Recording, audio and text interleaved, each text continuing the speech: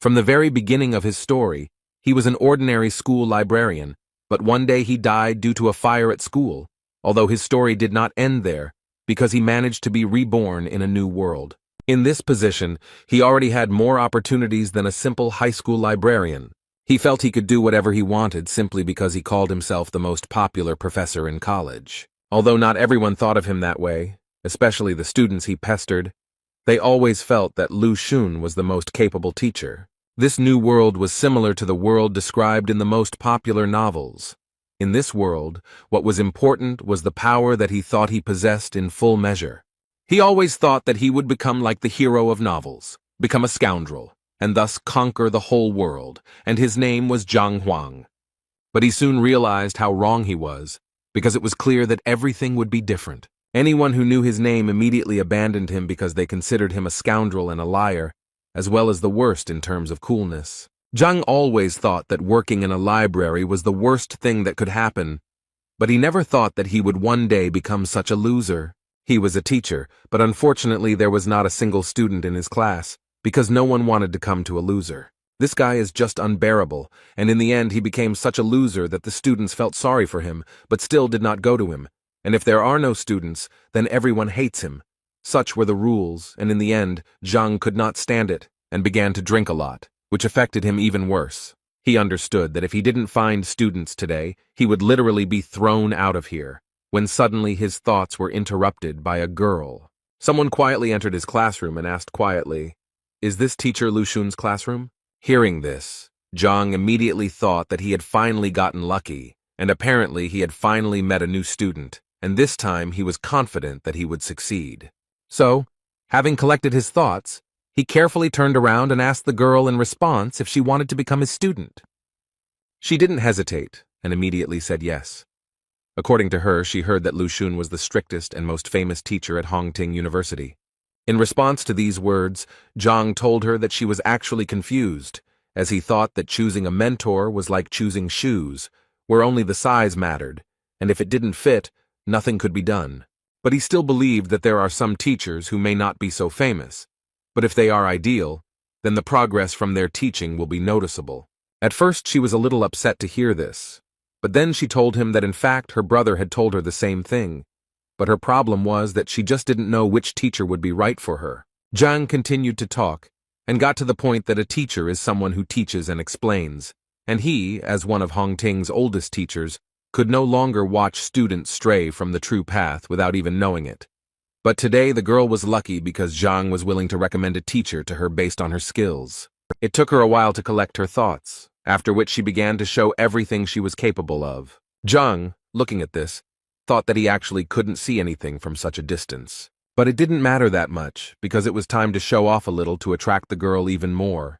And when she finally finished showing everything she was capable of, Zhang put on a smart face and said that, from his observations, she had a well-developed base, and therefore he believed that she had excellent prospects. He also added that she had quite a rare talent, and so it was obvious to him that she had trained a lot before this. And as proof, he said that she has amazing footwork. Every movement is like a tiger's jump, and her support is trained, and you can be completely confident in it.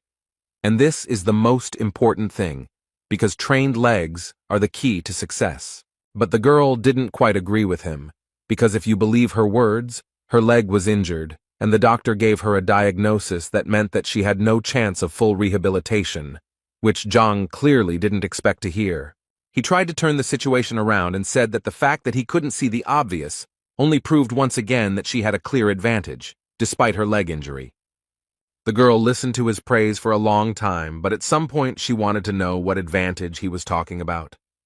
In response, Zhang stood up and said that the most important thing is that she has hope, which made the girl very happy, because she didn't even suspect that her legs still had a chance.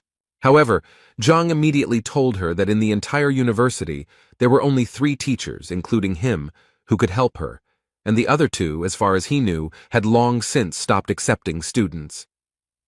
The girl was very upset when she heard this, but she still had hope that Zhang was recruiting disciples, but he told her that he was not interested in fame and fortune. She immediately fell to her knees and began to say that she knew perfectly well that he had strong moral principles, but she still asked him to take her as a student. She was immediately ready to promise him that she would not shirk and would never disgrace his honor. Zhang was so happy to hear this that he decided not to waste time and immediately went down to her and offered to sign a contract, which was quite unexpected for the girl, because it seemed to her that she would beg him for a long time. But everything happened much faster, and Zhang had already taken blood from her finger to make a contract. Although she still had several questions spinning around in her head, she was confused by the fact that the man didn't think for a second, and it seemed to her that he had prepared the contract knife in advance anyway. It was time to introduce herself, and according to the girl, her name was Wang Yin.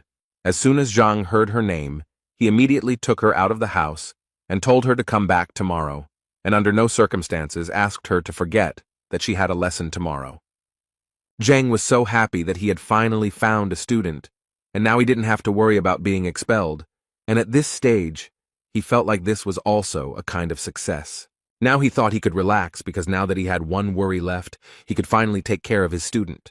But suddenly his thoughts were interrupted when his head began to spin violently, after which he seemed to fall into the ground and began to fall into an endless abyss. After some time, he woke up and realized that he had lost consciousness. But now he was more interested in what was happening. When he came to his senses, he realized that he was right in front of the entrance to the library of the Heavenly Path. The first thought that came to Zhang's mind was that he had died again, although it seemed to him that this was simply impossible. On the other hand, he suspected that perhaps this was some kind of punishment for him, since he had spent his entire life in the library, and now he was back there again. In any case, he decided that he needed to go there, because it seemed to him that things couldn't get any worse. His first impression of this library was quite good.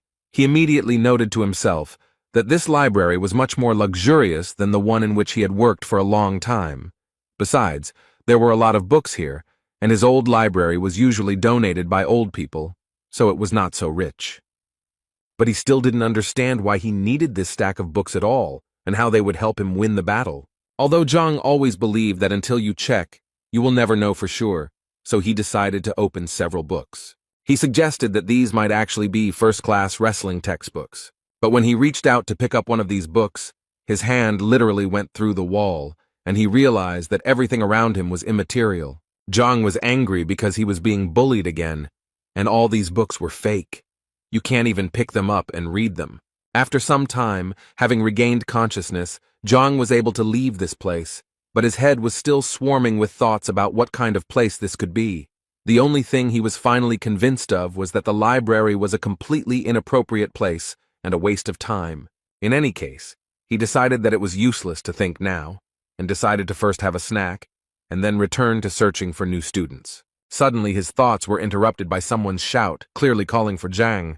One of the teachers at the academy called Zhang and reminded him that today students choose their own teachers and that quite a few new guys had joined him, which apparently could not be said about Zhang. This man humiliated Zhang in front of everyone, so he had to respond and say that there was really no need to brag to him, and besides, it was none of his business. But this man did not stop mocking, and at some point even started shouting that this was teacher Zhang, the only one of all the university teachers who received 0 points in the teacher rating. It was very awkward because the students started to look at this person with disdain. 0 points in the rating, it is really very little. Zhang had no intention of standing and talking to them, or even responding to them, so after they finished talking, he made it clear to them that it was time for him to leave. But apparently the second teacher didn't want to let him go just like that, and so he decided to remind Zhang that he was not a respected teacher. Zhang responded to this by saying that he didn't really care because he was famous, and even the red-haired teacher's newbies knew him. But if you take Chao Xiong, he wasn't famous as a teacher, and even with all that, he still had the audacity to brag. At some point, their dialogue was interrupted by a female voice, which said that teacher Zhang was not really what everyone said. It was Wang Yin who also added that the teacher was very good because he not only accepted her as a student, but also gave her hope for recovery, so she believed that he could easily become number 1. But she was interrupted by the man standing next to her. He reminded her that the master told her to go to Lucen, but she didn't listen and went to that idiot. So he asked the girl to think better and refuse his patronage before the young master found out. Chao Xiong did not miss the opportunity to point out once again that Zhang was incapable of anything, because even his student, who had just come to him, already wanted to leave him. This clearly did not please him, because he remembered how difficult it was for him to recruit her so as not to be expelled from the university. This man, who was sitting next to Wang Yin, came over with a girl and told Zhang that she wanted to leave his class. Zhang did not hesitate to remind the girl that there were too many students who wanted to become his disciples, and so he asked her to think again before making a final decision. And while Wang Yin was thinking, Zhang also turned to the girl's brother to tell him that students who left their teachers had quite a bad reputation, and besides, no teacher would want to take her, so he also asked him to think again whether it was worth leaving Zhang's class. But before the man could answer, Zhang literally pressed him down and began to say that there was nothing to worry about, because he noticed that Wang Yin was very capable, and therefore if he was allowed to train her, then she would achieve a lot together with him, although in his thoughts he was only thinking about how not to let the girl go, because then he would be kicked out. At this point, Cao Xiong decided to intervene and say that if Wang Yin could get out from under Zhang's protection, he would gladly take the girl to himself.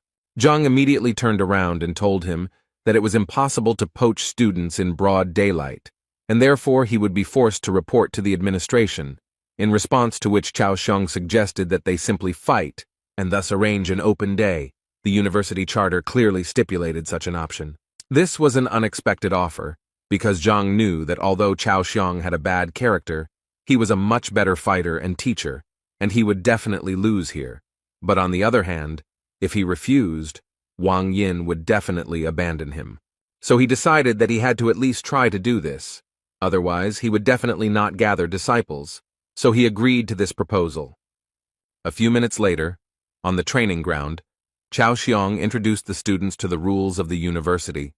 They showed each other students, and then talked about their mistakes and shortcomings, and the one who showed the student the most effective way to progress becomes the winner. The first one will be the young lady Wang Yin, who will first have to demonstrate a series of strikes to them. Wang Yin dealt quite a strong blow, and during this time tried to show her best side. After this blow, Cao Xiong noticed that the girl had a well-developed upper body, but he still felt that her legs were clearly not working, and from what he saw, she clearly had a leg injury. Although Zhang didn't show it, he was shocked that Cao Xiong noticed it right away. By doing this, he once again proved that he was much better than Zhang. After the first series of blows, Cao Xiong walked up to the girl and whispered in her ear that he would tell her what could be done with the leg.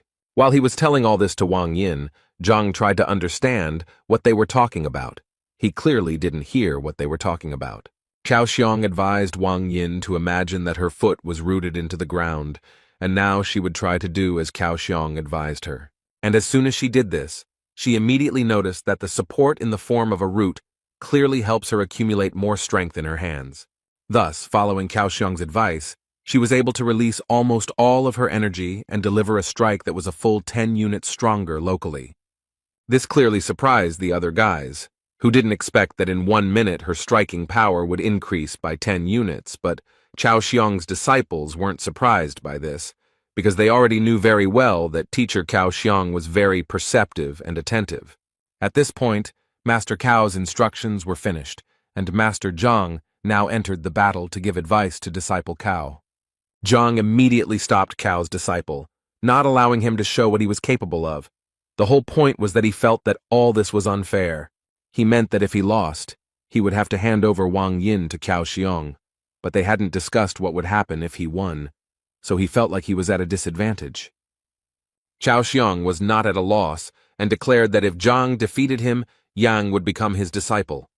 Cao was not at all worried about losing such a disciple because he was sure that Zhang would not be able to defeat him.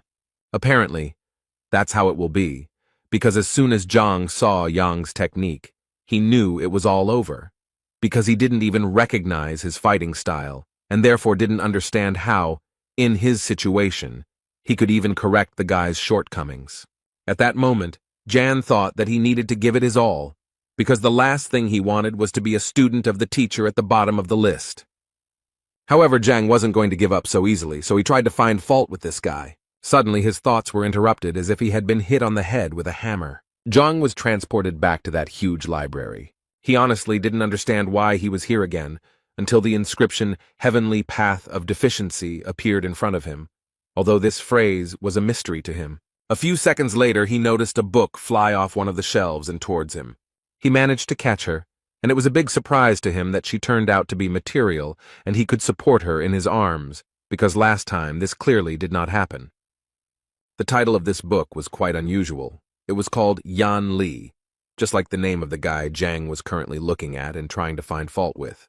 From the very beginning, the book said that Yang Li was the youngest of the Yuncheng Li family, and it also said that his fighting style was White Lotus, but most importantly, it pointed out his shortcomings, among which were too many unnecessary strikes.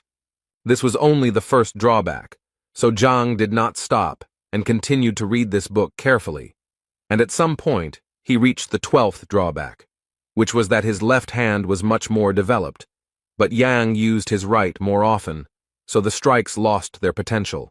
After reading all this information, he finally returned to the training ground, where Yan was able to land 62 punches on the first try. At this time, Zhang finally realized that the library of the Heavenly Path was created specifically to identify and record all the shortcomings. Considering the information he can get, it's a pretty good gift for him to start his new life with. And now Zhang is absolutely ready to finally show everyone around him his true strength. He started by saying that Yang had 12 faults, which made Chao Xiong laugh. The rest of the guys also started laughing, because each of them understood that Yang was using the White Lotus style, which was known to everyone for its power, meaning that it was incredibly difficult to see any flaws in such a fighter, especially in such quantities. He was angry that they didn't want to believe his words, so he said he didn't want to continue competing. After that, he turned to Wang Yin and told her that they were leaving because such bets were simply unacceptable. He was immediately stopped by Chao Xiong, who assured the man that they all trusted Mr. Zhang, so they all wanted to hear his advice. Zhang knew that Chao was only doing this to laugh again, but this time it would be different, and Zhang knew it, so the smile never left his face. The first thing he asked Jan to do was to punch with his left hand instead of his right. This clearly surprised the guy, and the other students started laughing even more because he simply asked the guy to change his hand. Was that really his wise advice? Chao Xiong simply asked Yang to do what Zhang asked, and at that moment he thought that he knew Yang's ability very well, and was therefore confident that his left punch would not reach even 30 units. Jan struck with his left hand, and without expecting it, delivered a blow that was almost twice as strong as the previous one. Cao opened his mouth and froze like a statue in surprise at what he saw. As a result, Yan got the number 123, and this greatly surprised all the children and teachers, including because even teacher Lu Sen had not achieved such a result. Yan himself could not believe that he was capable of delivering such a powerful blow. Zhang was very glad that his advice had worked after all, and now he was once again convinced that the library of the Heavenly Path was given to him for a reason. After thinking these thoughts, he turned to Teacher Cao to inform him that his result was only 20%, but Zhang's advice helped Yang double his strength. This made him say through his pain that Yan Li was now Zhang's disciple, no matter how sad it was for him to say it. At this point, he decided to end his speech and ordered the rest of the students to leave. He thought he was lucky just this once, but he assured himself that he would find a way to get revenge on Zhang. Zhang, meanwhile, threw his stone to Yan so that he would hurry up and check his identity on his stone. At that moment, Yang thought that things couldn't possibly get any worse, and that the other teachers probably wouldn't accept him if he ran away. So despite his disappointment, he bit his finger and signed the contract with Zhang. A few hours later, rumors spread throughout the academy that teacher Cao Xiong had recently competed with teacher Zhang, who was at the bottom of the rankings. At first, it was a source of laughter, but then the laughter turned to surprise when they heard that Zhang had won because he had been able to give advice to Yang, who had doubled his attack. Hearing something like this, the girl became interested and immediately wanted to know how someone could do something that even teacher Lu Sen couldn't do. Her friend believed that it was not just luck, because it increased the impact by 100%. In any case, the girl didn't believe it, and her main reason for coming to this university was because she wanted to get to teacher Lu Sen, and so she didn't understand how they even dared to say that some loser from the bottom of the list was superior to Lu Sen. So she decided to go and teach him a lesson, and Zhang thought that when he saw someone's skills, The library in his head would automatically generate a book with flaws, and now that he had such strength, he was confident that he could become stronger. Suddenly, his thoughts were interrupted by a girl who entered his classroom without permission and rather brazenly asked if he was Mr. Zhang Huang. When she came in, he was slightly dozing, so her words woke him up, and he wanted to know what was going on and why she was here. The girl immediately started talking about how she came here because she found out that he was able to increase Ian's punching power by 100%. But she didn't believe it, and wanted him to prove it and give her some advice so that she could also double her strength. Zhang, without thinking twice, refused her, which angered the girl because she thought that he was not busy with anything at the moment.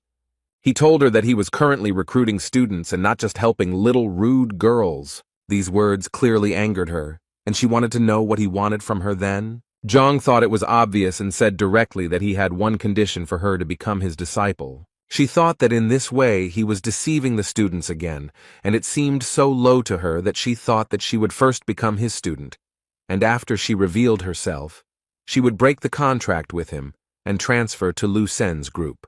So she agreed with this idea, but immediately told him that if she found out that he was deceiving the students, she would tell everyone about it. Her friends followed their dialogue closely and could not believe that the girl really wanted to become his student, and it seemed to them that it was very terrible. So they immediately got together and ran to tell her family about it. Zhang suddenly said that he had changed his mind and now did not want to take her as a student because she was terribly impatient, and he preferred attentive students. Inside, this made the girl even more angry, and she wanted to expose him more than anything, so she put on a sweet face and asked him not to be angry because she said she sincerely wanted to become his disciple. So she asked him to accept her again. He told her that if she wanted to become his student, she would have to clean the place so that not a speck of dust remained, and also asked her not to forget about the toilet outside, thereby assuring her that he would test her patience, and if he was satisfied, then she would study with him. The girl's whole appearance showed that this was clearly too much, but Zhang didn't give in to her, and said that if it was so difficult for her, then she could always turn around and leave. But in his mind, he thought that she clearly couldn't play such games with him. And apparently he was right, because at that very second the girl suddenly changed her mind and took the broom, while assuring Zhang that she would do everything.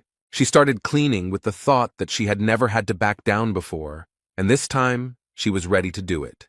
She would just wait for the moment and take revenge on him for everything. After some time, she was finally able to clean up as Zhang told her. But that was not all. He also wanted her to confirm her identity, so that he could be sure that she was indeed his student. She happily took his stone, and said that she was actually already looking forward to all his instructions, although she was mentally thinking about how to restrain herself from tearing his head off. After she did everything Zhang asked, he finally told her that he needed to look at her strike first to see what level she was at. The girl was clearly surprised that it took him only one blow, because she didn't understand what could be seen in one blow.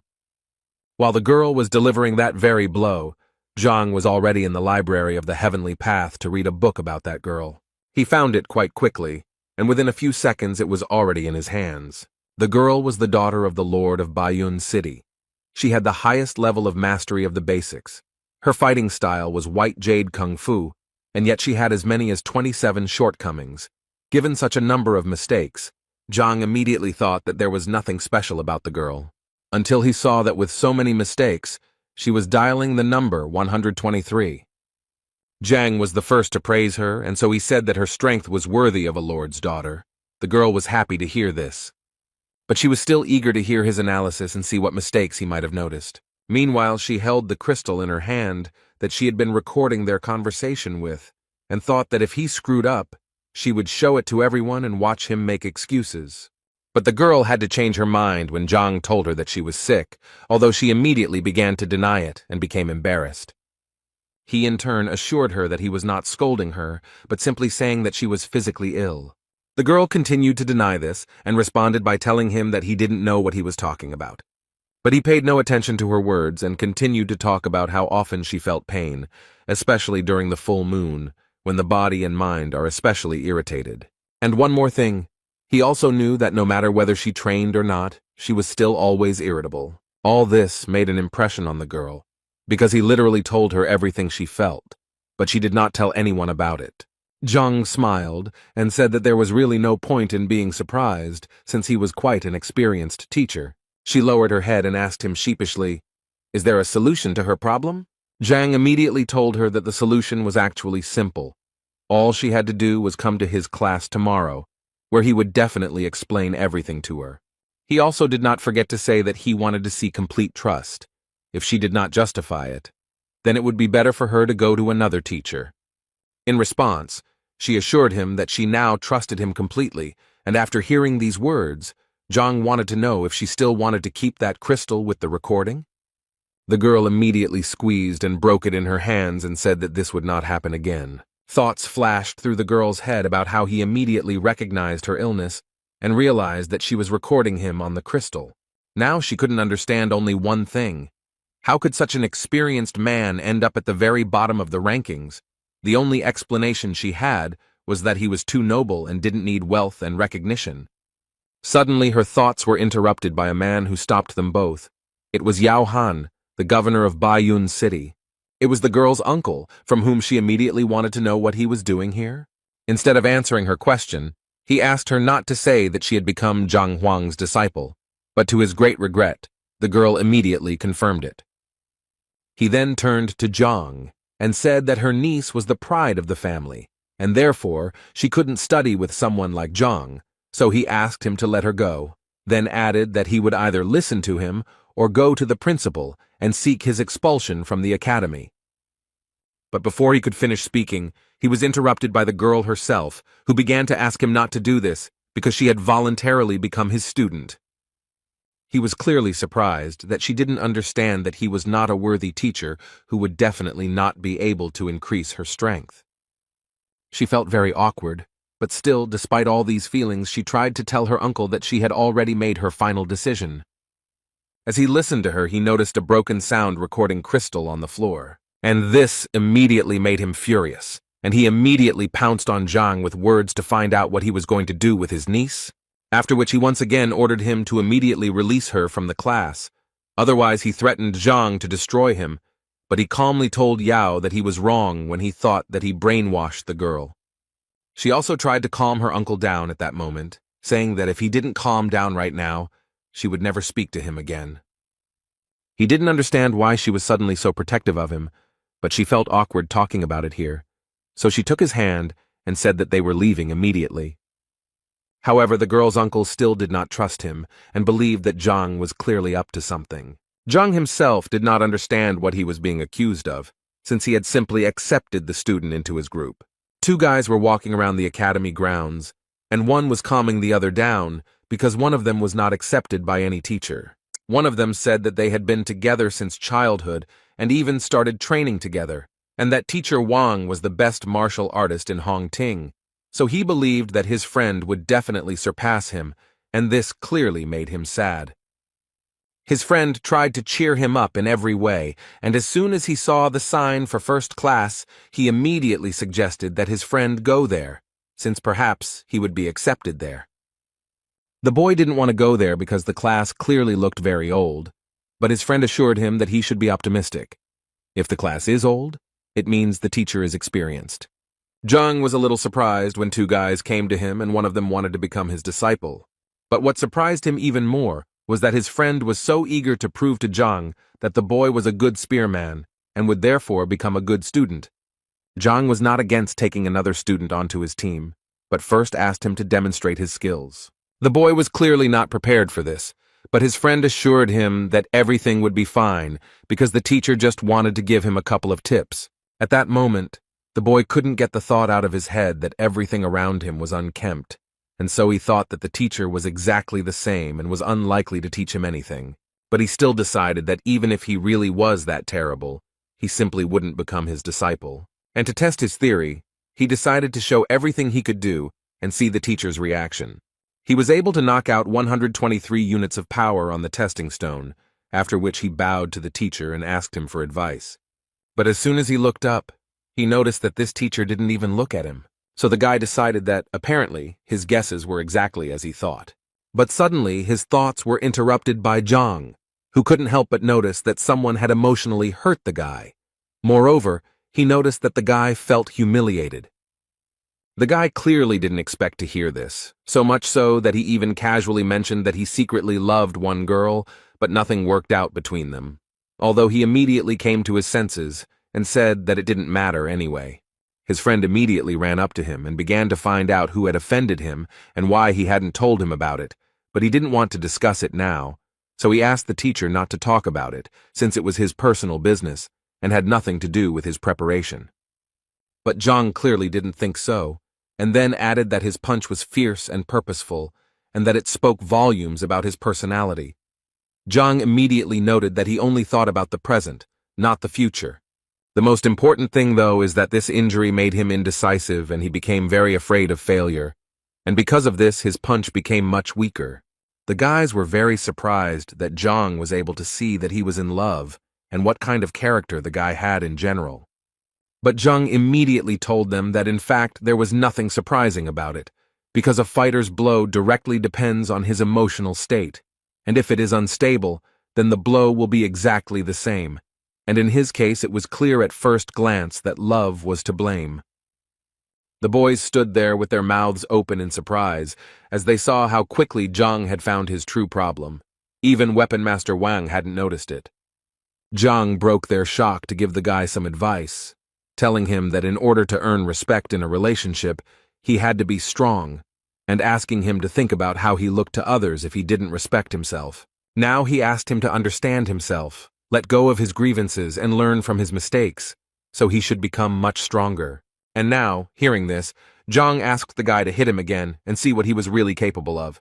The only thoughts in his head were that he shouldn't insult himself, and all he needed was to believe in himself. It was with these thoughts that he struck the stone being evaluated.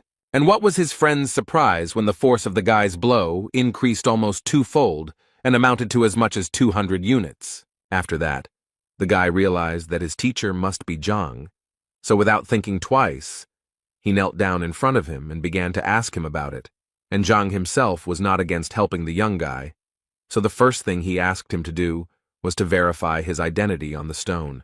This guy's friend was a little jealous because the thought immediately occurred to him that if he knew this teacher was so cool, he would have gone to him too. But another question confused him. If there had always been such a great teacher in Hongting, then why had he never heard of him? So he decided to ask the teacher his name, and when he introduced himself, the boys realized that it was the name of the worst teacher in the academy.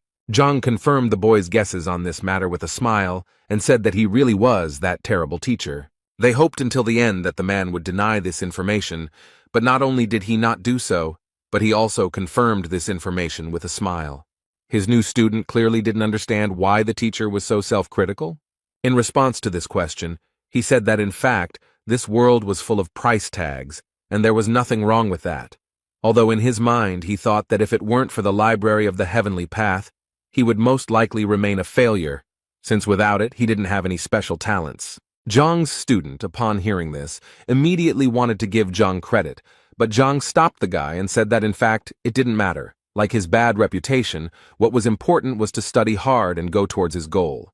The boy happily said goodbye to the teacher, and his friend could not help but notice that in the end, everything turned out well for the boy, and now he too has a wonderful teacher. Zhang also smiled happily because he realized that today was also a holiday for him, since he had 4 new students. Moreover, for the first time in his career, his license plate has expired, which he will have to get from the logistics building if he wants to continue recruiting new students.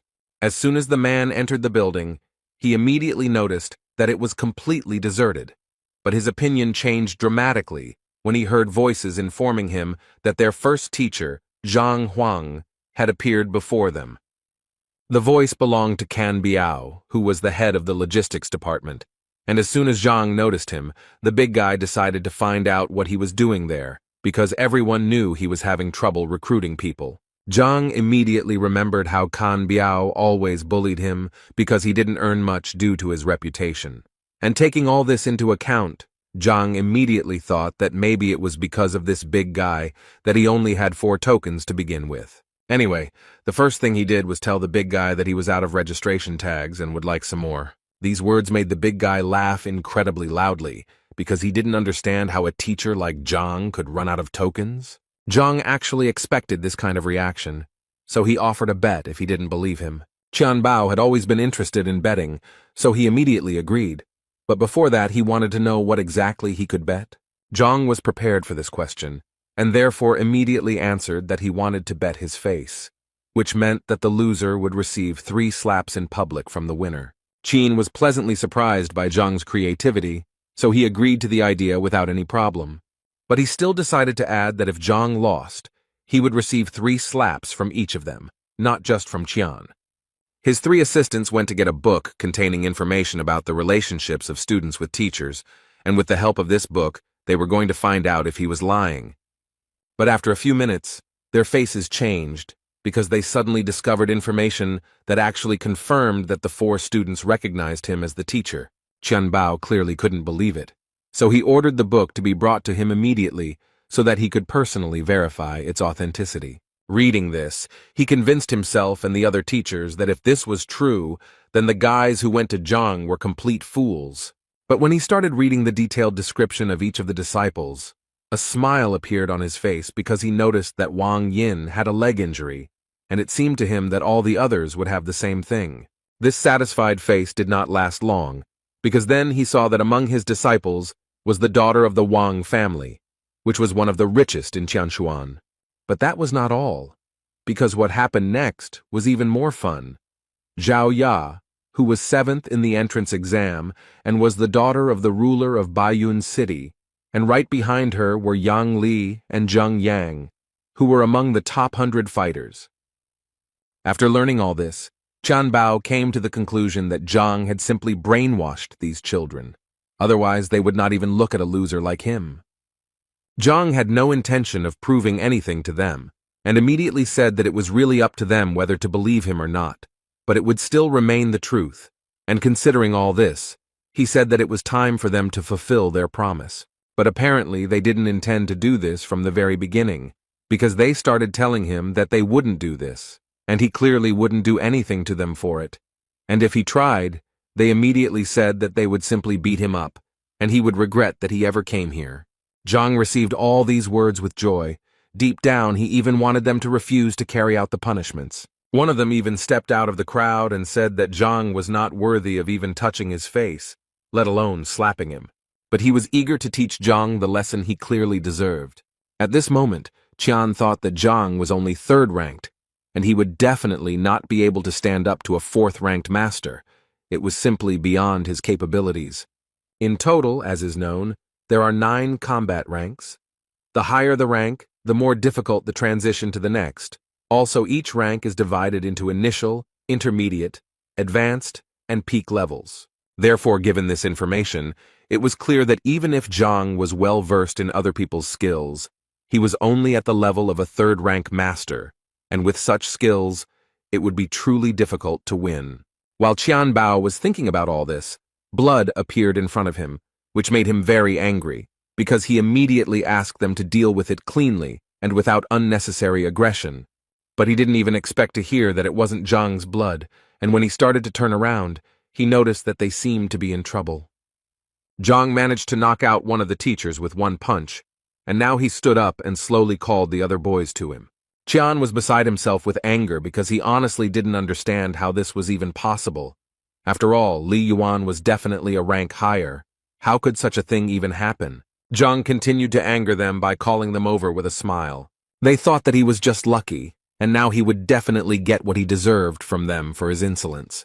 Zhang closed his eyes and moved to the library of the Heavenly Path, where 3 books on the shortcomings of these teachers had already been prepared.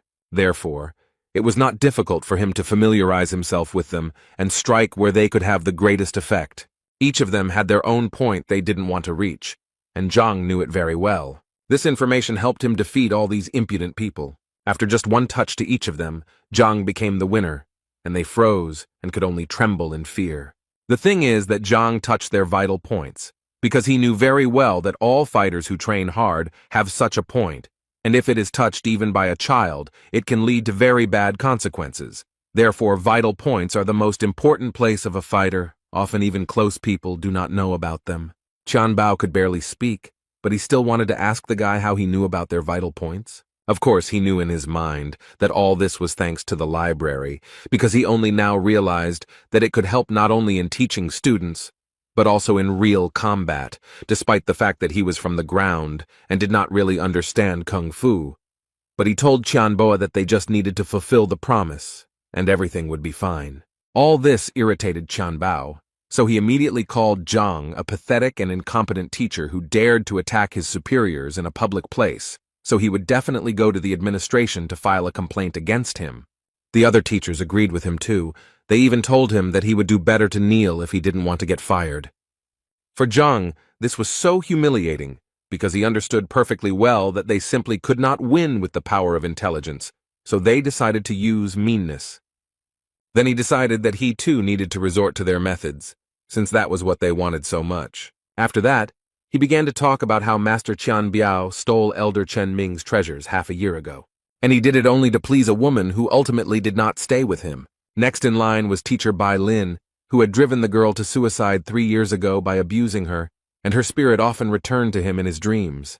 Teacher Chun deceitfully took away his brother's business by poisoning him and successfully blamed it all on an accident.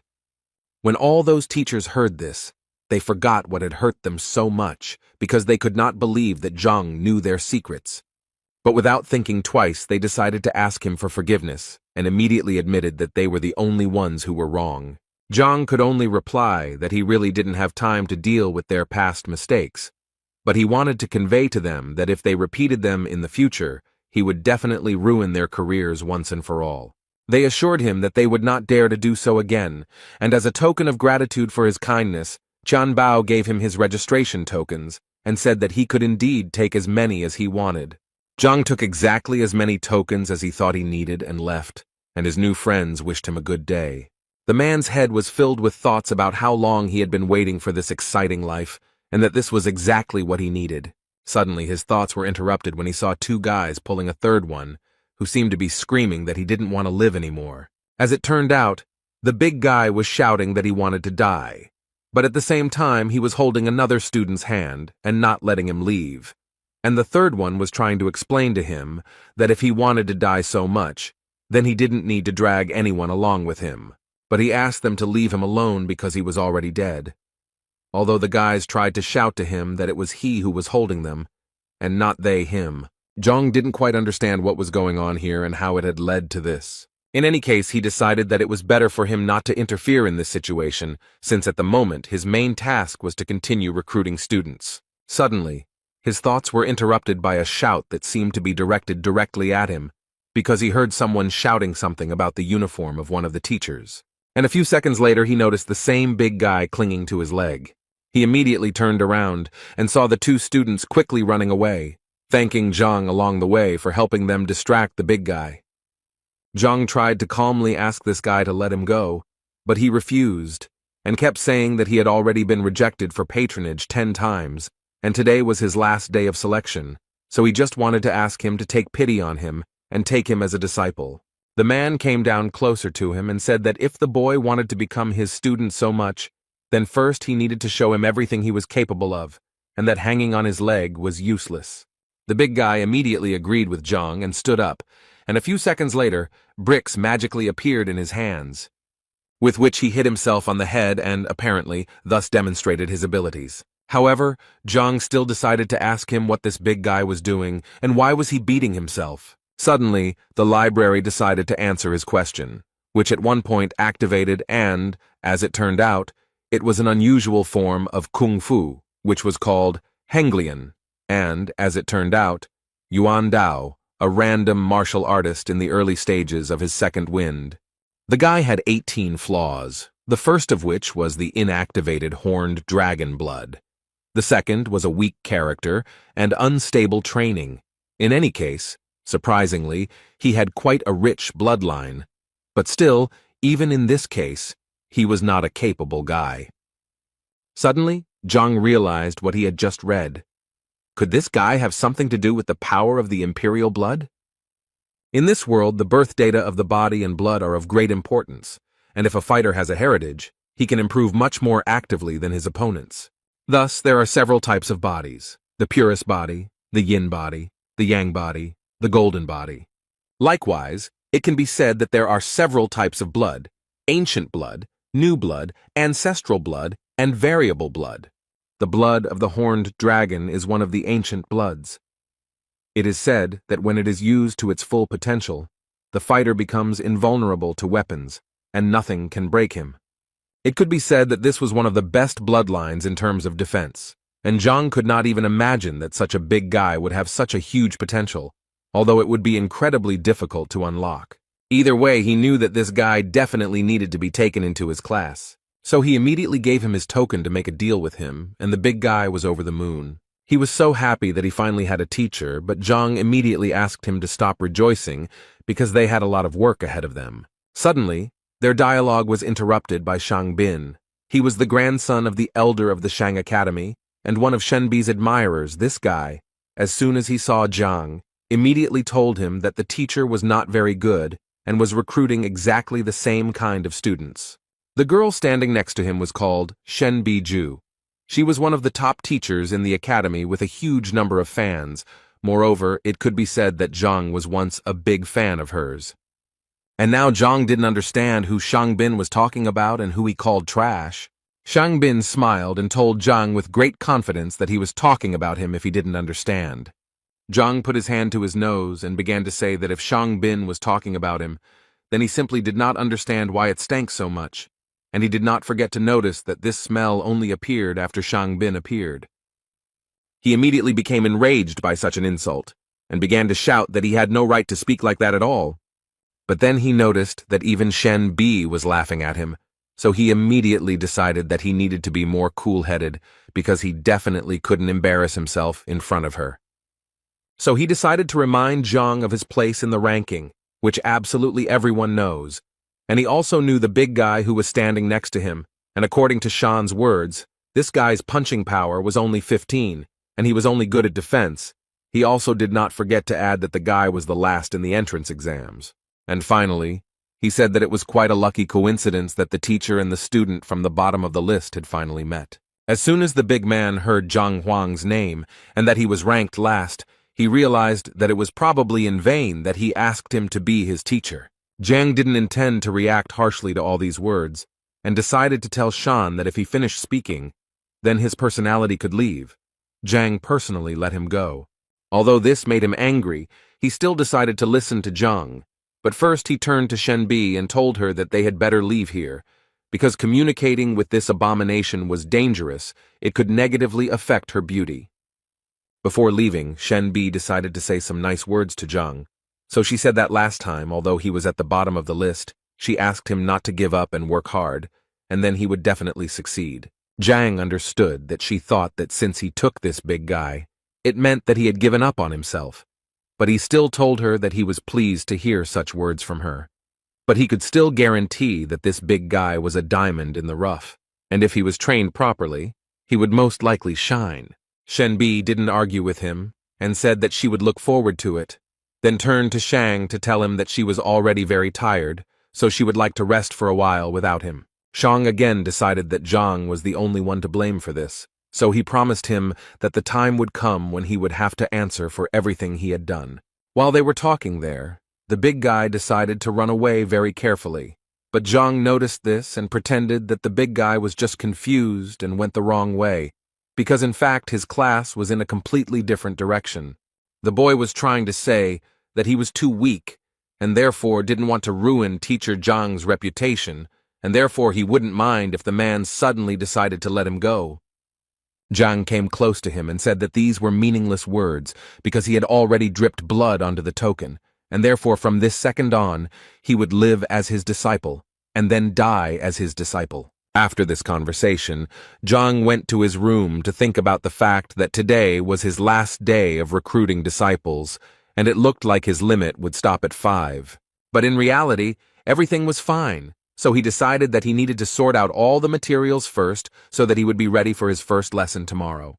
He believed that he had previously trained according to the principle of the 9 paths of Hongting, and each level corresponded to the essence of the 9 ranks. Many in Hongting train according to this system. And it looks like he's the last one of all the teachers left at rank 3. Everyone has already reached at least rank 4, so he needs to pull himself together and catch up with them as quickly as possible. But his training methods weren't quite up to the task, so he decided to visit one place where he thought he might find a more successful training method than he had the last few times. The essence of unifying true ki is to collect the spiritual energy that is around them, and this process is very slow and difficult because the spiritual energy needs to be reconstructed to reunite with the true ki of the body, and some masters study day and night for at least 3 years to achieve an acceptable result. And all this clearly did not suit Zhang. He most of all did not want to do this for years. Besides, his classes were tomorrow, and if the students found out that their teacher was not even capable of high-quality qi collection, then they would definitely drop out of school. He knew that he could search for multiple paths in the Heavenly Path library, but the catch was that there were over 1,000 of these flaws, and he literally couldn't eliminate them all in such a short period of time. So he thought that perhaps he could gather enough information about other teaching methods to use the strengths of one system to compensate for the weaknesses of another.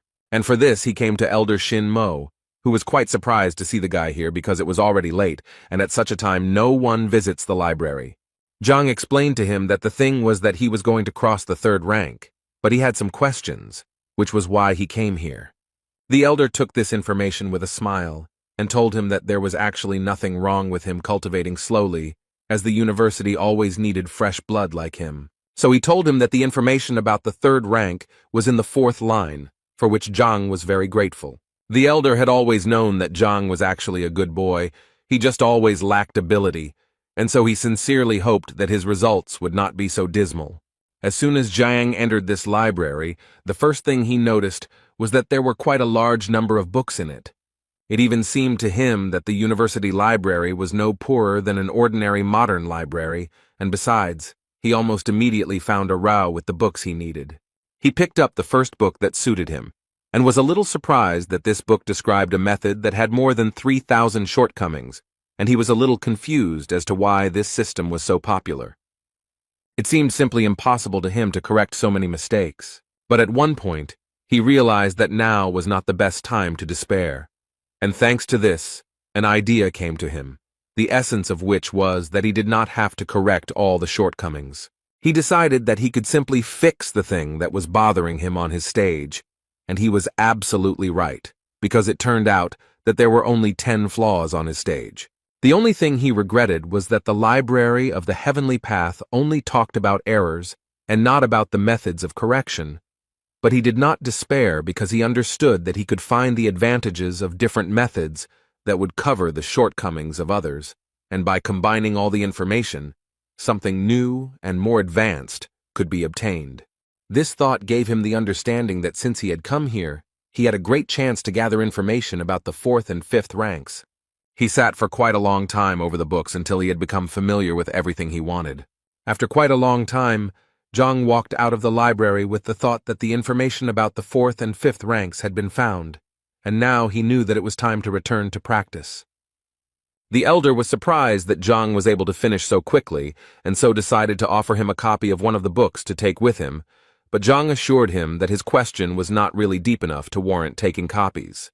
After which, he thanked the elder for his kindness and left. The venerable Mo at that moment thought that it was in vain that he did not take a copy with him, because it seemed to him that Zhang would soon return to him again to reread that very book. That evening, Zhang, sitting in his room, thought about how he had finally managed to collect everything he needed with the help of the library of the Heavenly Path. And now the worst part had come. Now he had to put it all together, and the guy didn't even know how to do it. Suddenly his thoughts were interrupted when the library suddenly called him without his consent. He still didn't understand anything, and this continued until books suddenly started falling from the sky.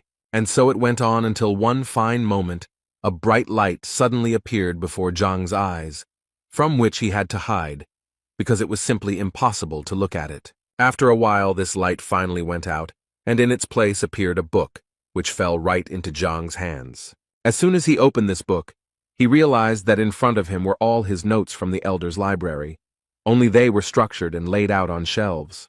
He immediately noticed that the contents of this book could not belong to any of the known teachings, since its information was completely new to the whole world. And the weirdest thing is that it still doesn't have a name, so the guy suggested that maybe he should choose this name.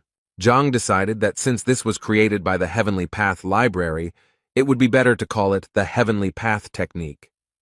And as soon as he said it out loud, the title itself appeared on the book, which even scared the guy a little. After some time, he began to study this book and did it gradually, as the library of the Heavenly Path recommended to him.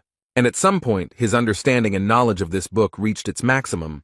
Zhang immediately realized that this was some kind of breakthrough, but he was surprised by the fact that it happened so quickly, because he knew that other people who had advanced to the rank of skin and bone purification fasted for a long time, constantly meditated, and all this in order to achieve even a small success.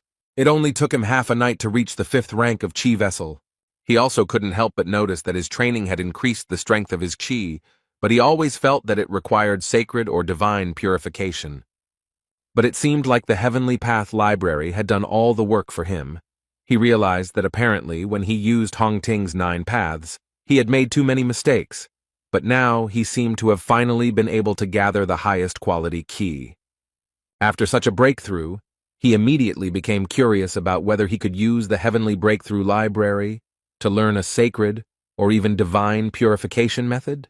There are 3 types of Qi energy: high, medium, and low, and accordingly, the higher its quality, the stronger the fighter. Zhang was confident that he was now using the highest quality Qi, and that this practice had improved his body and his energy. So taking all these points into account, he decided that he immediately needed to test what he was now capable of. The first thing he decided to do was to go to the measuring plate that his students were hitting. It seemed to him that it made sense to start with this. He gathered more energy in his hand and was about to deliver his first blow after meditating. And as soon as he struck this blow, the number 8 appeared in front of his face, followed by the word ding, which was roughly equivalent to a blow of 8,000 units. Zhang initially thought that this plate was simply defective, since according to the measuring stone, its strength was equal to that of a 6th-rank sage. In a way, he looked at his hands and thought that this was quite frightening to him. Moreover, he managed to reach the 5th rank in just one night, so he decided it was better to keep this news a secret. Suddenly, his thoughts were interrupted by a strange sound. Zhang thought that it was too late for guests, so he decided to check who had come to see him. When he saw this person, he immediately realized that whoever he was, this person was clearly heading towards his room. But more importantly, he did not notice Zhang. This unexpected guest at that moment thought that Zhang himself was to blame for what would happen, because he should not have taken everyone as a disciple. Zhang knew that if this man was sneaking up on his teacher in the middle of the night, he certainly wasn't bringing joy, so he decided to take off his teacher's uniform first for better camouflage. And just as he thought about it, the man turned around and shouted in his direction to find out who was hiding around the corner. Zhang knew very well that this man only came here to destroy him, so he decided to say that he had the same plan because he thought that it would clearly confuse him. And as soon as Zhang said that he was here to destroy the failed teacher, the unwanted guest calmed down and said that he would cover for him later. Zhang continued to play the role of a criminal, but before that he was surprised that this unwanted guest did not object, because it seemed to him that he himself would like to destroy him. After that, the man said that he was not actually here to destroy Teacher Zhang, but only to scare him a little. He was going to cut off his tender organ and thus prevent the reproduction of people like him, and all this because he was so unfair to his niece. For the first time in his life, Zhang did not regret going to training instead of going to bed, because if he had fallen asleep, the consequences would have been very dire. In any case, this strange man decided that it was time to end the conversation and get down to business, and Zhang decided to offer him to start first, because if he simply destroyed him, there would be no point in castrating him. The man at this moment thought that it was such an incredible coincidence that they both came that night to finish off Zhang, so while thinking about it, he suggested to his unexpected partner that they go on this mission together. First of all, the criminal asked him to focus on his energy in order to better feel his body and deliver the most powerful blow. Zhang was transported to the library of the Heavenly Path at this moment, because he realized that he had heard this man's voice before, and the book itself fell into his hands. This man's name was Yao Han, and he was a servant of the Baiyun house, a 6th-rank fighter who had opened the 8 chakra points.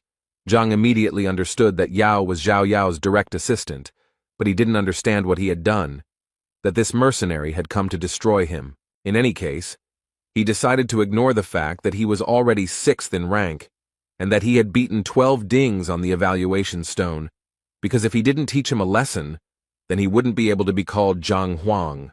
But he still understood that this clearly had to be done not in direct confrontation, because then he would definitely lose. So he decided to outsmart Yao a little and at one point shouted at him to look at the sky because there was a UFO flying there. Yao didn't understand what a UFO was and how it related to their case, but he didn't even think that this was all just a common trick by Zhang, who deceived him in such a childish way. Zhang didn't miss his chance and delivered a fairly strong blow from behind, which sent the man flying into the nearest wall. He thought that the 6th rank should be much stronger, but apparently the fact that he knows all of his opponent's weaknesses decides a lot in this regard. Yao didn't quite understand why the guy suddenly attacked him, because it seemed to him that they both wanted to take revenge on Zhang. But apparently Yao was very wrong when he decided that he had an ally in such a matter. After that, Zhang dealt several dozen blows to his opponent, and realized that in fact, all this was not as difficult as it might have seemed to him. This guy was the assistant of the Yao family, and Zhao's uncle, so he did not hit him very hard. But before he left, Zhang knew he first needed to divert suspicion from himself. The idea immediately came to him to blame everything on Shan, although Zhang believed that it was his own fault, because if he had not approached him that afternoon, he would not have even remembered him. After that, he turned to Yao and said that Zhang had angered him during the day, so he wanted to teach him a lesson. Zhang pretended to talk to himself, but Yao heard everything perfectly well, and so Zhang made him understand that he was Shan. After that, he made a threatening face and ordered Yao to get out of here immediately. This scene made Yao think that he saw this person talking to Zhang today, and he also knows very well that they often quarrel with each other, and in the end he said something for Shenbi, so he was sure that it was that guy. Zhang thanked himself again for deciding to train today instead of just lying around and resting. Besides, tonight had given him the understanding that he needed to become much stronger if he wanted to survive in this world. The next morning, all his students except Zhao gathered, and when he asked the boys why she was not there, they answered him quite confidently that she was simply late and would come a little later. He decided that they would start without her, and then began to talk about how his teaching methods differed from others, saying that individuality was important to him, so he would work on each of their styles. And he decided to start with Wang Yin because she was his first student. Although the girl agreed with him, at this moment she thought about how yesterday, when she returned home, she found out that teacher Zhang was actually a liar. So she mentally didn't want to have anything to do with him, although she couldn't tell him about it yet. At this point, Zhang asked her to come closer to him and show her strike again, as he needed to examine it more closely. Wang Yin felt that there was too little space for this, but Zhang assured her that it did not matter. The thing is, when he first looked at her strength, he didn't have the Heaven's Path library yet, and so he didn't quite understand what shortcomings the girl had. So she had to give another blow, which was quite strong, and Zhang immediately decided to praise her. Then Wang Yin wanted to say something to her teacher, but he did not let her do it because at some point he simply interrupted her. And he began to say that if he was not mistaken, then she injured her leg 2 years ago in a fight.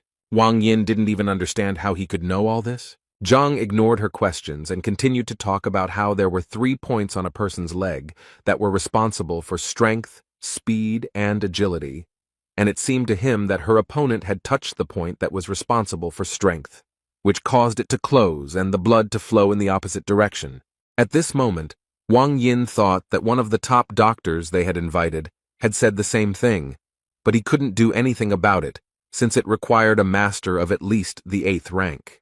So she asked him without much hope if he could cure her, but the answer completely changed her expression, because Zhang said with complete confidence that for him it would be just a piece of cake, although the girl had thought all her life that her injury could no longer be cured, and the teacher said that for him it was a mere trifle.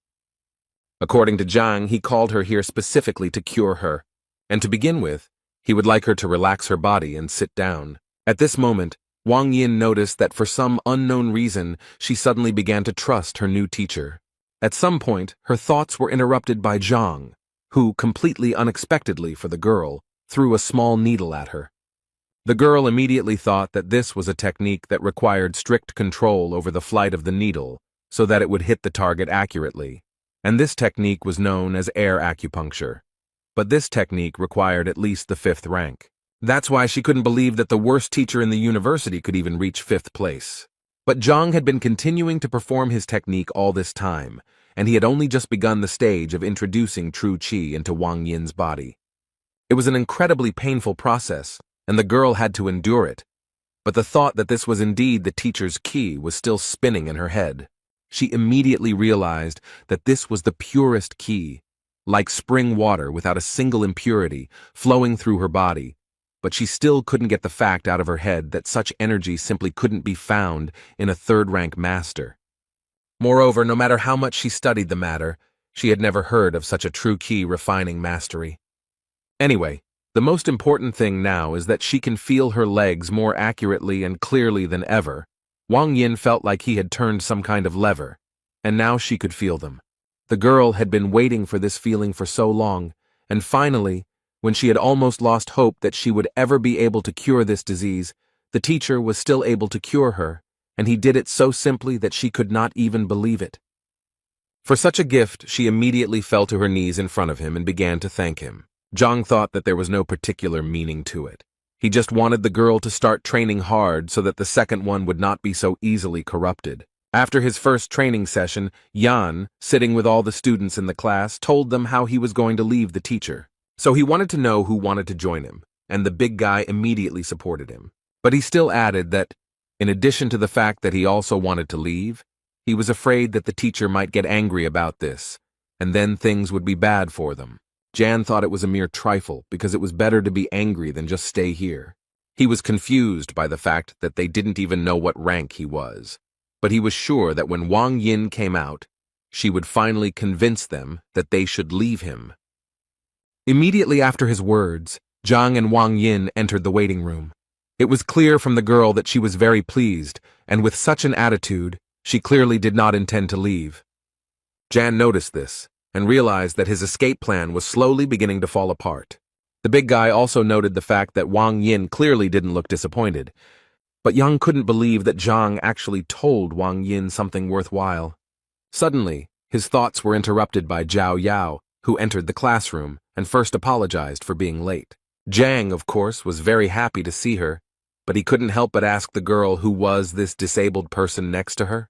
The girl did not expect such a formulation and was a little stunned when she heard the word disabled.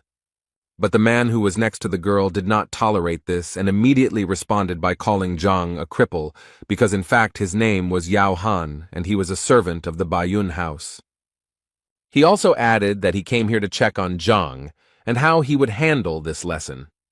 Zhao tried her best to calm him down, but it seemed to be quite difficult to do. Zhang, in turn, decided to add fuel to the fire and said that he actually needed absolute silence in the classroom in order to teach, and besides, he believed that it was not a public place where anyone could enter. Zhang gently hinted that he should leave here, which made Uncle Zhao even more angry, and so he immediately began to threaten Zhang, saying that he could slap him right now. The teacher did not argue with him and asked Zhao to deal with her relative herself. Zhao immediately sent Han out of the classroom and told him that he was disturbing her while she was studying. A few seconds later, the doors closed in front of the man, and he apparently would not be able to watch his niece's occupation. And when Zhao finally dealt with her uncle, Zhang decided to call Yang to him, because it was his turn. The guy happily agreed because he really wanted to see what his new teacher was capable of, and he also decided that if Zhang really was as bad as everyone said, then the guy would quit without hesitation. He entered Zhang's room, and the first thing he did was ask the teacher if he wanted Yang to show him what he could do. But before he could finish his question, Zhang told him that it was actually useless, and that he had already figured it out. Zhang explained to the young master that at the moment the Feijoa strike was at the initial level, although the Kolong strike was at an advanced level. Yang was a little surprised that Zhang knew that he was practicing Kunlun, because absolutely no one knows about this training, not even his family. Zhang replied with a smile that it was actually quite simple. Yesterday he saw Feijoa in his style and ate it.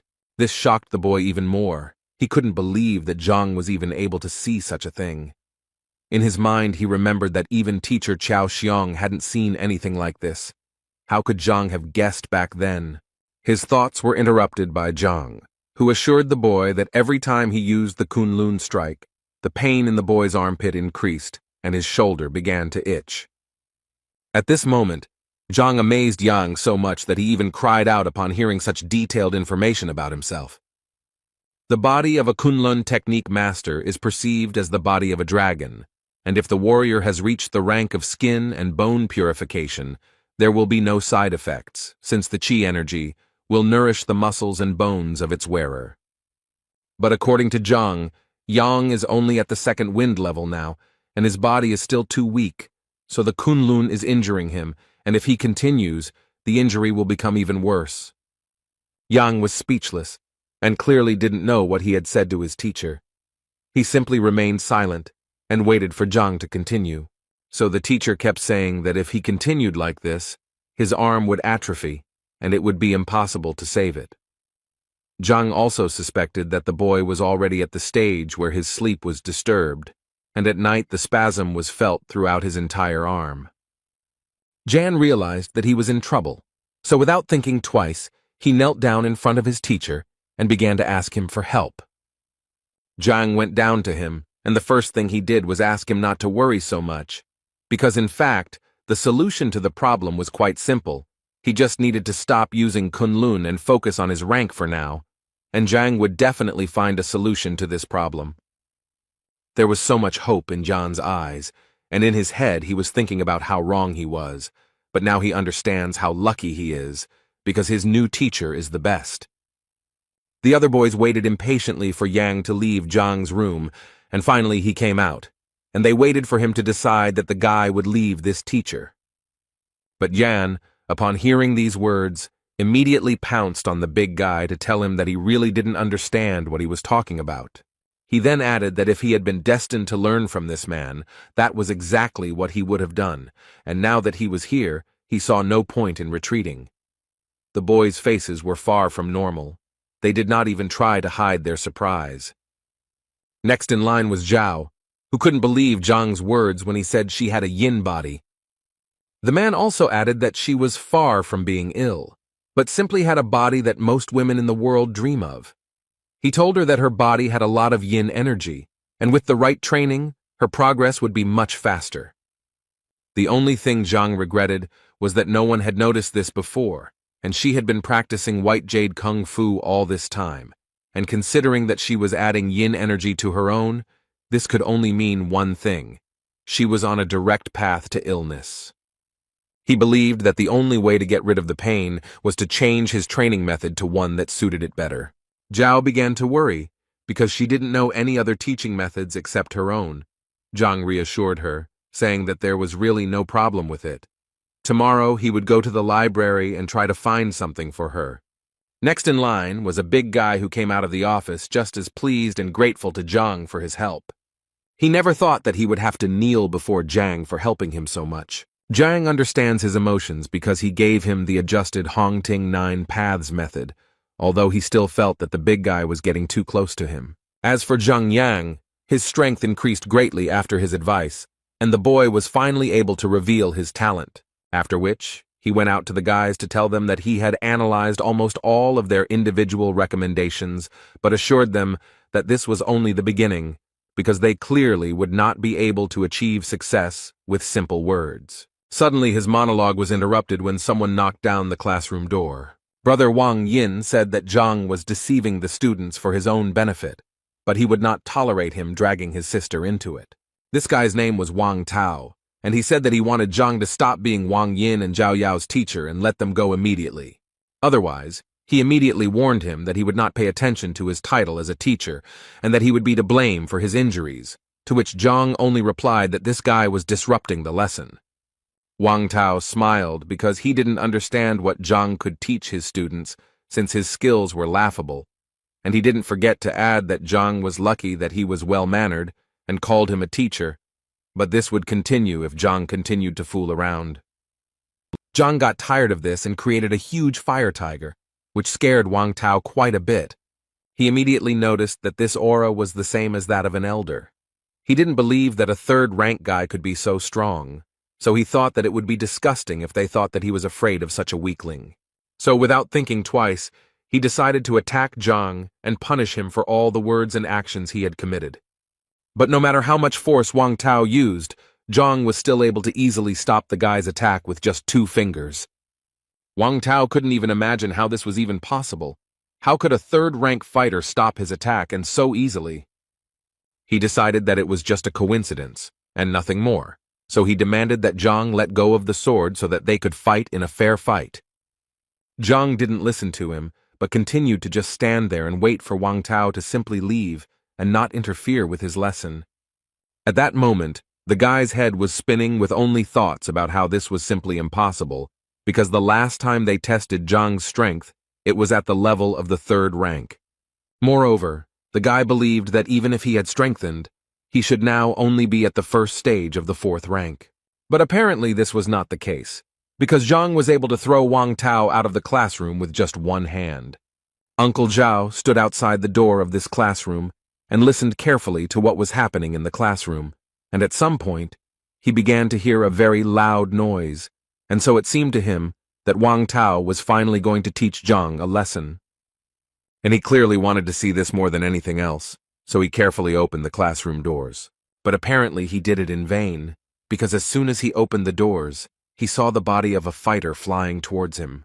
It so happened that they landed on the ground together and together received the gift from Zhang. After he had sorted out his fans, to put it mildly, he decided it was time for them to continue their activities. The boys apparently still couldn't come to their senses after what they had seen. It seemed to them that it was a 4th-rank supreme power. Brother Wang Yin was defeated so easily, even though he is a famous fighter. How could a teacher from the bottom of the rankings do this? They all came to the conclusion that teacher Zhang had simply been hiding his strength all this time. Uncle Zhao Yao, after such a not-so-soft landing, would like to ask Mr. Wang Tao what happened and why he was unable to teach Zhang a lesson. Wang Tao couldn't think of anything better to say than that he had just used a new technique and was just lucky because he hadn't fully mastered it yet. So today, he said, luck was on Zhang's side. His interlocutor thought that something was clearly wrong here, and even with the new technique, Wang Tao should have won. The guy also decided to add that the university had a strict rule not to interrupt classes, so he decided to wait a little. The man agreed with him, and added that since they had some free time, he wanted to ask Wang Tao something, and the guy didn't mind talking, but he mentally asked that the topic of their conversation not concern Zhang. And his question was that he wanted to know if there was a teacher named B in this academy, and if she had any admirers. Wang Tao was the first to notice that the name had the word B in it, so he immediately assumed that it was Shenbi Zhu, who was the local ideal of beauty, and therefore had many admirers, the most obvious of which was Shang Bing. But he also did not forget to mention that Zhang was also chasing after her. Hearing this, the man thought that now all he had to do was find out whether they really had a conflict back then. Shang Bing sat in his office and listened to Qiao's stories, who told him that Zhang had deceived his disciple, and so he decided to turn to the grandson of the academy elder. Shang Bing slammed his palm on the table and immediately told him to forget about it, because he was going to solve this problem himself. In his words, he had always wanted to teach this Zhang a lesson, but deep down he knew that if he attacked him there, it would lower him in the eyes of the precious Shenbi Zhu. But now he had a good reason. And now he is ready to do everything for this. And as an assistant, he decided to take Qiao with him because he was going to make a cripple out of him. When they arrived at Zhang's classroom, they saw Wang Tao standing there, and next to him was an unknown man. The first thing Shang Bing wanted to ask Wang Tao was why he was here and not training. Wang Tao decided that there was nothing to hide, so he told them that his sister had been tricked into going to see the teacher, and that he had come here to sort it out. Shang Bing was quite surprised that Zhang dared to lie even to Madame Wang, and now he was more than sure that this guy needed to be put in his place. Wang Tao also introduced Mrs. Zhao's family assistant, Yao Han, whose ward was also deceived. Shang Bing's face changed even more when he heard that Zhang had managed to deceive the Yao family as well. In that case, he decided that they needed to go together and teach this scoundrel a lesson for everything he had done. Meanwhile, Zhang told his students that the nine paths system of Hongting, although basic, still had many shortcomings. This was the first time that the boys listened so attentively to someone's lecture, and all because they really found it very educational, because he could point out the shortcomings of even the most effective methods. Some of the boys even thought that even his father could not compare to Teacher Zhang in teaching. Suddenly he was interrupted again by the same people, but now Shang Bing was with them, taking Chao with him. Zhang didn't understand what they were doing here, but he guessed that since they came here so happy, it meant that they clearly weren't going to praise him. Shang Bing spoke first, saying that he didn't expect Zhang to stoop to deceit, and he still couldn't believe that he had deceived Miss Wang Yin and Miss Zhao Yao. Zhang was tired of enduring all these senseless accusations and suspicions, so he immediately replied to Shang Bing that if he had any business with him, he would listen to him after class. But Shang Bing didn't seem to hear him and continued walking, only to say at one point that he wanted Zhang to let those disciples go right now, otherwise he would have to force him.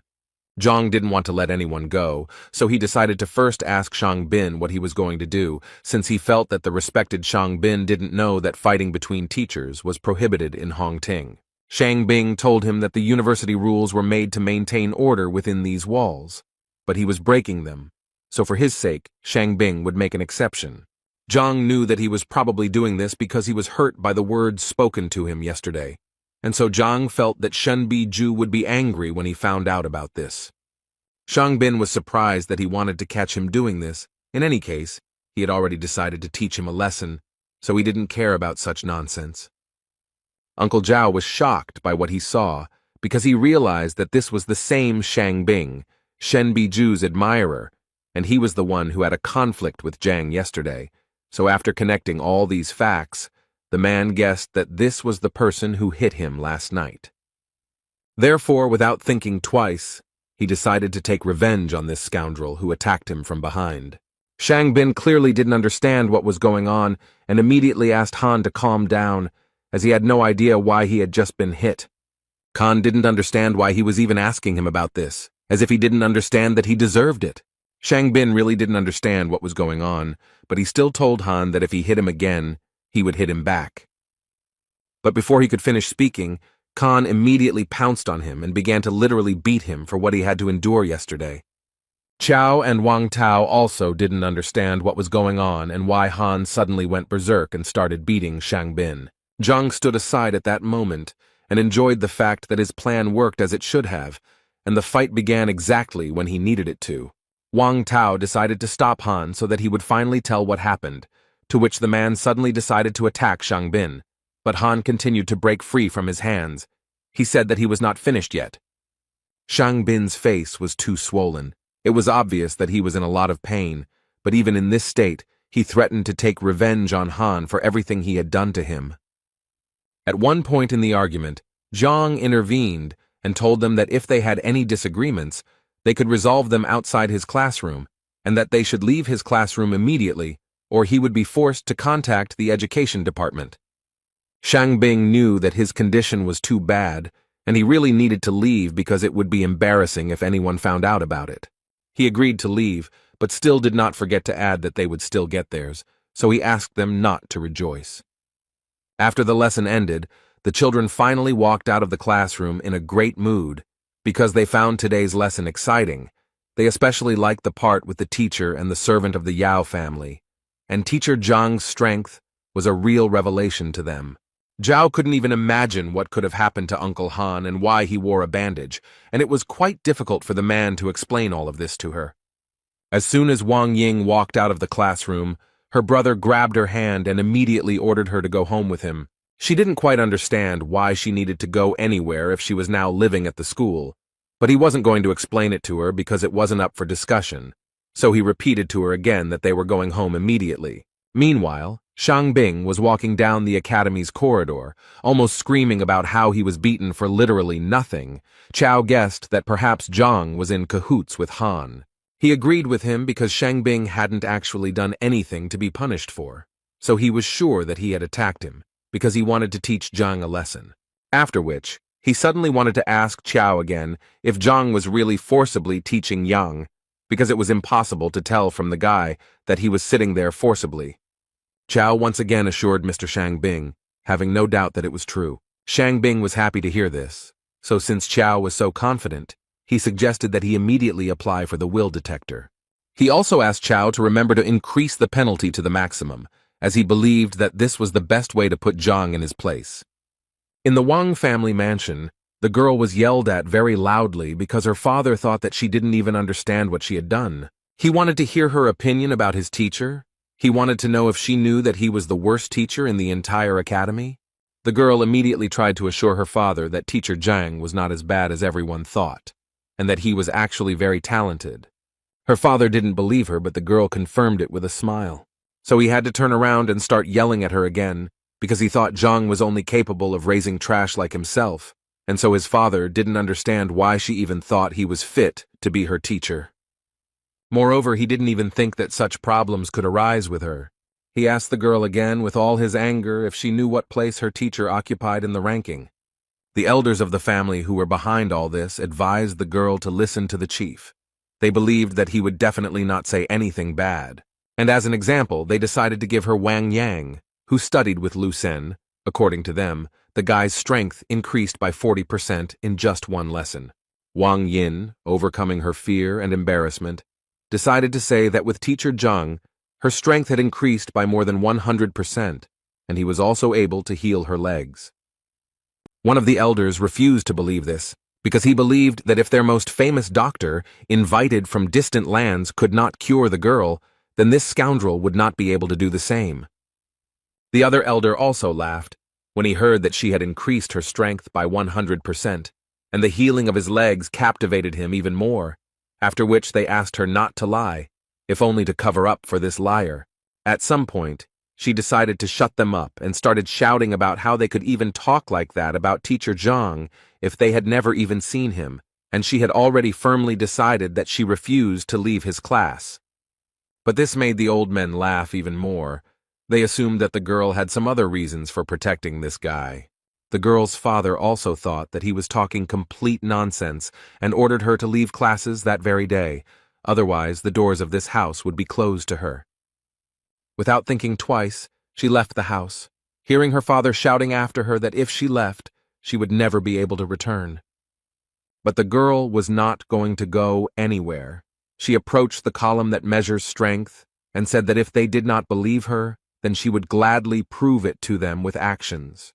Having gathered her strength a little, she decided to deliver the first kick. She was able to knock out a full 205 units of strength, which surprised all the elders, because they were sure that yesterday her strength was only 53 units, and what is even more surprising is that her legs work as they should.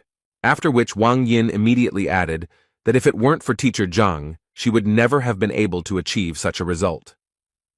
The father couldn't believe his eyes. Could he really cure her legs? The girl confirmed this information, after which the man immediately wanted to know what teacher Zhang said in his lecture. The girl was ready to tell him about it without any problem, but she immediately stated that teacher Zhang was talking about deep things, and therefore she could not remember everything. After listening to his daughter, Wang Yin's father simply couldn't understand how he could teach the first rank so subtly. The elders also realized that Zhang had truly delivered a genuine lecture from a master of his craft, and they now clearly looked at studying it in a new way. They even thought about what would have happened if they had heard it at that time. How many heights could they have reached? In any case, her father was so impressed that he ordered his daughter not to leave this teacher under any circumstances. Moreover, he asked the girl to ask Zhang if he could accept other fighters, and if the man himself could attend some of his lectures. The elders immediately reminded the man that he was the head of the clan, and he could not simply become a disciple of such a person, because then their family might think something wrong. Father realized that they were actually right, and it was clearly not the best idea for him. But the elders themselves were not against attending a few lectures of this teacher, so they politely asked Wang Yin to ask permission. Meanwhile, Zhang decided to visit the library again, as he believed that although his skills had improved greatly, he still knew little about martial arts, and so he decided that he needed to study now. Otherwise, he would not be able to properly teach his students. He came to Reverend Mo again, and said that this time he wanted to look at the martial arts materials, but the elder told him that today was not the best time for that. Before Zhang could ask what was going on, he was suddenly interrupted by Shen, who had also come to the library to borrow some books, and the elder happily let her in. After which Zhang turned to Venerable Mo again to say that it was unfair, since he and Teacher Shen had the same goal, to read the book, and he did not understand why he was not allowed, but she was allowed. The thing is that the elder believed that Shen was really looking for knowledge, but he came here for an unknown reason. Zhang had to start proving that he also came here for knowledge. Shen, at that moment, did not understand why Zhang did not talk to her. Did he really stop liking her? In any case, she decided to support Zhang and told Venerable Mo that she was confident that Teacher Zhang had no evil intentions, and so she suggested that he also let him in, especially since, as a teacher, he had every right to do so. The elder decided that since Shen insisted on it, he would let Zhang into the library, but he immediately warned him that if he saw Zhang breaking the rules again, he himself would be to blame and would also bear responsibility. Zhang was glad to hear this and then decided to thank Shen for his help. Then he simply entered the library without talking to Shen. This confused the girl, as she thought that Zhang would take the opportunity to talk to her. Zhang didn't even expect that getting into the library would be so difficult, and he understood perfectly well that next time he would definitely not be allowed in there. But then he looked around and realized that this library was not really that big, and if he tried, he could go through all the books in one day. Elder Mo heard the noise in the library again, and realized that Zhang had apparently returned to his old habits, even though he had said that it would not happen again. He decided to go into the library and check out what was going on there, and at that moment the thought flashed through his head that he wouldn't mind finding out what was going on in this guy's head. The old man noticed that Zhang was taking everything in a row and trying to read everything at once, and this once again confirmed that the old man was right, and the guy was just doing something incomprehensible, so he decided that when Zhang decided to leave here, then he would teach him a lesson. At this moment, Shen was also watching Zhang closely, and now she began to understand why Elder Mo didn't want to let him into the library. Although on the other hand, she had the thought that Zhang simply found out that the girl wanted to come to the library today and was simply trying to attract her attention. So she decided that she wouldn't let him wreak havoc in the library just because he decided to see her. The first thing she wanted to know from Teacher Zhang was what he did, to which she received the obvious answer. He told her that he was just reading. She became even more angry about this, so she decided to tell him that he definitely didn't look any more attractive this way, and she didn't like the way he was acting, so she asked him to leave the library immediately. Zhang told her that he could imagine how difficult it was for her, but he still continued to pretend that he didn't hear her and continued to read all the books in a row. Shen was already very angry and started yelling at him that he apparently didn't understand what she told him, so she decided to repeat that if he continued to do this, then this way he definitely wouldn't attract her attention. Zhang was tired of listening to her nonsense and asked this crazy woman not to disturb him, and if she was so bored, she could always go to the corner and draw there. The main thing he asked was to leave her alone. The girl couldn't believe that Zhang was talking to her like that, but still, the thought was spinning in her head that he was just joking, and that's why she wanted to see how long he could hold out. In the end, 6 hours had already passed, and Zhang was still leafing through the books, and the girl finally realized that if he wanted to attract her attention, he would clearly stop doing this. During this time, Zhang still managed to do the impossible. He still transferred all the books to the library of the Heavenly Path. Furthermore, during all this time, he was finally able to find a suitable training method for Zhao Yao. Turning around, he noticed that Xin was still there, even though it was already around 7 o'clock in the evening. But on the other hand, he realized that he actually didn't care about her at all. And since he had done everything he wanted, it was time for him to go back. But suddenly, just before leaving, Elder Mo stopped him and told Zhang that he was not going anywhere. After which the elder told him that from now on, he was forbidden to enter this library, and he really wanted Zhang not to return here again.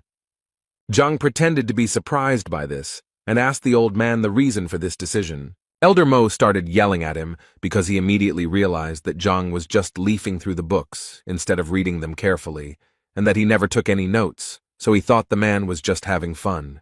Zhang understood that the old man was essentially angry because he read too fast, But on the other hand, Zhang understood that he no longer needed to go to the library. So on the other hand, he didn't care what this old man said. And with such thoughts, he replied to Mo, saying that he was completely right, and Zhang would quickly leave here. Just as he was about to leave, Shen suddenly asked him to stay. She left the library saying that he read quite a lot, and she was very interested to know if he had managed to remember anything at all. Zhang didn't fully understand what she was telling him and what it all meant. She immediately started telling him that she had just seen him reading 8 ways to improve medicines, so she wanted to ask him about the contents of the book.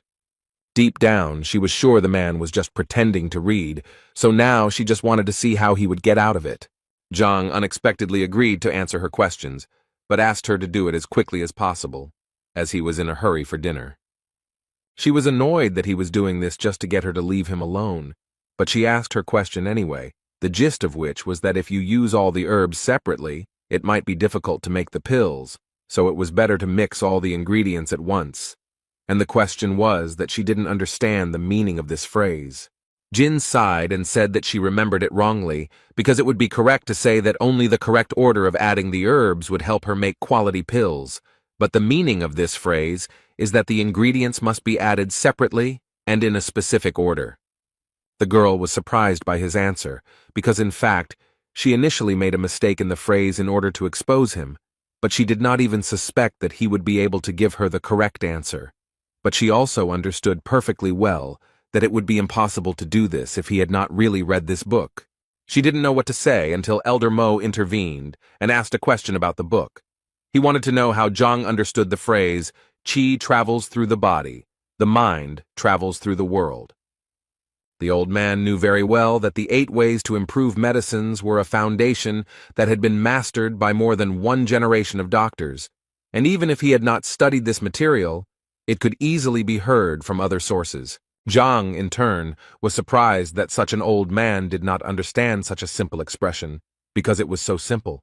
He then explained that this meant that as qi travels and fills the body, so the mind cognizes the world, filling it with knowledge and subordinating it to skills. According to Zhang, this phrase is from the treatise Qi and Blood, the author of which is Pak Ming. In this book, it can be found in the 27th row on the 69th page.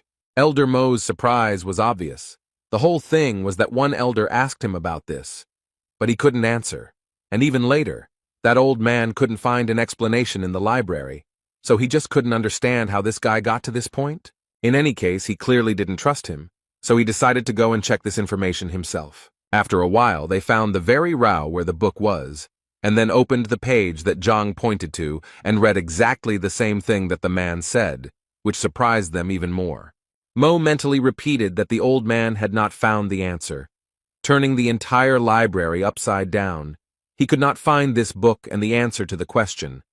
But Zhang not only managed to find it, but also read it, and most importantly, understood what was written here. While they were looking for this book, Zhang decided that he didn't have time to just look at them, and he needed to leave quickly, because at this rate he might not make it in time for dinner. But Shen decided to stop him again. Elder Mo almost passed out from the realization of what he had learned. Questions were spinning in his head about why this guy was the worst teacher back then, because with such abilities he could clearly be the best of the best. Zhang asked Shen to speak up quickly about what she needed because, as he had already said, he was late for dinner, and Shen suddenly noticed the fact that she hadn't eaten for a long time either. Zhang mentally asked her not to say that she had just asked him this question only to propose having dinner together later, so he decided to answer her that if she was so hungry, then what did she want from him? She couldn't accept the fact that so many people were inviting her to dinner, and she was turning them all down, and when she gave Zhang a chance, he turned her down anyway. She overcame herself and invited him to have dinner together. Zhang clearly showed no interest until the girl suddenly said that she would treat him to dinner. He was always happy when he was treated, so he immediately agreed, but immediately warned her that he ate a lot. This was Shen's first meeting with a guy like Zhang, because before that, she had obviously met other guys who invited her and paid for her. The Library of the Heavenly Path could see the disadvantages and advantages of techniques, allowing one to read the opponent's weaknesses like a book, but it could not reveal the heart of a woman to Zhang Huang. He did not understand that with just a few words, he had brought the first beauty of the academy to a panic attack. Shen also noticed that this guy spent half a day with her, but never spoke to her. And when she turned to him to ask something, she noticed some kind of aura appear around him. After some time, she realized that this was the second rank of the power of the mind, which was called the calmness of the waters. Martial arts masters develop not only the body, but also the mind. The higher the rank of fortitude, the greater the learning ability and ability to perceive and process information, but as you know, the mind is much more difficult to train than the body. It is difficult to subdue, and only the head of the academy has achieved such a rank of mind. And considering all these facts, Shen realized that his teacher test results were simply fake, and he did it in order to comprehend the second rank of reason with the help of other people's reproaches and bullying. She realized that this guy was essentially a real tiger in pig skin, whom she would try to tear to pieces. Zhang thought at this moment that he had simply decided that it was a beautiful place, but now he realized that he had obtained the second rank of intelligence. He was very happy to realize this, because he was reborn into a new life. Moreover, thanks to the new training method, his body was filled with the purest qi, so it was no longer a surprise to him. With these thoughts, they quickly reached the very restaurant where they were to have dinner today. At this moment, Zhang thought that he had always eaten in small restaurants and canteens, so he didn't expect that she would bring him here, and Shen at this moment thought that she was incredibly curious to know how long Zhang would continue to pretend. Today, Qiao and Shang Bin were relaxing in the same restaurant, and he was still very angry about the situation that happened to him, but Qiao asked him to calm down because they had already applied for the will detector. Therefore, all that was left was to wait for the moment when they would be punished for what they had done, although Shang Bin understood that the heavenly lion was his grandfather's favorite, and he would hardly be able to control it. But Qiao thought that there was no need for that, since they could just give him something to drink and eat, and then it would be much easier for them. At that moment, they were brought their order, which they had been waiting for quite a long time. Shang Bing also told the restaurant owner that he had a lion living in his backyard, and he wanted to be fed. Afterwards, Qiao told him that he heard that Hong Ting Pavilion was a very prestigious restaurant, and its owner had always been cold to his customers, but now, for some reason, it was the opposite. Shang explained to him that the pavilion was so famous because its creator, Hong Tao, was a powerful and influential man. The only thing Shang did not understand was why Hong Tao was not one of the elders of the academy. As for their warm welcome, it's all because his grandfather was a good friend of Hong Hao's, and so his family is always welcome here. Qiao suddenly interrupted Shan and asked him to look in the other direction, where he thought Zhang and Shen Bi were walking. And he turned out to be right, because it really was her. But what was she doing here, and with this loser too? Shan didn't forget to note that he had invited her here so many times, but she still didn't agree. Qiao felt very sorry for the gentleman, but he immediately asked him not to despair, because, according to him, he knew how to open Madame Shenbi's eyes and show what a scumbag Zhang really was, and in the same way they could raise his authority in her eyes. After a while, Zhang was very happy because he had not eaten so deliciously for a long time. The food was incredibly delicious. Shen was a little upset because Zhang had been eating all this time and hadn't paid any attention to her, so she wanted to ask for the bill for this dinner as soon as possible. The waiter happily came up to her to say that he hoped they enjoyed everything, and also to inform her that they only owed 1,280 coins. The girl clearly did not expect to hear such a number, because she was more than sure that they ordered a maximum of 100 coins. The man decided to explain to her with a smile that the thing was that they had ordered wine, which cost 1,200 coins. This surprised the girl even more, because they didn't order it. They just received this bottle, and she thought it was free. The waiter's face suddenly changed, and he started saying that it was quite logical that they had to pay for this wine. And he also thought that if she didn't ask how much it cost, then it wasn't their problem, but only hers. This was definitely a problem, as the girl did not have that amount of money with her, so she asked to transfer the amount to her account so that she could pay it back to them later. The waiter was not going to make any concessions, because he believed that if she could not afford this wine, then there was no point in ordering it. So he told her to give them their money back right now, because no one would feed them for free here. At this moment, teacher Shang Bin approached them, and the first thing he asked was, what was going on here. The waiter smiled again and told the man that there had been an incident and that the people had eaten but were unable to pay for their order. Shang Bin immediately turned to Zhang and told him that if he didn't have money, there was no point in pretending to have it because it would only bring shame to their academy. Zhang immediately asked him to stop saying such things in front of everyone, especially since it was not true. But Xin Bin was clearly not deterred, and continued to say that he never thought that Zhang could stoop to such a level as to pretend to be such a generous person.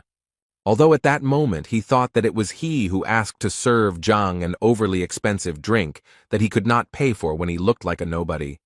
Then he, Shang, should have come and saved the beautiful Shen.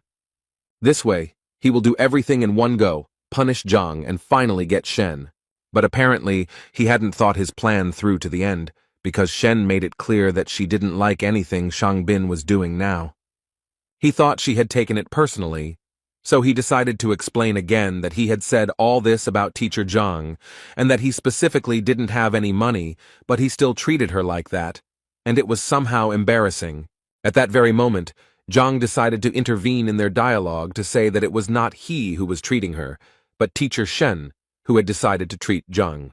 Shan clearly didn't expect such a turn of events. It seemed literally impossible to him. After all, he invited her to dinner every day, but she refused. And now suddenly she decided to invite this bitch herself? In any case, he would have to make things right somehow, because Shen was clearly very angry that Shang told her that she was pretending to be magnanimous and that it was a disgrace to the teacher. Chao tried to push him from the side and told Shan that it was even better this way because now he could offer to pay the bill for her, and then everything would be fine. Without thinking twice, he decided to listen to his friend's advice, immediately put a bag of coins on the table and told the waiter that he would pay Miss Shen's bill. At that moment, he immediately thought that this would definitely calm Shen Bi down. Moreover, he even thought that she liked him, but apparently his thoughts were too premature, because at some point Shen simply took off the necklace and said that she didn't need it and was ready to pay herself, so as not to pretend to be generous. She took off what turned out to be a jade pendant worth about 5,000 coins, and offered it to the waiter as payment. Although later she changed her mind and said that she would leave it only as collateral, so that she could buy it back later. Shang Bing immediately turned to Qiao to ask him what to do next, because things were clearly not going according to plan. Suddenly this whole farce was interrupted by Zhang, who assured the girl that there was actually no need to give up such a valuable thing as collateral, after which he got up from his seat and went to the waiter, telling him that in fact this food was not that expensive. And besides, she was trying to get revenge on him for deceiving her so maliciously. These words outraged the waiter, because according to him, they had a prestigious restaurant and an honest place, and there was no point in talking about any deception here. So he promised them that after such words, they would definitely not leave here unpunished. Shang Bing and Chao were happy to see the waiter and what appeared to be the owner of the place get furious, and they were now sure that Zhang would be in trouble.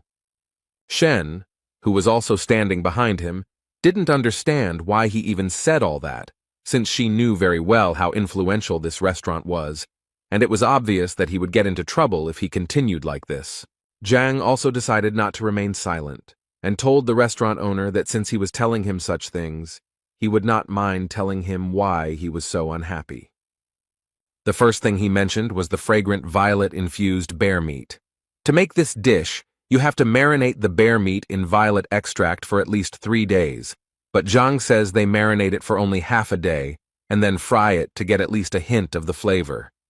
Zhang believed that the extract had not penetrated the meat at all, so ordering the dish was essentially throwing money away.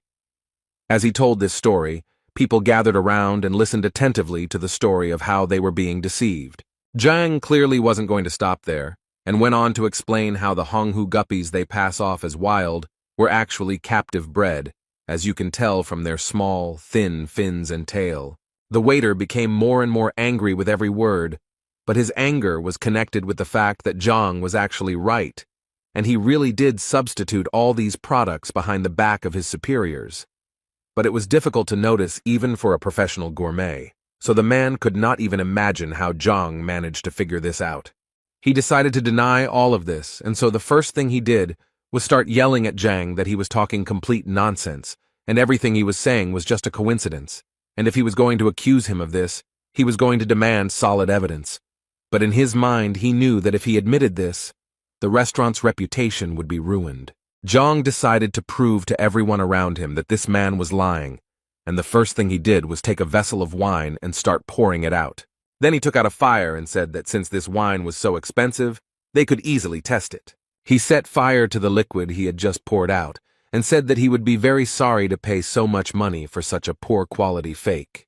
Not only was the wine burning, but it was also spreading a smell throughout the restaurant that was so disgusting that at some point all the diners covered their noses to avoid smelling it.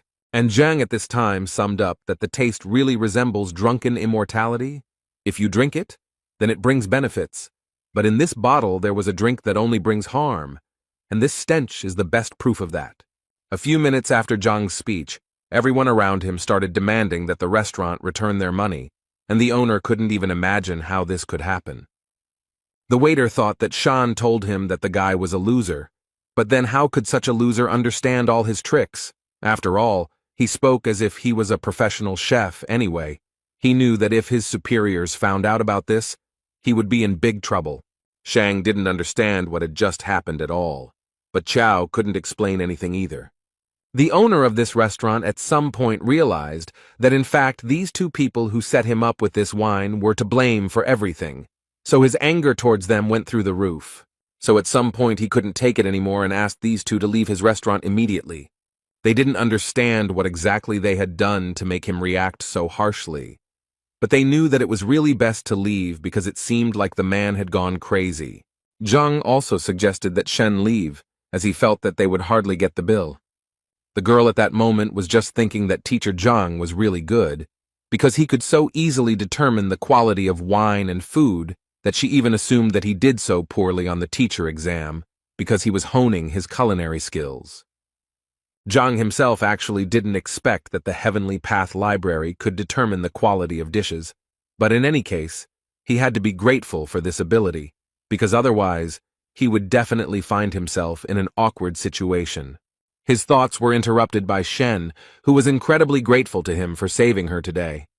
But suddenly she said that she couldn't just leave it like that, and so she was going to invite him to dinner again because they hadn't been able to do it. Zhang was not prepared for such a turn of events, and immediately told her that it was not worth doing, because he had eaten his fill for a whole year, although he would not mind having dinner with the Nettle girl, but he did not want to fight off her suitors later.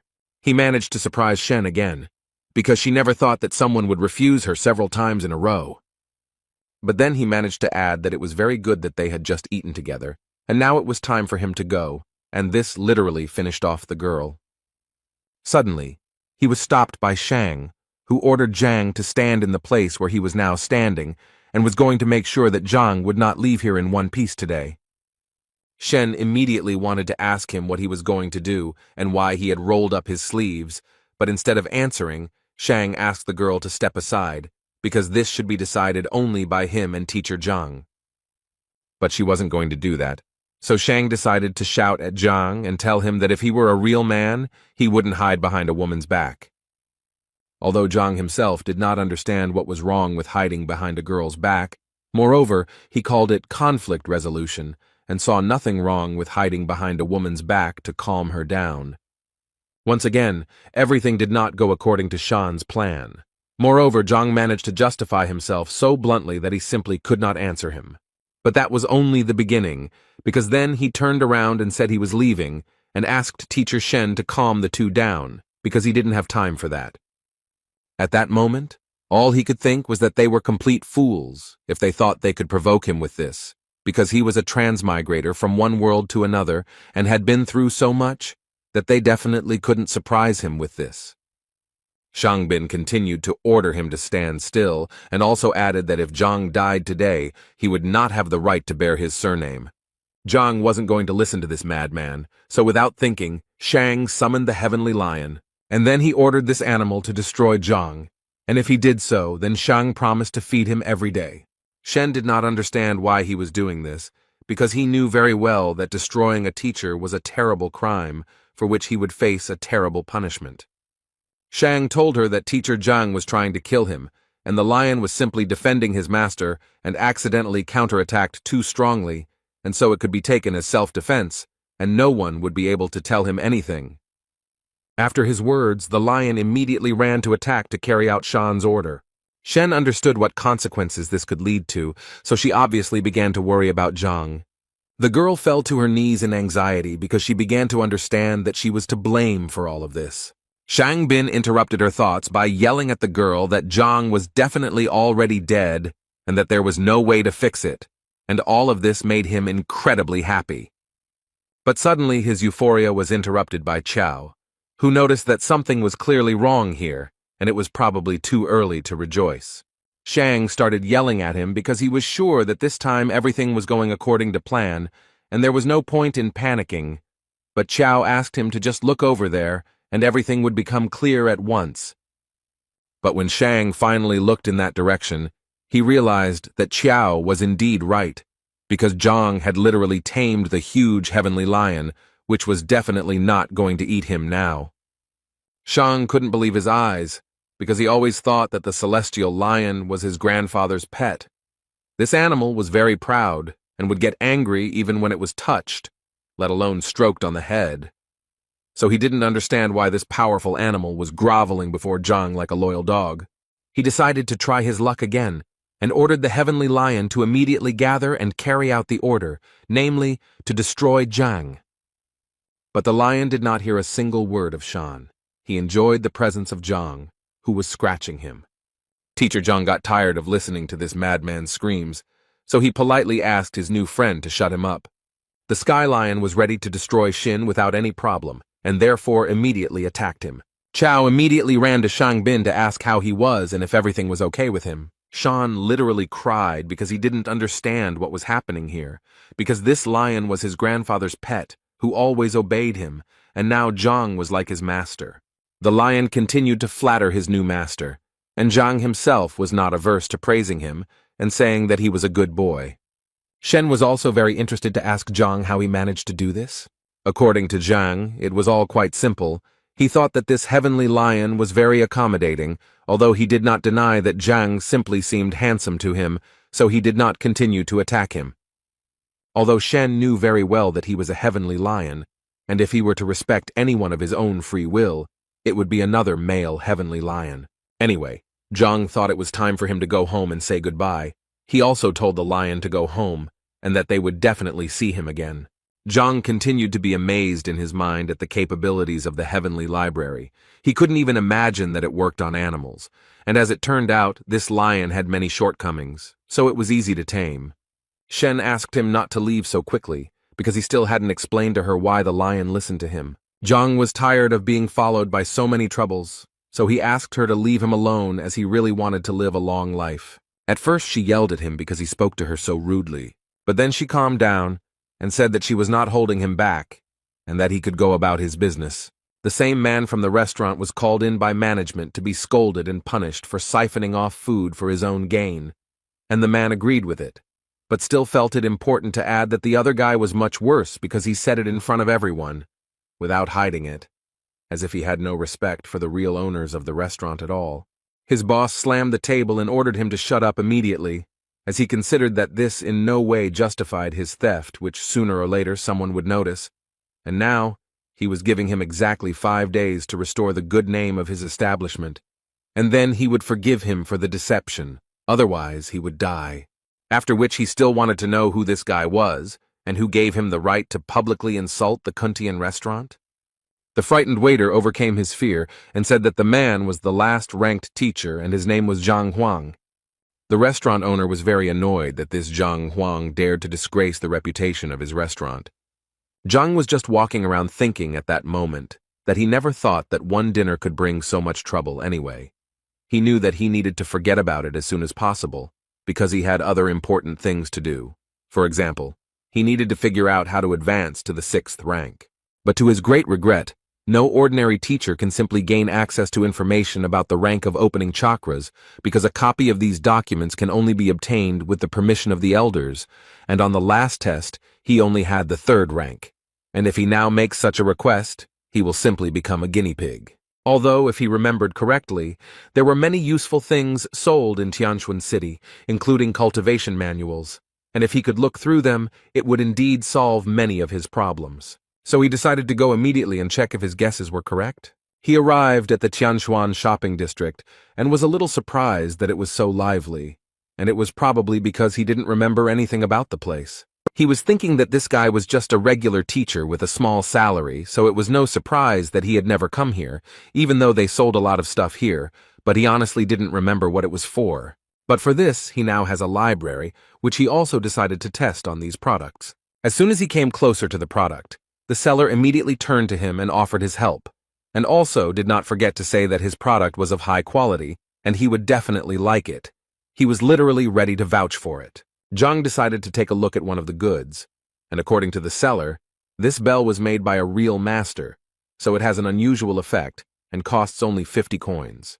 The library also worked on the items, so Zhang found information that this bell actually causes dizziness when exposed for a long time and is effective against first-rank fighters. It was also said that it was made in Qing Yun's workshop. Zhang remained silent, so the seller decided to say that he could actually sell him the bell at a discount and thus give it to him for 20 coins. Zhang thought at this moment that he was actually lucky, because with the Heavenly Path library, he really didn't have to worry about buying a fake. Instead of buying the bell, Zhang decided to ask the seller if he had any ice grass for tanning. In response, the seller told him that Zhang was very lucky today because, according to him, he was the only one in the entire market who was selling this herb. And now he has 2 boxes with 5 plants in each. He charges 100 gold per plant. Zhang said he would first like to look at the product the man was offering him, and then perhaps buy it. After taking a closer look, the librarian made it clear to Zhang that this was indeed the same herb, and the seller had not lied to him. This herb grows on the tops of mountains. It loves sunlight very much, so it contains a lot of spiritual energy. He believed that the combination of hot and cold yin and yang was the perfect medicine for Zhao Yao's blocked points, but he was confused by one important point about this plant. One of the stems was dried out. Zhang first looked at the box and assumed that the seller had kept the plants in improper conditions. The guy assured him that the dried-out stem was normal, because he said he had made a career out of the herb and therefore knew how to handle it.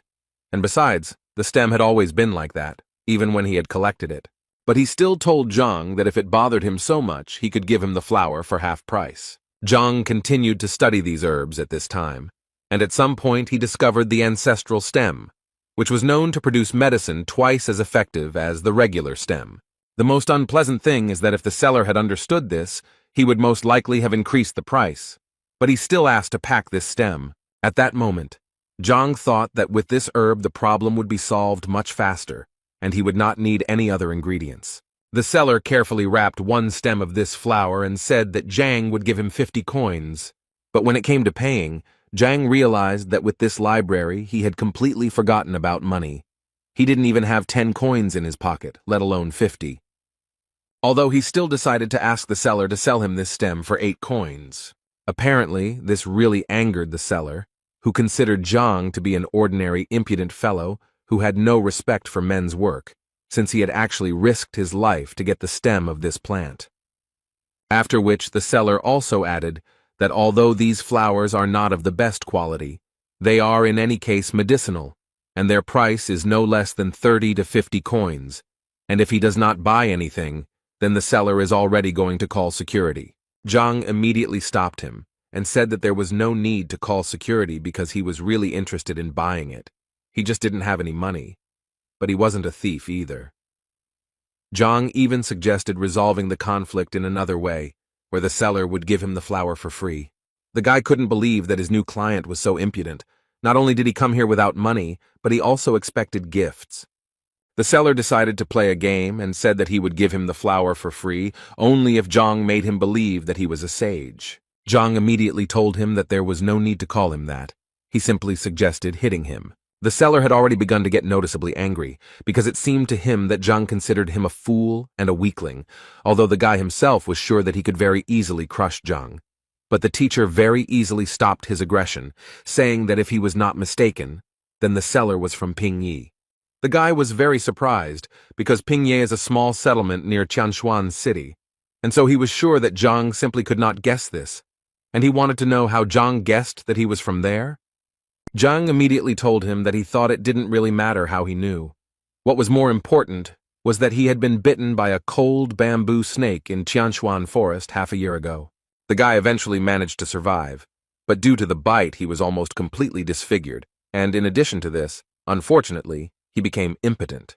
The salesman turned noticeably pale because 6 months ago in Tianshuan forest, he had indeed been bitten by a cold bamboo snake. But the guy couldn't even imagine how Zhang could have known about it if he had only told that girl from the brothel about it. Zhang looked at the guy with a smile, and at some point finally decided to say that if he lied, he would just turn around and leave. But then Zhang assured him that he would definitely never be able to feel like a man again, and also he would not have the right to later say that Zhang did not warn him. The salesman immediately perked up and asked Zhang if he really knew how to help him with his problem. Zhang smiled, and the guy started asking him for more help. If he knew the cure, then he literally started begging Zhang to give it to him, and then he could take everything he had on the shelves for free.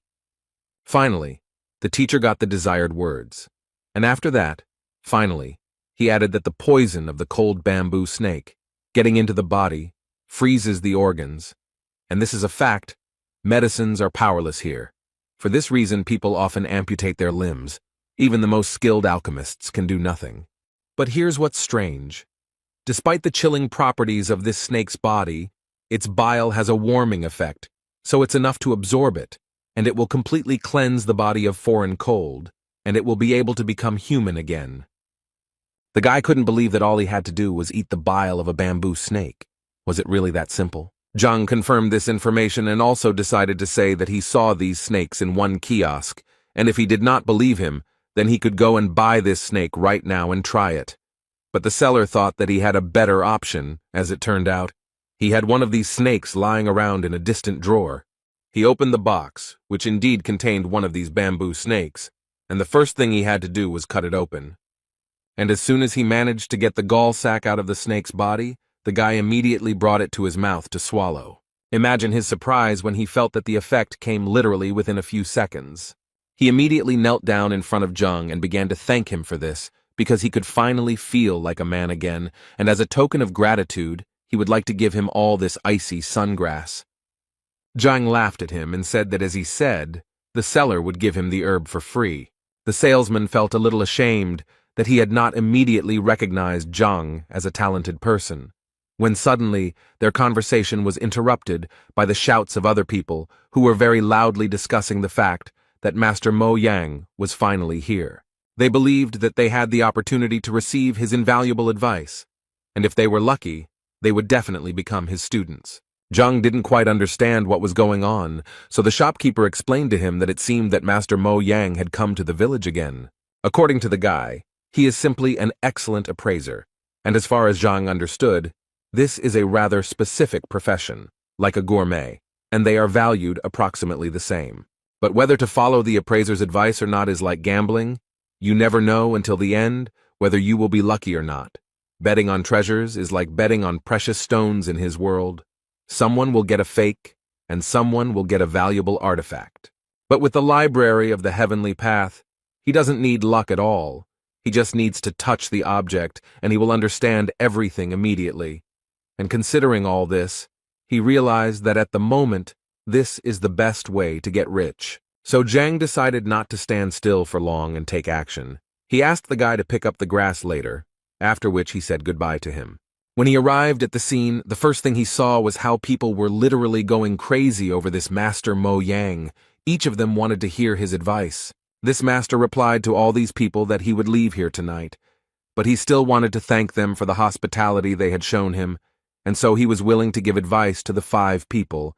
He also assured them that they also did not need to quarrel, because if they were destined to receive help, then so it would be. Zhang, meanwhile, continued to look at the exhibits displayed in this market, and at some point he reached a table where there was a vase that, although it looked impressive, still assured him that it was just junk. Now he was 100% sure that, as he thought, with one touch he would be able to find out detailed information about everything, and he also immediately realized that the prices here were terribly inflated. People were clearly upset when they heard that Master Mo was leaving that evening, and so they began to suggest that he stay for at least one more day. He immediately assured them that it was simply impossible, as he had things he couldn't cancel, so it was out of the question, but he still decided that he would add 5 more, because as they knew, searching for treasure among trash was a difficult task that required concentration, and therefore 10 was his limit. People started shouting that they were ready to pay him for help, if only he would give them advice, but he immediately answered them that they were telling him complete nonsense, because he had been doing his craft for a very long time, and if he wanted to make money on it, he would have done it without them. He could have bought the treasures and sold them for a higher price. According to him, he helps them for their gratitude and bright emotions, because money for him is water, which has no value. And he immediately warned that if anyone spoke about money again, he would not help them. After these words, they began to respect him even more, and also asked him for forgiveness for their stupidity. He also wanted to tell them that the appraiser could actually only increase the chances that they would not get a fake, but they still could not get a complete guarantee of success. But as long as they were with him, he would do everything to help them with this. They immediately raised their hands for his attention, and Master Mo decided to pick out the old man in the front row first. He explained to them that he would now use his special technique to understand which of them deserved their attention and which did not. After analyzing, he pointed out to the old man the vase that Zhang had recently looked at. Master Mo thought that the old man could safely buy this vase because it was actually very valuable. After all, it was created at the end of the Kobun period. The old man got his money without any problem and was going to buy this vase because Master Mo himself advised him to buy it. Zhang watched this process, when suddenly he realized that he had just been looking at this vase, and if he was not mistaken, then this was a normal phase from Qing Yun's workshop. As a token of gratitude, the old man immediately brought Master Mo a few coins, which he happily took, and Zhang began to understand that he had definitely not made a mistake with this vase. Suddenly his body moved back to the library, which Zhang didn't understand because Master Mo didn't seem to have landed any combat moves on him. But the book about that person was still flying towards him. In this book, it was written that Master Mo was originally an appraiser's appraiser, worked as an informant in the Liuju kingdom, and eventually made his way into the appraisers of artifacts with his generalizing voice that clouded people's minds with words, convincing them of the master's greatness. Zhang took another look and noticed that this man really looked refined and highly moral, so much so that he even managed to deceive him. But now he realized that if there are scammers, then there are also their victims, and apparently, most of this crowd are victims. Zhang decided that everything was so good that he didn't need any help, and he got ready to leave. Suddenly, he was stopped by the same Master Mo, who had chosen the guy as the next lucky one to whom he would give advice. This obviously surprised Zhang. After all, there were a sea of crazy fans of this Master Mo around, so why did he decide to choose Zhang? Zhang decided to immediately answer him that he certainly appreciated his kindness, but he did not need his help, although the old man did not think so, because he saw that the boy did not know what to choose, and he really did not want the boy to become a beggar at such a young age, so he asked the boy to think again. Zhang knew very well that if he listened to this master, he would definitely be left without money, so he assured Master Mo that he definitely did not need his help.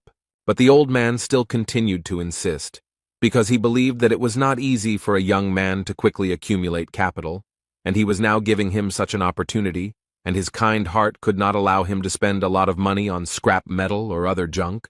His fans began to admire him even more after these words. At one point, Master Mo said that he was almost certain that the guy was probably thinking that he finally had a great chance to get the treasure, and he also felt that he wouldn't be able to protect it because they would most likely want to take it by force. Zhang, listening to all this, became more and more convinced with each passing second that this old man was too proud, and how could he even come up with such nonsense?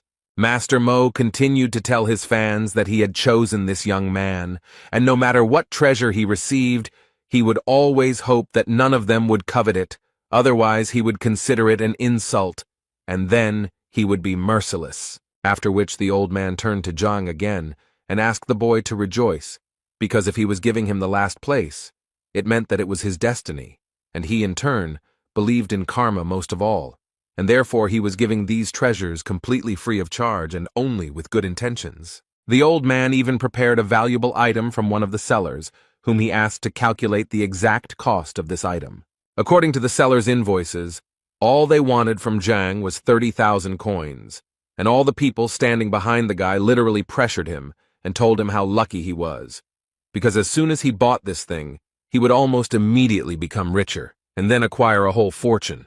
At some point, Zhang couldn't take it anymore, and so he yelled at the old man that he wouldn't buy anything. And if he wanted to deceive people, then the old man was unlucky today because he chose the wrong person, because Zhang didn't trust him at all. Master Mo couldn't believe that this guy would tell him such a thing, and the people standing behind him also stared for a long time and didn't understand what was going on here. The old man's face immediately changed, and he said that, apparently, they simply did not understand each other. Zhang couldn't hold back any longer, and said outright that the old man was just pretending not to understand what Zhang was telling him, because it was completely obvious to the boy that he was just deceiving ordinary people. But what irritated him most was that the old man acted as if he was better than him. The old man got really angry, called Zhang an impudent man, and told him to shut up. He then added that he had received his qualification 30 years ago and had been helping people all this time. According to him, he had always solved other people's problems honestly, and no one had ever called him a liar before. The common people also began to stand up for the old man and tell Zhang that Master Mo Yang had been helping people honestly, and so they couldn't understand how Zhang could even accuse him of lying. Then the old man said that the guy was incredibly lucky that he turned out to be a kind person, and if the guy now asks for forgiveness, then so be it. He will forget about his offensive words. But Zhang thought they needed to do something a little different, because in fact his words were very easy to verify. You just need to reveal what this scammer just sold to the person, and people will immediately understand everything. The old man pretended to be very surprised, because according to him, the purification of artifacts, which he advised people to do, would take at least half a day. But as he said, he had urgent matters to attend to, and he simply could not wait that long. But from Zhang's face, he could tell that the guy was literally holding back from saying that he was using his busyness as an excuse to leave early because he would be ashamed of his actions. At that moment, Zhang thought that he was quite a professional liar because he had already thought of an escape route in advance and said so. Suddenly, their conversation was interrupted by one person from the crowd who suggested that since this guy claimed that the master was a fraud, then he himself apparently had knowledge of this craft, and if this was really the case, then he had better demonstrate it. The old man smiled and agreed with the gentleman, because if the guy was so confident in his words, then he probably did a lot of evaluation research himself, since he dared to insult him. Master Mo Yan decided that he would give this guy a chance, but for this, Zhang needed to choose one artifact, and if it was of value, then it would be possible to continue the dialogue with him. Zhang agreed to this condition without hesitation, as he understood that with the library of the heavenly path, he would be able to easily name a truly valuable thing. But before that, he decided to ask the seller if he would be able to pay for the artifact after polishing, when its true price would become clear. The seller immediately refused him because, according to him, it was necessary to pay in advance. This rule was introduced to prevent liars who refused to pay if the cost of the goods did not cover its original cost. But suddenly this salesman was interrupted by Master Mo, who asked him that this guy pay in a way that was more convenient for him, and if this young man won, then he would pay for him, and if not, then he would just apologize, as he said. Zhang was more than satisfied with these conditions, so he waved to the teacher and said that he would definitely not refuse help, and thanked the old man in advance. Master Mo thought that he had never seen such rude people. After this, Zhang began to look at the items, and the first thing he did was approach the item he had already looked at, and if it weren't for the lack of money, he would have bought it. But since the old man was paying, he saw no point in refusing. Without any doubt, he took the stone in his hands, threw it into the hands of the seller, and said that he had chosen exactly this thing. After which he immediately asked to be cleared here, in front of all the people, so that no one could accuse him of lying. The salesman stood there in a stupor for a while, not knowing what to do next, until old man Mo asked him to clean the goods, as he was sure that Zhang knew nothing about them, and had obviously chosen the goods at random. The man who was cleaning that stone thought at that moment that he really wanted to look at that guy's face when they were cleaning that stone and found nothing there. And in his head he had thoughts that he gave him small stones because they were ordinary roadside stones. But apparently he was very wrong, because when he cleared away what he thought was an ordinary roadside stone, he discovered a ling long stone. It was the main material for making ghost armor, and each of them was worth a fortune, since it was extremely rare. They began to discuss among themselves that this stone was so large and apparently without impurities, which meant that it could be worth about 100,000 coins, which could not help but please Zhang. The old man, without thinking twice, began to make excuses and say that the guy was just lucky, and that in any case it didn't mean anything, after which he turned around and said that he urgently needed to leave, as he had important things to do.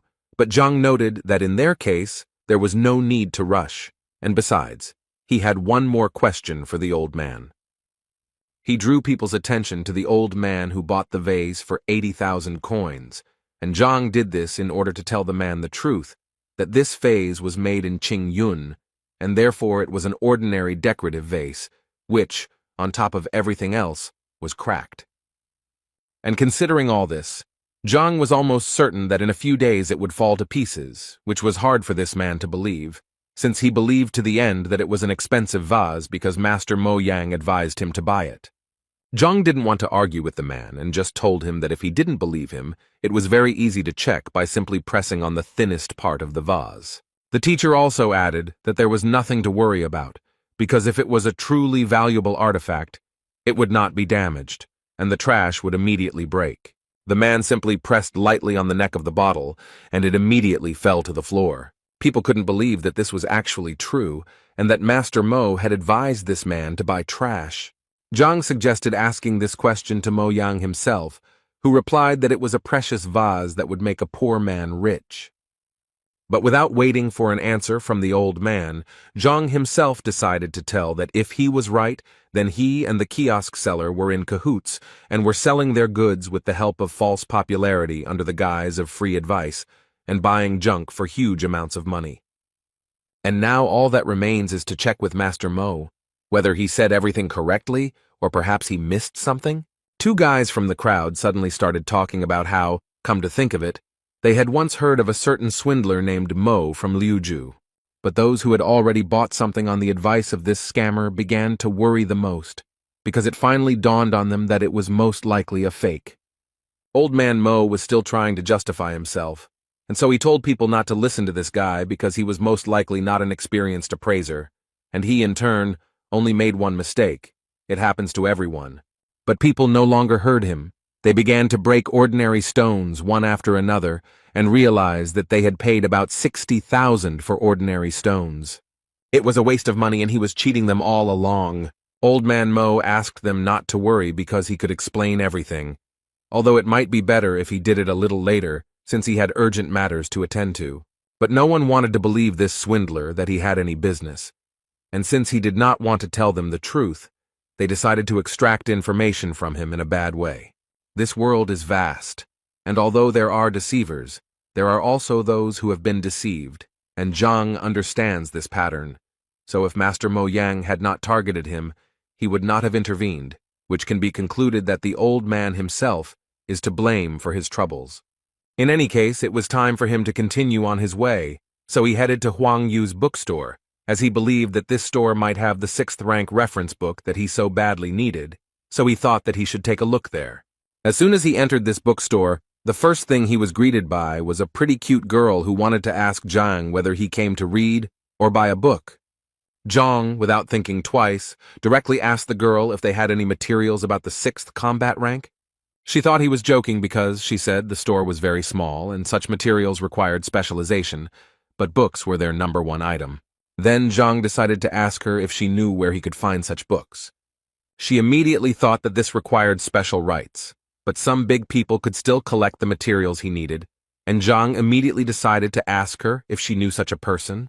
The girl thought for a while, and then remembered that she knew one person, but he was a very unusual person, and if he was in a good mood, he could even allow her to take a few books home with her, but if he was in a bad mood, she could not even cross the threshold of his house.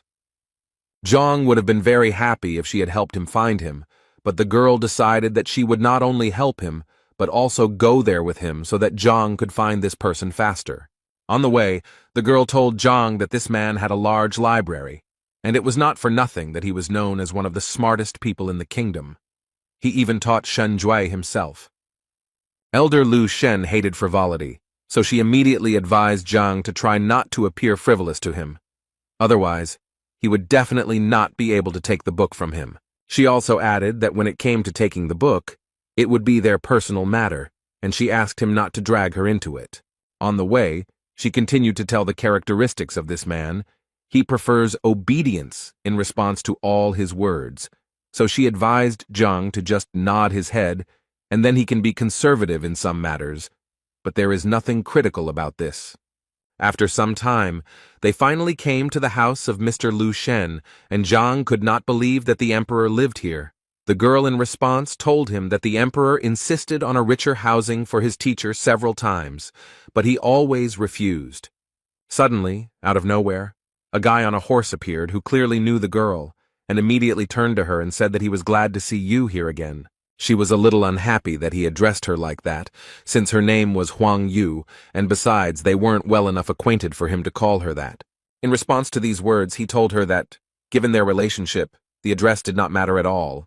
After that, he saw Huang Yu Zhang next to him, and decided to tell him not to even think about courting her, because she was just his girlfriend.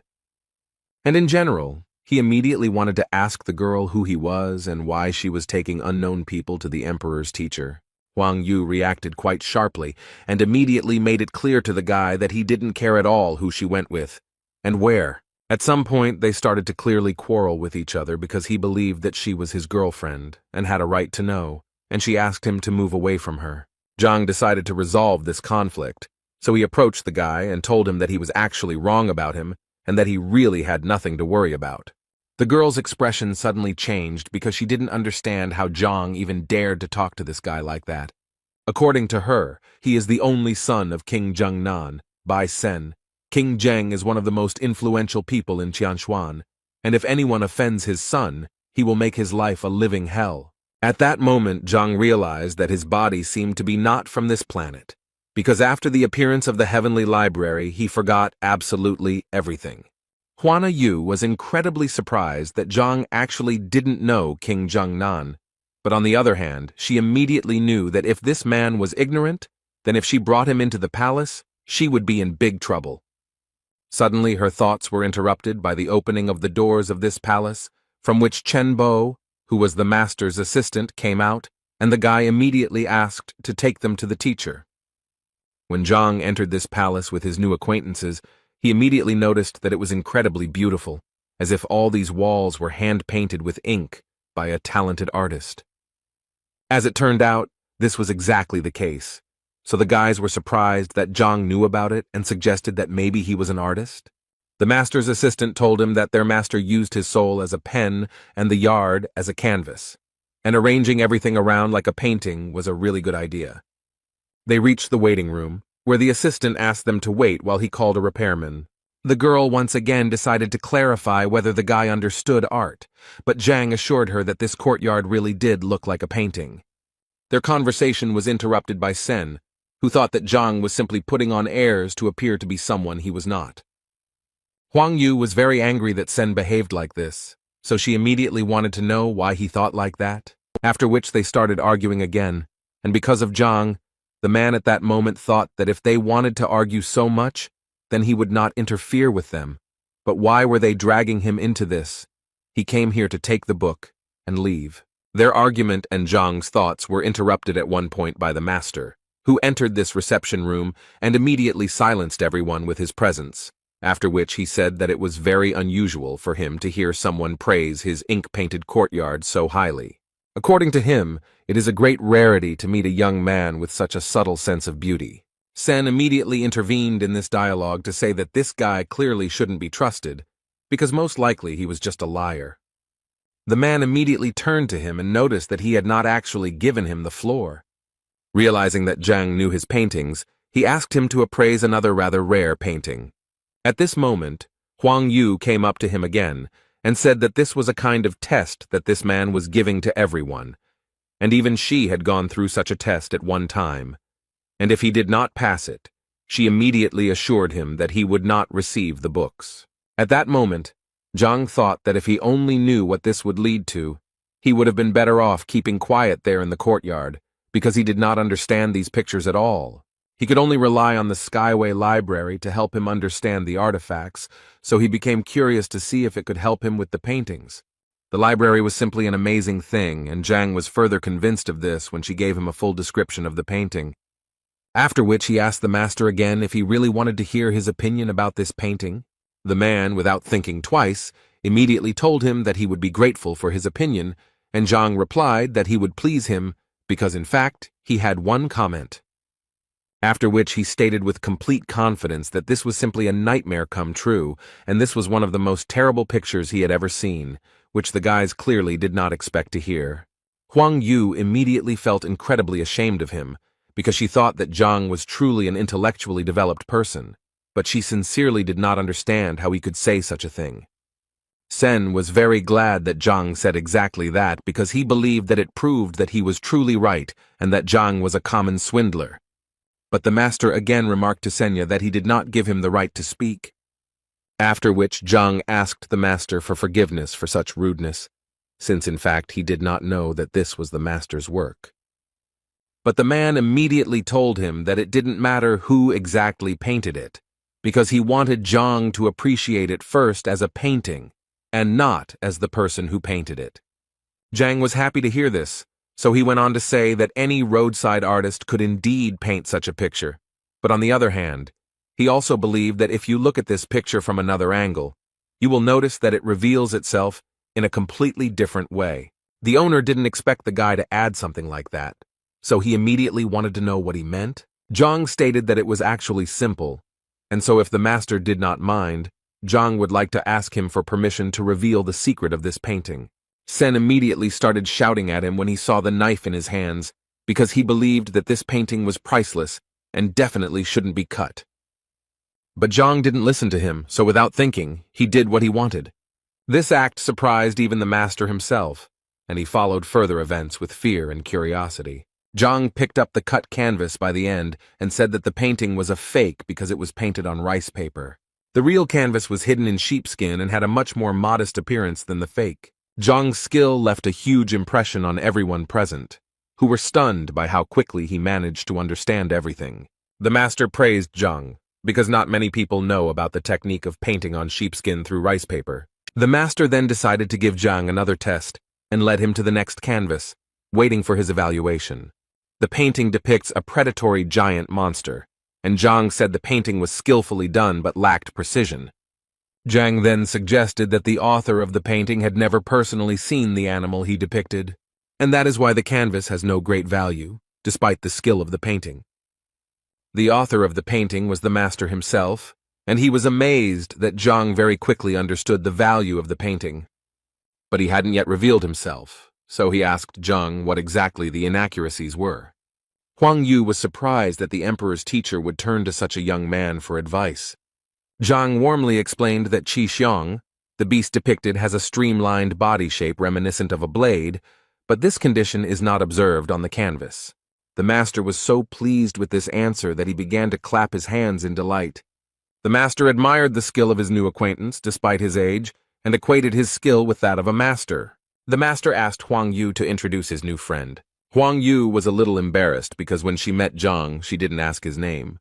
The emperor's teacher was a little angry that the boy was being treated this way, because in his opinion he was his equal. After these words, the king's son looked a little embarrassed, as he did not believe that an ordinary average person turned out to be a master. Then the emperor's teacher looked at him sternly, as if to make it clear that all doubts would disappear. Huang Yu and the king's son bowed to Zhang as a sign of respect and honor for the title of master. Zhang was embarrassed by this, and said that he was just expressing his opinion about the paintings, so he cannot be called a master. The emperor's teacher assured him that he truly deserved all the honors, because he had unmistakably pointed out all the shortcomings of the paintings. And he added that he had every right to give instructions to Huang Yu and the king's son at any convenient opportunity. Then the emperor's teacher asked Zhang what the purpose of his visit was. Zhang said that he knew about the large library that was here, and he came to find materials on the 6th martial rank. The teacher replied that he did have a large library, and mostly all the materials were on art, but not many books on martial skills. The teacher readily agreed to show Zhang these materials, and to do so he had to go to his office, but the servant wanted to say something else. Then the teacher gave him a sign that such a worthy person as Zhang could not be forbidden to do anything. They went out into the courtyard, since the master's office was in another wing of the courtyard. Finally they came to the library, where there were many shelves with books and scrolls. The master was modest and said that the library was not really that big, but Zhang could feel at home there. Zhang began to quickly leaf through book after book, and the emperor's teacher decided to ask if these techniques were suitable for him. Then Zhang noticed books on a shelf above, lying away from all the others, and the teacher said that they were his son's books. The master added that his son loved brute force, so he collected many books on physical improvement, some of which were from the royal library. Zhang asked if he could examine them, to which the emperor's teacher did not object. Zhang liked the service and decided to take advantage of the hospitality by reaching for the books. He began to leaf through them again at a furious speed, which made the teacher embarrassed, deciding that these books were also not suitable. In fact, all this time Zhang was using his superpowers of speed reading and rapid assimilation of information. While everyone else seemed to be just leafing through books, Zhang seemed to be in a whirlpool of information, looking at everything in detail. Zhang held the last book on the list in his hands and slowly unfolded it, as if carefully examining the binding. Holding the book in his hands, he felt warmth and energy envelop his body. Every muscle in his body was filled with the long-awaited qi energy, which made Zhang strong and resilient. Zhang unfolded the textbook and realized that the strength of qi depends largely on the strength of the body. And thanks to the library of the heavenly path, they were able to absorb the best knowledge from the book. His body unconsciously began to transform, and he could now practice the heavenly golden body. Thanks to this technique, Zhang's strength increased, but he still hadn't found any information about the 6th rank. The teacher, who had been watching Zhang all this time, couldn't figure out what he was doing. So he walked up to Zhang to ask him more closely if everything was okay with the young master, touching his shoulders.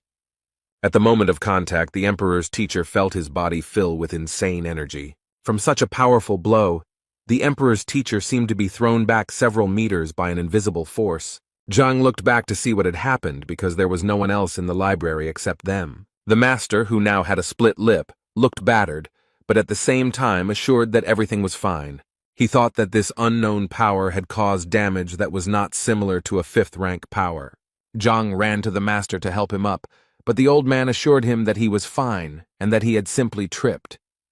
Zhang placed his palm on the master's back to calm the old man, and he felt a surge of strength in his body again. An unknown but powerful energy burst out and shocked the master again. Zhang couldn't understand what was going on, and for a moment he thought the old man was pretending. He then approached the master again to ask if he was okay, but he quickly and sharply replied that Zhang should not touch him.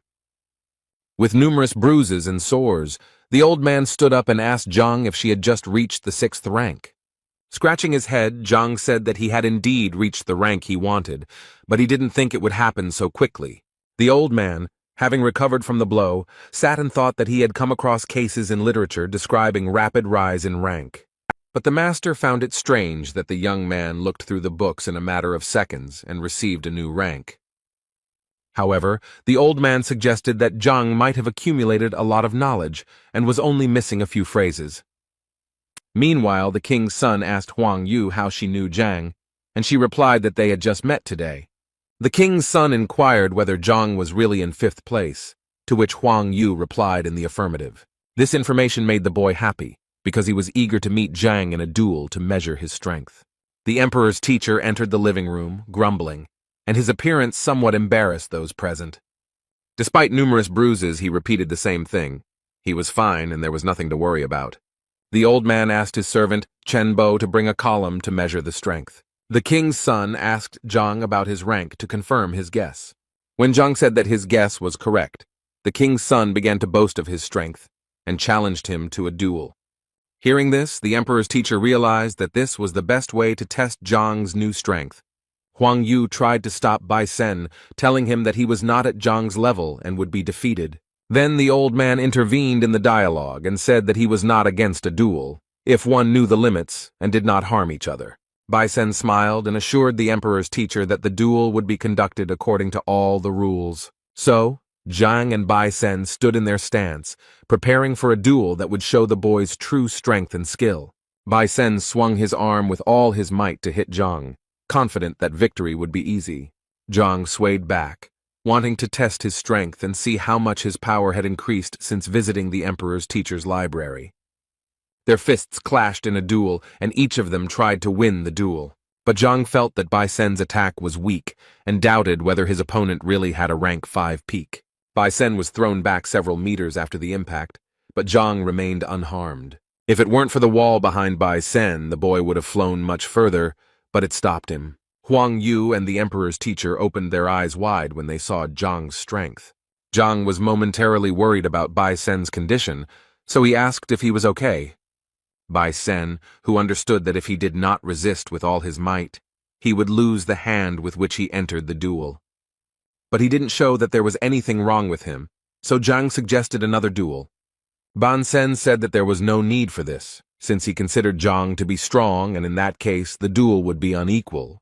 Zhang felt like Bai Sen was too lazy to fight and didn't even use his full strength. Meanwhile, the servant reported to the master that the force measuring column was ready.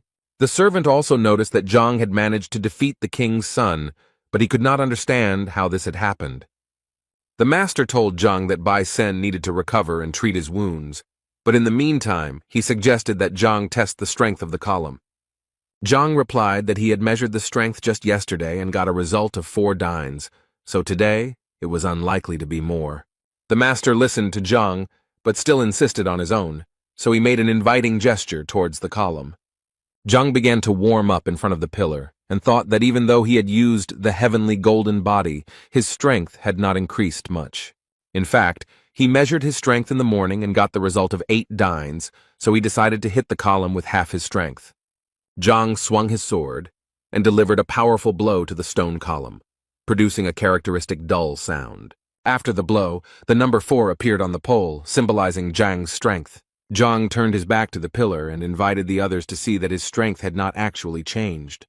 But the expressions on the faces of those present did not agree with this statement, because there were clearly not 4 of them. Huang Yu asked Zhang to return so that he could see for himself the extent of his power.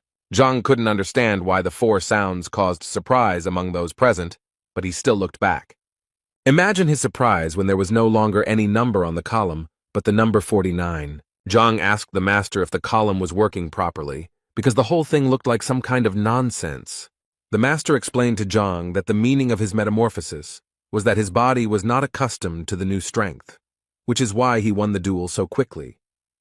Huang Yu and Bai Sen's mouths dropped open when they saw Zhang advance to the next level and increase his strength to ding. Zhang himself could not understand how this happened, because the transition to the 6th wound means the opening of the chakras, each of which adds 1 ding. Even Master asked Zhang how he managed to open 45 outlets so quickly. Zhang replied that he had not improved his rank, but he had definitely managed to improve his body. The Master asked Zhang what he meant by pumping up the body, and whether Zhang had eaten any fruits before that. Zhang scratched his head, recalling the events of the morning, and replied that he tried some strange fruit at the market. Master then said that what Zhang had tasted was very similar to the pearl fruit, which gave strength similar to the 6th rank. Zhang was confused, because he didn't believe in the existence of such things before, but it seemed like he was lucky. The master invited Zhang to sit down to ask him more about his personal life. Zhang said that he was a teacher in Hongting, to which the master replied that it was no wonder he was so strong. The emperor's teacher asked Bai Sen and Huang Yu to seek advice from Zhang. Bai Sen was more than happy with this advice, as he would finally be able to properly train his fighting skills. Zhang thanked the emperor's teacher for his hospitality and apologized for staying so long. The teacher, in turn, apologized for having so few 6th-rank books, but gave Zhang advice on where to find them. Zhang smiled and thanked the teacher again for such generous help. The teacher laughed at Zhang because he liked his modesty, so he advised him to come more often. Zhang walked outside, thinking that the visits to Master Lu Shen's house had gone well. With his new strength, he could now defeat any 6th-rank fighter, as his punch was around 90 dings. Thoughts about ways to pump up strength and power were interrupted by the steps of some people heading towards Zhang. When Zhang looked around, he saw a shadow that flashed and disappeared behind the walls of the neighboring building. Zhang exclaimed that he had noticed a stranger, so he could show himself without hesitation. It turned out to be the appraiser and his gang. The appraiser began to threaten Zhang that he would not leave him alone until Zhang compensated for all the losses. Zhang stood and mocked them, saying that he could cover all the expenses with just the goats from his nose. The appraiser was very angry at this answer, and threatened Zhang that he would not leave him a single wet spot. Zhang stressed that he does not lack confidence to make such statements as he has just undergone a metamorphosis. But the appraiser didn't care, so he ordered his henchman grandfather Zhang to have sex with Zhang immediately. Fat Grandpa Zhang, who was twice Zhang's size, asked if Zhang had anything to say one last time. The salesman with the short mustache pointed out that if Zhang died at the hands of Zhang's grandfather, he would not be able to compensate for the damage. But this did not bother the appraiser. Even if he died, it could be considered a worthy revenge. Grandfather Zhang prepared to deliver a powerful blow, but Zhang didn't even blink at that moment. He grabbed the fat man's hands and pressed his thumbs on certain pain points. Grandpa Jin was so upset by this reception that he could hardly hold back his tears of pain, but a moment later he gave in and roared at the top of his lungs from the pain that twisted his arms. Zhang thought that this was a great chance to practice and get used to the new abilities, which turned out to be extremely powerful. While Grandpa John was recovering from his previous attack, John launched another one, right under his nose, and the fat man was thrown hundreds of meters by an invisible, powerful force. It seemed as if smoke was coming out of Zhang's hand after such an attack, and the teacher himself still did not believe in his strength. The appraiser's face showed deep surprise at this attack, and he realized that he had underestimated Zhang. He then yelled at his salesman to resolve the issue immediately, as the appraiser himself was in no hurry to fight. The merchant began to accumulate strength and prepared to demonstrate his 6th combat rank.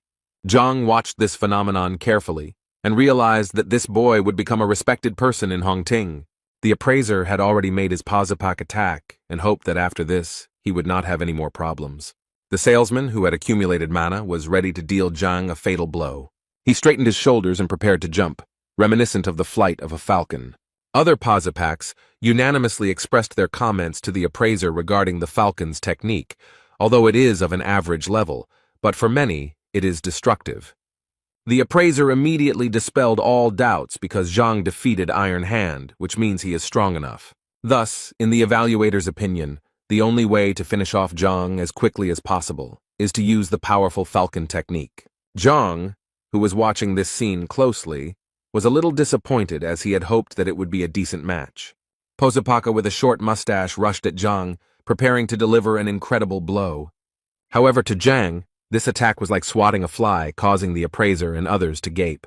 Zhang raised his leg and kicked it straight into the groin of the so-called falcon, causing him to writhe in agony. He immediately fell to the ground and curled up into a ball, whining because everything hurt. The appraiser was furious and ordered his last 2 henchmen to finish off Zhang immediately. They immediately rushed into battle, waving sticks and using various combat techniques. Zhang advised the attackers to turn around, as they thought the owner had just scratched them. Looking around, they realized that there was no one in the place where the appraiser had stood a second ago. The man ran away, shouting phrases about unity and promising that he would return soon. Zhang and the other 2 guys who were watching this scene couldn't understand where this man got such courage from. But Zhang didn't have time to think, so he smiled evilly and advised the 2 boys to run away too. However, they did not listen to his advice and were defeated by Zhang in the blink of an eye. The appraiser, running away from the fight, could only vaguely hear his followers screaming and begging for help. Zhang was smart, so he caught up with the appraiser in an instant and asked him where he was going in such a hurry. Zhang added that he had a serious and urgent matter to attend to with such an experienced appraiser, and raising his leg above himself, he leaned on the appraiser's head so that he would know who he was dealing with. The impact caused the man to flip over several times in the air, resembling a spinning cartwheel. Zhang approached the appraiser and told him that he must have expected such a reaction when he dared to attack. The appraiser, holding a blood-soaked handkerchief to his mouth, begged Zhang for mercy. He offered Zhang some money, and Zhang wondered how many coins the appraiser had valued his life at. The appraiser reached out and took off his thumb a green ring that could make Zhang rich. Zhang initially wondered how such a small and inconspicuous ring could have any value. Zhang carefully examined the ring, inside which there was a space of 3 square meters. Zhang decided to activate it to see what riches this ring contained inside. The ring vibrated and rose into the air, creating vortices that pulled it inward. Zhang actually found himself in a small room with golden walls and coins and other treasures scattered across the floor. The appraiser watched with concern as Zhang examined the ring, hoping that he would accept it. But it seemed Zhang was in no hurry to accept the gift, as he had a slightly better plan for the appraiser. He offered the appraiser mercy in exchange for what he was hiding under his clothes. The appraiser did not expect such a development of events, because Zhang easily exposed him, and now he had to give up all the money. Zhang raised his fist at the appraiser, mocking him viciously. The clothes the appraiser was wearing began to tear into pieces and fly around. Now the appraiser, beaten, sat on the ground completely naked, covered only by a cloak. Zhang held a pile of money in his hands, counted it, and could not believe his eyes that he was now rich. The appraiser hoped that Zhang would now let him go, since he had taken everything he could from him and stripped him bare. Zhang ridiculed the pathetic Mo Yan, who was a professional liar who often pretended to be a famous appraiser. All Mo Yan was interested in was how Zhang knew so much about his life and who the hell this Zhang was. The appraiser realized that it was not unusual for Zhang to know his name, but how he knew otherwise was unclear. Zhang said that it doesn't really matter where he learned all this. What's more important is that Zhang learned about the meaning of his life. Zhang couldn't get rid of the appraiser, but he could make sure that this charlatan wouldn't deceive anyone again. Zhang stepped on the appraiser and punched him in the gut with all his might to make him realize the consequences of his actions. The appraiser was thrown against the wall by the blow, and there was a sound of crashing and crunching bones. Zhang stood over the appraiser and told him that he could go and not deceive people. The appraiser lay on the ground, creaking, writhing in pain, covered in bruises and sores. Meanwhile, Shan was kneeling before his grandfather and begging him for a favor. He complained to his grandfather that he had assured him that Lev would be obedient, but everything turned out to be the opposite. After all, during the fight with Zhang, Lev was supposed to attack Zhang, but instead he harmed Shang. Grandfather replied that it was not easy for him to tame the beast, but they communicate with each other as equals and not as master and servant. But the grandfather was surprised why he listened to a stranger, because in any case he needed to protect his grandson. While Shang continued to complain that in Zhang's presence he had become as obedient as a dog, Liu sat proudly and imperturbably. The grandfather smiled at this situation and told his grandson that he would deal with this problem later. But Shang could not calm down and wanted Zhang to be expelled from the academy and banned from being here. The grandfather smiled again and gave his grandson the go-ahead that he should not worry because he would fix everything. But the old man knew that Zhang was somewhat lucky, because the man did not believe that he would have even 1 student, let alone 5. Shang suggested this idea because he knew that Zhang had forced the boy to become his disciple, and he advised his grandfather to simply intervene in the situation at the right moment and remove teacher Zhang. The grandfather asked his grandson if he was really sure of such information, to which Shan nodded approvingly. The old man said that in that case he would invite an elder from the Teachers Guild to observe the process. If the elder reveals signs of lying, then there will indeed be an opportunity to remove teacher Zhang. Shan was full of angry and joyful emotions, because very soon Zhang could pay for the way he humiliated Shan. Meanwhile, Zhang was thinking that yesterday he had read about 10 books by Master Lu Shen, but he had not found what he needed. From what Zhang read, he could not form a unified technique, and this upset the teacher. But he decided that everything would get better with time, so he pushed open the door of the academy and walked inside. Opening the door, he saw a group of 5 people happily waiting for Zhang. Zhang couldn't believe his eyes, because for a moment it seemed to him that this was a sweet dream that he didn't want to interrupt. It was Zhang's disciples who smiled at him, knowing that he had finally returned.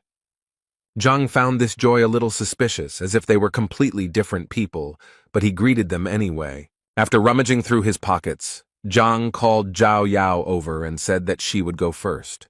He gave the girl a wooden box containing a herb that could be used to make a healing tincture. When Zhao opened the box, she saw a stalk of ice sungrass in front of her. And then Zhang took out a stack of thin books that described methods developed taking into account the individual abilities of students. He handed out a book to everyone and wished them success in mastering the sometimes difficult techniques. Each of the students began to read the book, and was surprised that they were hearing about such things for the first time. The enthusiasm knew no bounds, and the accessible methodology was easy to learn, as if the author himself were the teacher. For example, Zhao was surprised by the fact that the previous technique was created by an 8th-rank fighter, but the new one was better than the one she had practiced before.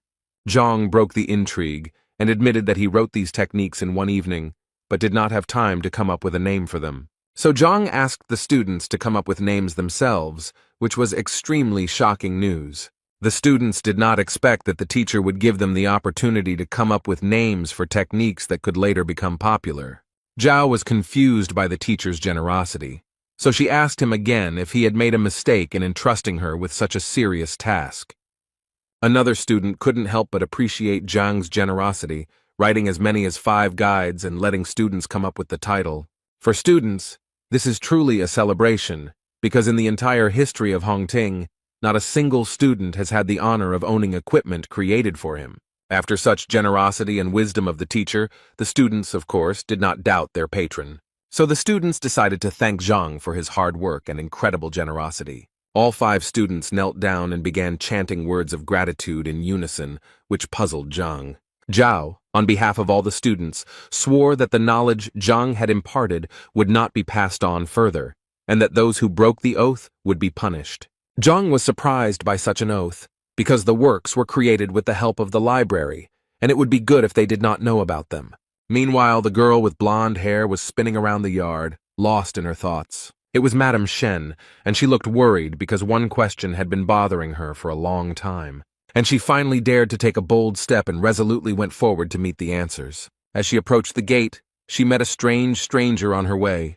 The man, with a long beard and hair pulled back into a ponytail, looked agitated and worried. Mrs. Shen approached her husband and decided to ask him who he was and what he was doing here.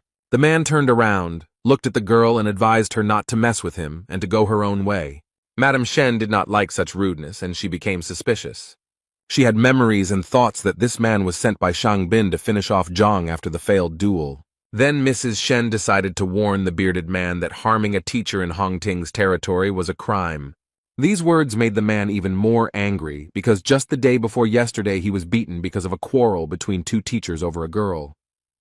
The man added that the girl's name was Shen Bi, so Shen herself advised the man to leave as soon as possible, otherwise he would get into trouble.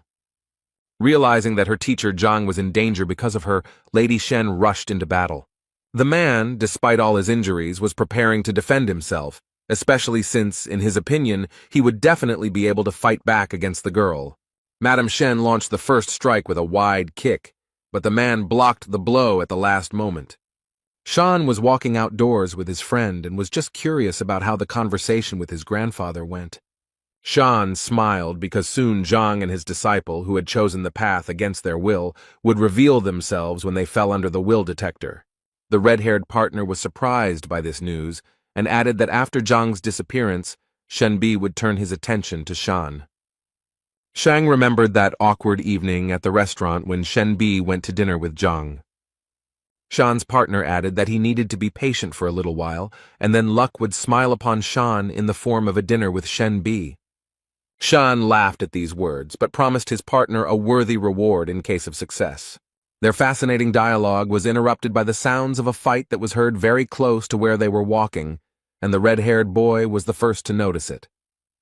Shang looked closely and saw that Lady Shen was fighting with Yao Han for reasons unknown to Shang. The red-haired boy guessed that Shenbi knew that Yao Han had defeated Shang, and this guess made Shang turn pale. The boy then continued his theory, and was convinced that there were no other reasons, considering that Shen was always calm. Shan's heart began to beat wildly, as if it was about to burst out of his chest at the thought of Madame Shenbi liking him. Shan was silent for a moment, and did not take his eyes off the epicenter of the fight. This state alarmed his red-haired partner. Then Shang shouted in anger at the top of his voice that he would not allow anyone to harm Shen or make her suffer because of him. The red-haired boy wanted to give Shan advice, but he had already rushed into battle with all his strength. During the battle, Yao Han noticed out of the corner of his eye that Shang was approaching and assumed that he was in cahoots with Shenbi. Shenbi, in turn, assumed that Shang had conspired with Yao Han to deceive her once again. After breaking into the fight, Shang threw Shenbi and Yao Han in different directions, but did not harm anyone. Shenbi, catching her breath, thought about how Shan had acted out a scene where he was in the role of a savior. Yao Han, who was already in a bad mood, now looked even angrier. Shan raised his fist and shouted at Yao Han, how dare he raise his hand and hurt his beloved girl. Yao Han grabbed the monster by the collar and blocked every blow, causing Shan to lose strength. When Shang exhaled, Yao Han beat him beyond recognition. Shang's face resembled a blowfish. The red-haired boy begged Lady Shen to intervene and help Shan, otherwise he would die. Mrs. Shen asked the boy why she should help Shan if it was a well-planned scene. The boy denied everything and said that they were not setting anything up, so Mrs. Shen hesitated a little, but decided to help. Yao Han realized that it was time to surrender because he had been fighting with Lady Shen when he was injured, and now the advantage was not on his side. He threw the battered and disfigured Shan towards Lady Shen and said that he was retreating. But before he left, he swore that he would take full revenge on Shan and Shenbi. While the red-haired boy ran up to Shan, trying to help him somehow, Shen stood motionless, looking after Yao. The red-haired boy was panicking because Shan had not regained consciousness, and Shen thought that the performance was delayed. Suddenly the palace door opened and a disgruntled Zhang came out and asked what was going on. At this point, Shang came to his senses and began to mumble something incomprehensible, as if threatening Zhang. The red-haired partner realized that it was difficult for Shan to speak, so he himself told everything that the will detector awaited Zhang tomorrow. After digging around in his head, Zhang began to remember all the information about the will detector, which finds out the true relationship between a student and a teacher. The red-haired boy said that if Zhang refused to take the detector test, he would be breaking school rules.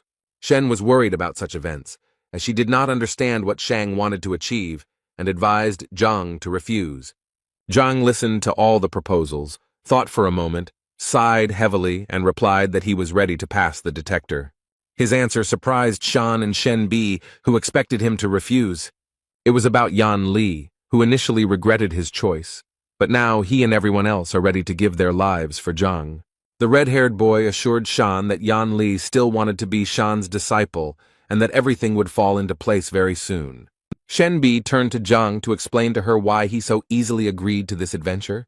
When Yan Li arrived, Zhang told Shen not to worry about these events because everything was under control. But this answer did not satisfy Shen because she knew about the entire strength of the Shan family and what they were capable of.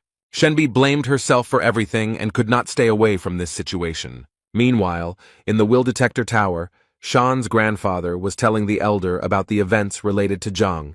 Elder Mo listened carefully to the old man and said that he was always happy to help restore justice. The old man added that Zhang got the lowest score on the teacher exam, but he kept Zhang. Shan's grandfather also said that the complaint against Zhang was filed by teacher Cao Xiong, who exposed the lie. The elder reassured the old man, because daring to use the Vola detector was a bold step, but necessary for the sake of justice.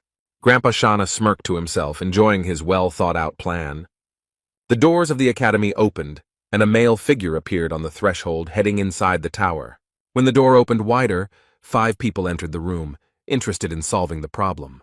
When the grandfather saw his grandson Shan, he was very frightened by the fact that there was not a single living place on him. Shang quickly calmed the old man down and assured him that he was fine, so there was no need to worry about a misunderstanding. The grandfather rummaged in his pockets and took out some medicine for his grandson, which was supposed to improve his condition somewhat. While Shan was taking the medicine, the red-haired boy bowed to the elder, begging for a fair decision in this matter. The red-haired Cao Xiong revealed that Yan Li was once his disciple, but defected to his side due to Zhang's threats. Yan Li looked confused, as he didn't quite understand why he was brought to the will detector tower. Zhang feigned fear in front of the elder and convinced him that Yan Li had chosen his path voluntarily. Yan Li was even more confused. Now he didn't understand why Zhang looked so embarrassed. Zhang turned to his student and winked at him to play along and say that Zhang was not forcing his opinions. Yang Li listened to the teacher and began to repeat that he chose his educational path of his own free will. The elder was confused and turned to Zhang with a warning that the disciple could return to Cao Xiong and the detector would be cancelled. Shang and Cao Xiong, who had not thought of such a development, panicked because it was out of their hands. Shang insisted that teacher Chao Xiong apply for the will detector, and the administration agreed. Chao Xiong also stated that the abolition of the will detector was a shameful disregard for the wishes of the young disciple. The elder agreed that it was worth holding a detector with clearly defined conditions, namely that the loser would be punished by agreement of the participants. Shan's grandfather informed Zhang that if he lost, he would face the maximum punishment, expulsion from hunting. Zhang again played the role of the upset teacher and said that he had no enmity with teacher Cao, so it was cruel to kick him out. And then Zhang proposed another idea, such as canceling the license and adding a punishment of 100 lashes from God. With this statement, Zhang stunned everyone present, because it was he who found himself in a disadvantageous position, and now he was proposing such severe punishments. The elder thought that if the teacher was simply fired, he would be able to work in another institution. But revocation of the license was a different matter. Chao Xiong couldn't understand why Zhang chose such a cruel punishment in the form of God's whip, which leaves a person half dead. Shenbi's eyes were already wet because it was very clear that this was a trap, but Zhang did not try to escape from it. Chao Xiong did not hesitate to agree to the punishment conditions proposed by Zhang. Meanwhile, Yan Li admired the skill and cunning of his teacher, who pretended to be a loser in order to provoke his opponents.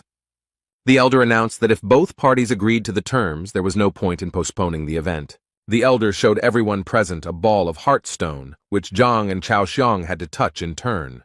Based on the results, the winner will be the one who receives the highest level of trust from Yan Li. Chao Xiong was glad that after the procedure was completed, Zhang would not have a single wet spot left. Since teacher Cao had applied, he had the honor of being the first to pass the detector along with Yan Li. The ball shone with a magical warm light that illuminated every corner of the majestic hall. Thus, the Heartstone is able to put people into a state of trance in order to read their inner world. Thanks to this stone, one could find out whether the teacher really listens to the student, otherwise the latter could hate his mentor.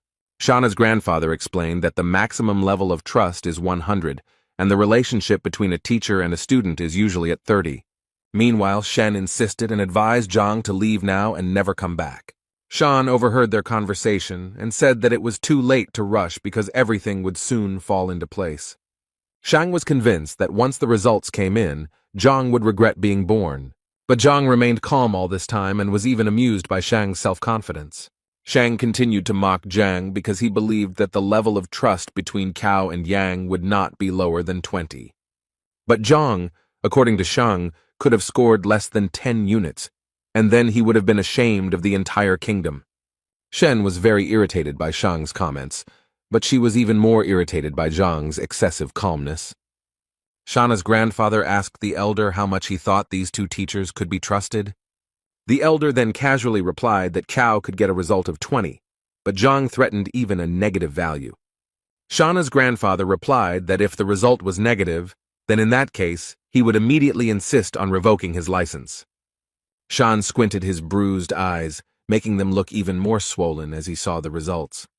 Chao was looking forward to the results because very soon he would be able to get rid of the annoying Zhang. A column of bright warm light rose from the ball and gave a result of 10 units. Shan did not expect such a result, and began to spit at everyone around him out of anger. Chao also did not believe in such a result, because it gave the boy a future in Hongting. Zhang and Shenbi mocked Shang, saying that his source of confidence had failed. Elder and grandfather Shan were also stunned by such a low figure, as the predictions were better. Shan's grandfather was furious that Cao had such confidence in the will detector. Chao consoled himself that it didn't matter because he was still the winner as long as Zhang didn't score more points. For Zhang, such statements were pleasant to the ears because, unlike his opponents, he was confident of his success. So Zhang approached Yan Li, thinking that the sooner this performance ended, the sooner the student would return to class. So Zhang and Yang touched the ball at the same time, and in an instant, everyone was blinded by a bright light that was much brighter than Chao's light. Shauna's grandfather and the elder opened their mouths because these two had not yet managed to touch the bullet when the result was already visible above the flash.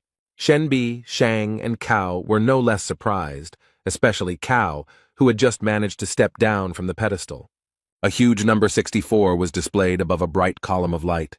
The detector reading stunned everyone present, as no one expected Zhang's confidence to be so high. Cao did not believe that Yang trusted Zhang as a father, and what was the basis for such a high level of trust. Shang was again amazed by the results of the detector, because the difference between Cao was huge.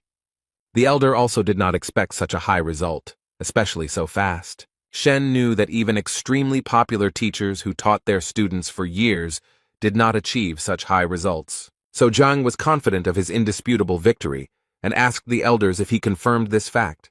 Cao continued to be indignant about the result, and exclaimed that the heart balls had broken and given a false result. Shang also believed that there was meaning in Teacher Cao's words, because the students could not trust such a clumsy teacher. Shang then cited the example of the great teachers Lu Sen and Wang Tao, who despite their abilities, did not have such a high level of trust. But the elder who was watching the event saw Yang's eyes shining with respect and gratitude towards Zhang. Taking this into account, the elder assured that the Heartstone shows a person's true desires and should be trusted. Zhang decided to remind those present of the terms of the agreement, according to which the loser's license was revoked. Grandfather Shan intervened in the dialogue and assured teacher Zhang that he had already won, so that was enough, and he should forgive the loser. But Zhang insisted on his point of view and stressed that if he had lost, he would not have defended him so strongly. These words angered Grandpa Shan, and Tai reminded Zhang that he was the worst teacher in Hongting and was just lucky with one student. Cao was clearly nervous about these events and hoped that the situation would be resolved in his favor. Chao guessed that Zhang used some kind of magic to gain Yan Li's trust. The elder listened carefully, paying particular attention to Cao's report that one of Zhang's disciples had lost his mind. Chao continued his speech and expressed concern about Yan Li, as he believed that the disciple was in danger. Therefore, Cao insisted on further investigation of the situation, as he did not believe that the worst teacher had received such high trust from the student.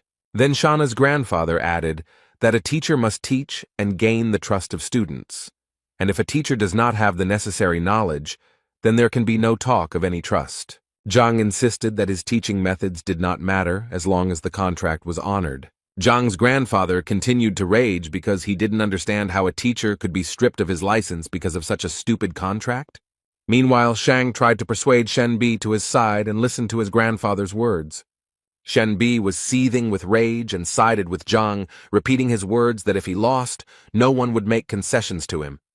Shan did not miss the opportunity to convince the girl, citing as an argument the fact that none of the students had yet advanced to the second rank. The door to the hall opened, and with every step one could hear someone approaching the hall. It was a servant who reported that clan leader Wang Hong wanted to see Elder Chen. Those present were somewhat shocked by such a visit, but Chen allowed the guest to be led inside. He was glad to put the matter of Zhang aside for a while when such an important guest arrived at the academy.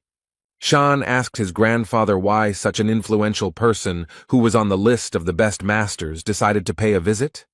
The old man laughed and guessed that the visit was related to Master Wang Tao and must have had some important meaning. Grandfather added that Wang Hong heard about Wang Tao's success and decided to thank him personally. Zhang listened to the conversation and now also wanted to meet Wang Tao, but Shen advised him not to think about it now. After all, in Shen's opinion, Elder Shang was too influential, and with Wang's support, he would be unrivaled. Zhang scratched his head and calmly replied that problems should be solved as they arise. This self-confidence made Shen Bi very angry, because she was very worried about Zhang's future life. Licked from head to toe, neatly and elegantly dressed, the head of the Wang Hong clan was already standing at the door and thanking for the hospitality. Shan's grandfather said that if Wang needed anything, he could just send a letter, but a personal visit would be a great honor. Wang shook the old man's hand and told him that he had some urgent business to attend to. Wang said that his daughter Yin was studying with teacher Zhang Huang, and he would like to meet him. Elder Shang then said that it was a happy coincidence that teacher Zhang Huang was right here. Shang and Cao speculated that Zhang had met his end, as it was possible that he had deceived Wang's daughter. Zhang narrowed his eyes and listened to every word of the dialogue, carefully considering what was said. Wang turned and walked towards Zhang, looking quite serious and perhaps a little angry. And a moment later, he dropped to one knee, saluting Zhang and expressing sincere admiration for his skill. Elder Shang opened his mouth wide, thinking that Wang would make claims to Zhang instead of bowing. Shang and Cao also couldn't understand how everything went wrong, since in their opinion, leader Wang should have finished off Zhang. Zhang turned to Wang with a sincere smile, thanking him for his trust, but asking him not to do this and to get up from his knees. Wang thanked Zhang for healing his daughter's leg and passing on extremely valuable knowledge to her. Zhang smiled sincerely again and replied that it was his duty to give his students only the best. The senior judge, who was watching this conversation, thought about Zhang's actions and realized that he was fulfilling his duties as a teacher very well. He looked at Zhang's disciple and now realized that the high level of trust was indeed based on something. But the judge did not believe that the real reason for Wang's visit was his daughter's recovery. So the man asked Wang what he wanted. Wang laughed in response and praised the elder's sharp mind before adding that he had business with the Shang elders. Old Shang immediately joined the conversation and convinced Wang that he would try to do whatever was necessary if he only asked. Wang thanked Old Shang for the son he had taught, and Wang regretted that he had not been able to thank him earlier. Wang wanted to give Old Man Shan a gift, but he refused, as he understood that this could not be done in the presence of Elder Mo. Wang noted Old Man Shan's honesty and integrity and added that he still talked about some changes in his son's practice. Wang told the old man that his son realized that he was not entirely comfortable with Master Shan, causing the latter's eyes to widen. So now Old Man Shan had to let the boy go, but it seemed he wasn't quite ready for that step. But although Wang expressed his request calmly, he was firm in his convictions. Old Man Shang had no choice but to argue with Wang, so he complied with his request. As he returned the pendant to his son, who was now free, Old Shang knew how shameful he would be for doing this. Wang took the pendant from Old Shan, and Tay assured him that it was normal for young people to have difficulty finding suitable teachers. Wang smiled back, then turned to Zhang and asked if he could take his son into his class. This request shocked everyone present in the hall because recently Zhang almost ended up in court, and now one of the best masters is sending his son for training. This request especially hurt the pride of Old Shan, who had lost a student who could have fallen under the care of the worst teacher. Junior Shang was also worried about his grandfather and couldn't understand why Venerable Wang made such a choice. Zhang smiled modestly and replied that he didn't think it was a good idea. After a pause, as if thinking, Zhang replied that he would have to refuse the offer, which shocked everyone present. Shang Jr. thought Zhang was a complete fool because a member of an influential family was asking him for patronage, and Zhang was refusing. Shenbi and Huang calmly asked Zhang if he had thought about this offer, because such generosity could not be refused. Old Shan got the most out of Zhang's answer because he was exchanged for some loser. Elder Mo wanted to change Zhang's mind, but what he created was not in his mind. In fact, Wang himself did not expect to hear such an answer, since the offer seemed tempting to him. However, Zhang remembered some events from the past, and assumed that Wang Tao did not tell his father that he had somehow attacked Zhang. However, Wang immediately began to say that his son had made a mistake and did not know about Zhang's greatness, for which he was ashamed. The dialogue was interrupted by Cao, who exclaimed that the venerable Wang did not need to be asked twice. Cao stressed that Zhang retreated not because of the attack incident, but for another reason. Cao said that Zhang had 3 ranks in martial arts, while Wang's son was at the 4th rank. Shan supported his friend, because it was unacceptable for a teacher with a lower rank to teach a student with a higher rank. Old Shang added that he respected the fact that Wang's son left his class, but he deserved a better teacher. Wang then thought that his daughter was receiving good knowledge from Zhang, but she never spoke about the teacher's rank. Cao mocked Zhang, saying that he should take off his crown and only surprise the newcomers with his 3rd martial rank. Old Shang confirmed Cao Xiong's words and added that Zhang could not teach anything without experiencing it himself. But Wang remembered one of his daughter's stories, how Zhang stopped Wang's son's sword with 2 fingers. Junior Shang said with a mischievous smile that perhaps this story was just made up to protect Zhang's reputation. In Cao's opinion, such a story seemed like a complete fabrication, since a teacher at the end of the list could not possibly possess such power. Yang intervened in the conversation because he himself witnessed these events, so everyone who speaks against Zhang is slandering.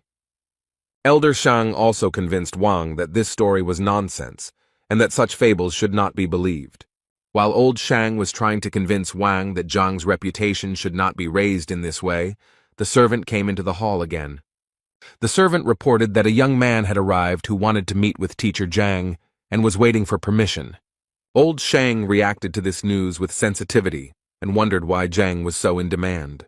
The servant added hesitantly that the guest awaiting an audience was King Jiangnan's son, Bai Sen. When old Shang heard who was waiting for him, he shouted for him to immediately let the distinguished guest into the hall. For Elder Mo, the events took on new colors, because the king's son is a master of martial arts, but he wants to meet one of the weak teachers. Shen Bi was surprised by Zhang's influence because Bai Sen is a very influential person in the kingdom. As soon as No Bai Sen appeared in the hall, everyone greeted him with honor, bowing as a sign of respect. However, Bai Sen seemed uninterested in those present. He noticed Zhang and waved his hand at him. Zhang asked with a picky look and a simple voice, "What does Bai Sen want?" Bai Sen ran up to Zhang and told him that he was leaving the city soon, and that he really wanted to learn all of Zhang's skills. The faces of those present reflected surprise. Why was Bai Sen communicating so well with Zhang? Old Shang became angry and advised Zhang to be careful with his words, since he was dealing with a royal person and etiquette must be observed. After this, Old Shang apologized to Bai Sen for Zhang's ignorance, as he did not understand who he was talking to. Bai Sen shouted at the old man to get out of here before he lost his head. Bai Sen Zhang was a master and equal to his mentor Lu Shen, so there was no point in dishonoring his honor. Hearing this, all those who had tried to humiliate Zhang in every possible way felt the ground slip out from under their feet. Old Shang analyzed what he heard, and could not believe his ears that a certain Zhang was of the same level as the tutor of the king's son. Junior Shang and Cao simply turned pale upon hearing this, and almost lost consciousness. Elder Mao also wondered why Master Zhang was considered so strong. Bai Sen said that everyone present heard the information correctly. Zhang's strength was 3 times greater than Bai Sen's. Bai Sen added that if anyone wants to contradict his words, they should keep their mouth shut if they want to live. Otherwise, if Master Zhang showed his strength, no one present would say hello. Those present in the hall began to whisper among themselves about how it happened that Zhang was stronger than Shan, and how he exhausted his abilities so quickly. Only Zhang stood modestly in the corner, and was somewhat embarrassed by these dialogues, since he did not really want to demonstrate his strength. Upon hearing this information, Wang began to persuade Zhang to accept his son into the class. Bai Sen shouted to Wang to hold the horses because Bai Sen also needed a teacher. Zhang told Wang that his son could come to class tomorrow as a free student, and Zhang would think about enrolling later. Bai Sen kindly asked Zhang if there was anything that needed to be settled that the king's son would be happy to help with. Zhang reminded Elder Shan that now that the will detector had been passed, it was time to pay the bills. Cao objected to Zhang and said that he could do nothing despite Cao's defeat. After all, it's not possible to simply take away a license, and the most that Cao can get is 100 lashes from God. Zhang asked why Cao was so confident, to which Cao replied that there must be good reasons for revoking the license. Cao also said that there was nothing to complain about in his teaching, and that he had never put students in danger. Zhang didn't listen to Cao very carefully because it was just chatter to him, so he wanted to know Elder Mao's opinion. Mao confirmed Cao's words, and there must be good reasons for revoking the license. Zhang wondered why he wasn't told about this before, to which Mo replied that he was thinking about Zhang losing. Mao explained that there was only one option for revoking a teacher's license. The Grandmaster or his assistant must confirm the decision to revoke the license and notify the Teachers Guild about it. Zhang listened carefully to what Mao was telling him and tried to put the puzzle together in his head. The first thing that interested Zhang was where to look for these people, and even if they were found, how to attract attention to the dispute. The servant entered the hall again and announced that a girl named Huang Yu had come to the tower and wanted to see Zhang. Bai Sen was very happy to hear that his beloved Huang Yu had also come to the castle. Elder Mao gave the go-ahead and ordered that the girl be immediately admitted into the hall. A few minutes later, a fair-haired woman in an elegant robe appeared at the threshold of the hall and thanked for the hospitality. Huang Yu greeted all the elders and was very happy to see them in full health and well-being. Finally, the girl approached Zhang and greeted the master with a low bow. Bai Sen informed Zhang that Huang Yu had just taken over the position of assistant to the Grand Master that had just been discussed. Old Shan, who was watching all this, had tears in his eyes because he could not believe that Zhang was being protected by the son of the king himself. Cao and the younger Shang were already on the verge of a nervous breakdown due to the fact that Zhang was acquainted with such respected people. Zhang asked Huang Yu if she was really an assistant, to which the girl replied that she was just lucky to meet teacher Liu, who needed help. Zhang smiled at the girl and said that he also needed Huang Yu's help now. Zhang told Huang Yu about this fight, and she was furious that if Chao remained as a teacher, sooner or later he would tarnish Hong Ting's honor. Therefore, Huang Yu decided that Chao was not worthy of a teaching license and should prepare documents to dismiss him. Chao's legs buckled at the sound, and he fell to the floor with a dull thud that echoed throughout the hall. Losing his license meant that he would no longer be treated with respect and would be treated like trash. Cao sat and stared at one spot for a while because he had worked hard to get his license. Cao bit his lip and clenched his fist with all his might, unable to accept the fact that such a shameful outcome awaited him. He rose to his feet and shouted that the Teachers Guild would be interested to know how Zhang drove his students crazy. Zhang responded calmly and assured that it no longer mattered, since Cao should be punished according to the terms of the dispute. Cao didn't know how to respond to such words because all his arguments had simply dried up. Junior Shang began to threaten Zhang that he would not see a peaceful life after he committed such a vile act towards Cao.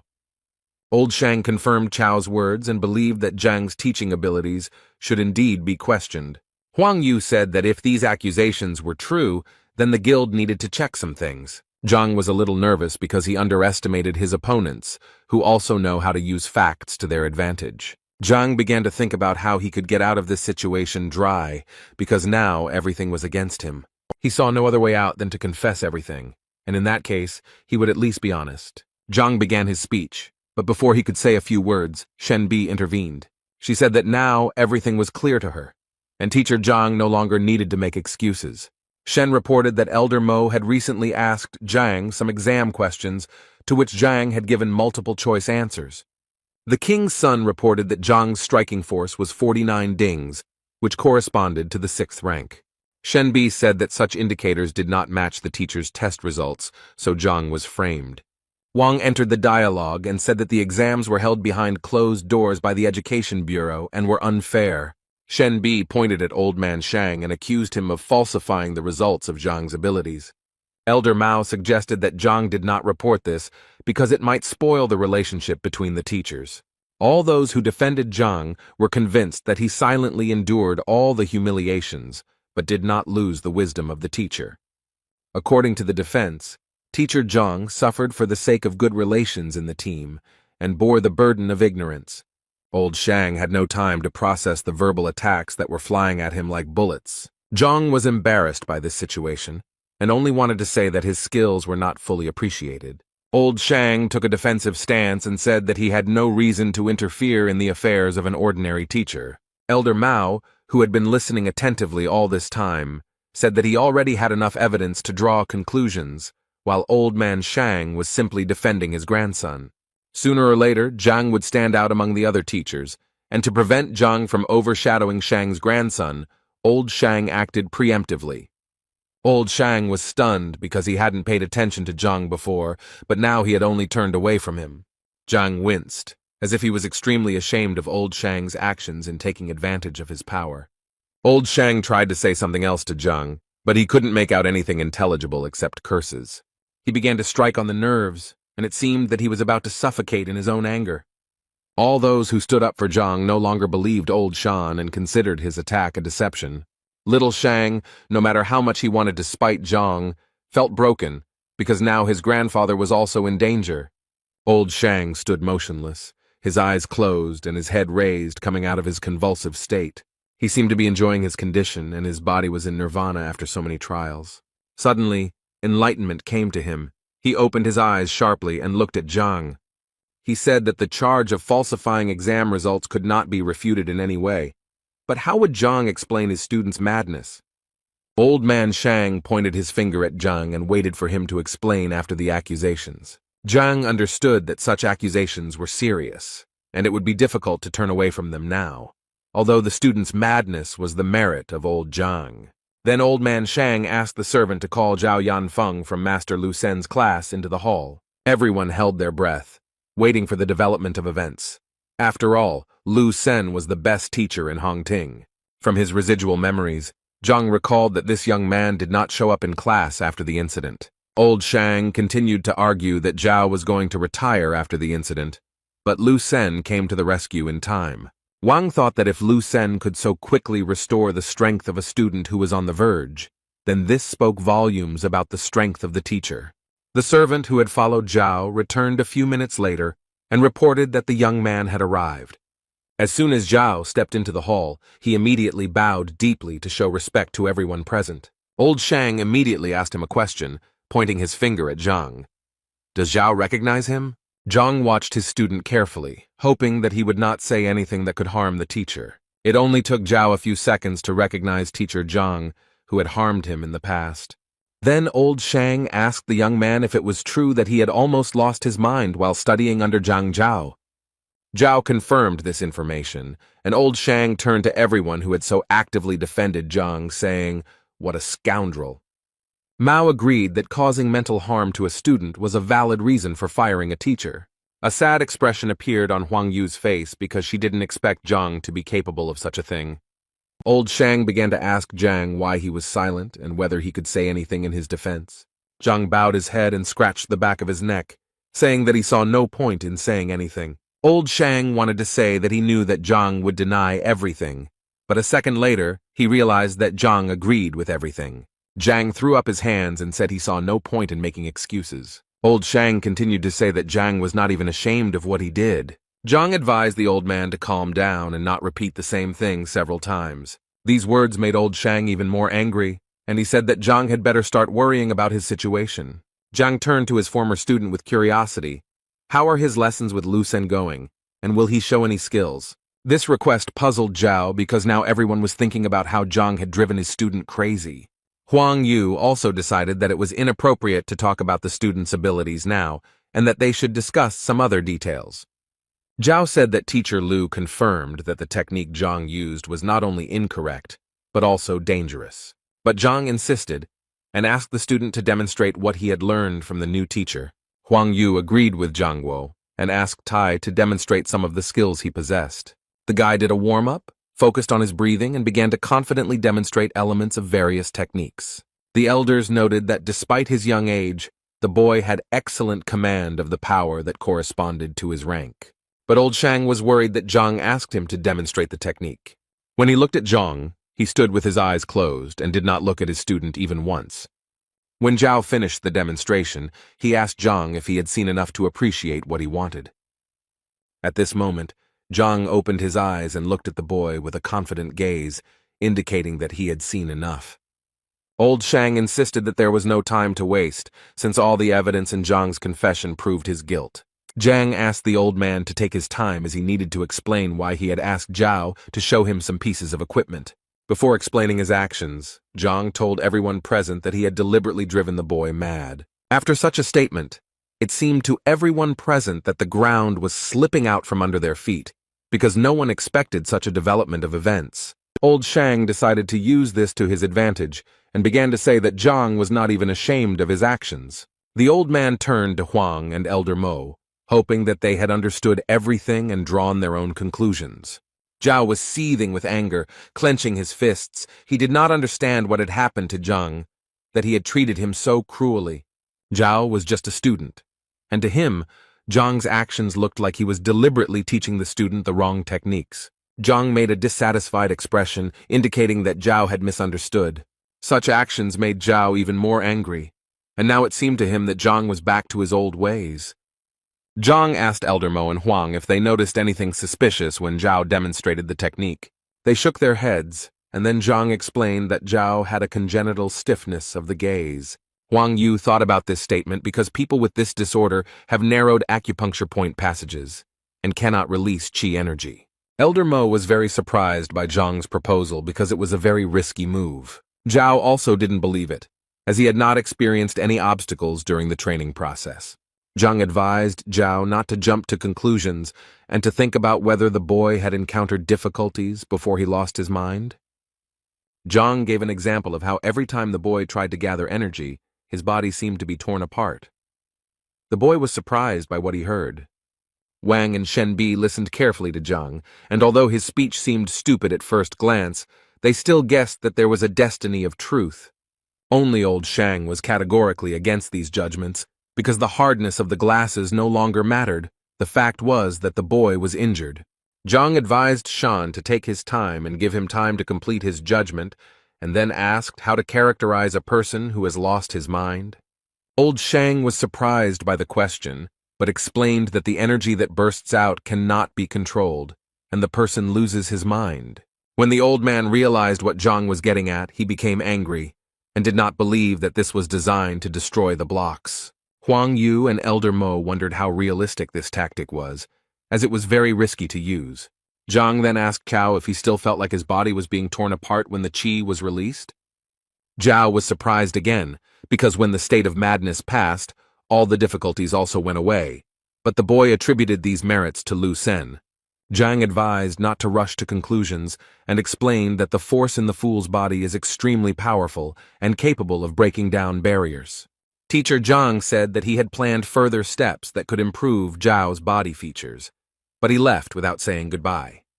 Old Shang was furious, shouting insults at Zhang and asking why he did not tell his disciple about his tactics. Zhang had a simple explanation. If the plan was revealed, Zhao would not agree, and everything would be in vain. Zhang added that you don't have to believe him because what he says is shocking, but Zhao is just one step away from second place. Zhao said that Teacher Lu said that if he worked hard, the boy would reach the second rank in 6 months. Shenbi and Wang were convinced that Teacher Lu's evaluation was quite high. But Zhang had a different opinion. For him, 6 months was too long a period, which could be significantly reduced. And when Zhang started talking about layoffs, he offered to move to a second position in just half an hour. This harsh statement caused a stir among those present, as in their minds it was an unrealistic term. Old Shang said that training is not like hunger that can be satisfied in one sitting. What is important is consistency and time. Zhang, confident in his words, saw completely how those around him did not trust him. Zhao was lost in his thoughts, which threw him from side to side, where it seemed that Zhang wanted to help or, on the contrary, harm. Zhang walked up to the boy and placed his hand on his shoulder, saying that he didn't blame the young man for not trusting him, but that Zhang could help now. Zhao thought that Zhang had identified his problem correctly, and therefore Zhang must have a solution. Zhao exclaimed that he was willing to take the risk and trust Master Zhang and try to advance to the next level. Zhang thanked the student for his trust, and promised that he would not let the boy down this time and would do his best. Zhang explained that he would use silver needles to widen the passage around the energy release points. Zhao sat on the floor, and Zhang took a silver needle out of his pocket and stuck it into the right spot. The hall was filled with a powerful blue light, and a hurricane seemed to form around the boy. The boy looked at his hands and could not believe that what he had dreamed of for so long had finally come true. Despite the fact that Zhang promised about 30 minutes, the boy mastered the new rank literally in an instant. Those around them could not believe their eyes, because a miracle had just happened before their eyes, which at first glance seemed unreal. Huang Yu and Elder Mo thought that this was some kind of dream, because only with the help of the needle could the disciple reach the next level. When the reincarnation was completed, Zhao bowed deeply to Zhang and continuously thanked him for his help. And then he apologized for letting the teacher down and being so rude to him, hoping that he could come back.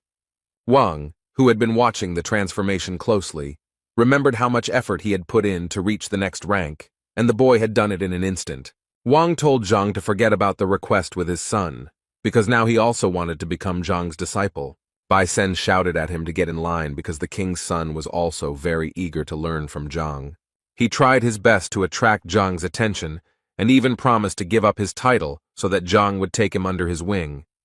Zhang, who could barely get a word in edgewise, asked everyone to speak more slowly and promised to talk about it later. The teacher then turned to Zhao, wondering if he had made a mistake this time. Zhao apologized for the 100th time for his reckless actions and promised that from now on he would completely trust Zhang. Zhang asked Old Man Shang if he had anything to say, considering that he was already actively making accusations. The old man was disheartened by all these events because Zhang had proven his innocence, but Shan had no chance to defend himself. Elder Mo interrupted Old Shan, saying that any words would be unnecessary. Mo announced his verdict that Shang Bin had attempted to frame his colleague, so he is now suspended from his post pending the outcome of the judicial investigation. Mo also added that Cao Xiong had deliberately defamed Zhang and would now be removed from teaching. Elder Mo reminded Old Man Shan that he had been removed from his position as the school principal for falsifying the exam results. Old Shang fell to his knees and felt completely broken just because he had given in to his grandson's pranks. Mo apologized to Zhang, but promised that in the future, he would no longer be bothered by unworthy people.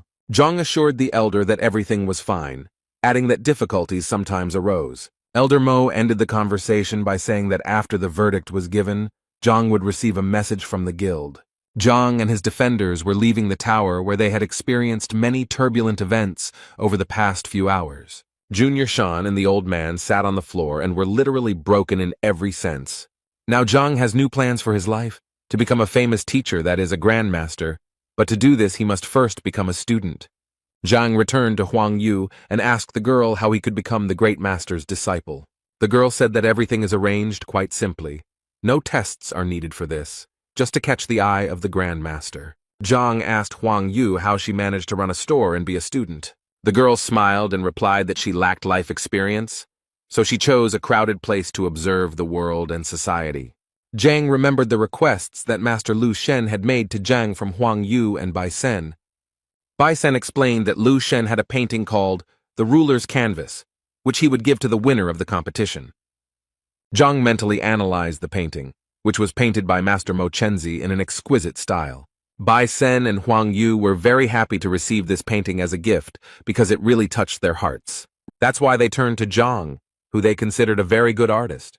Zhang was confused, because he only understood the paintings thanks to the Library of Heavenly Path.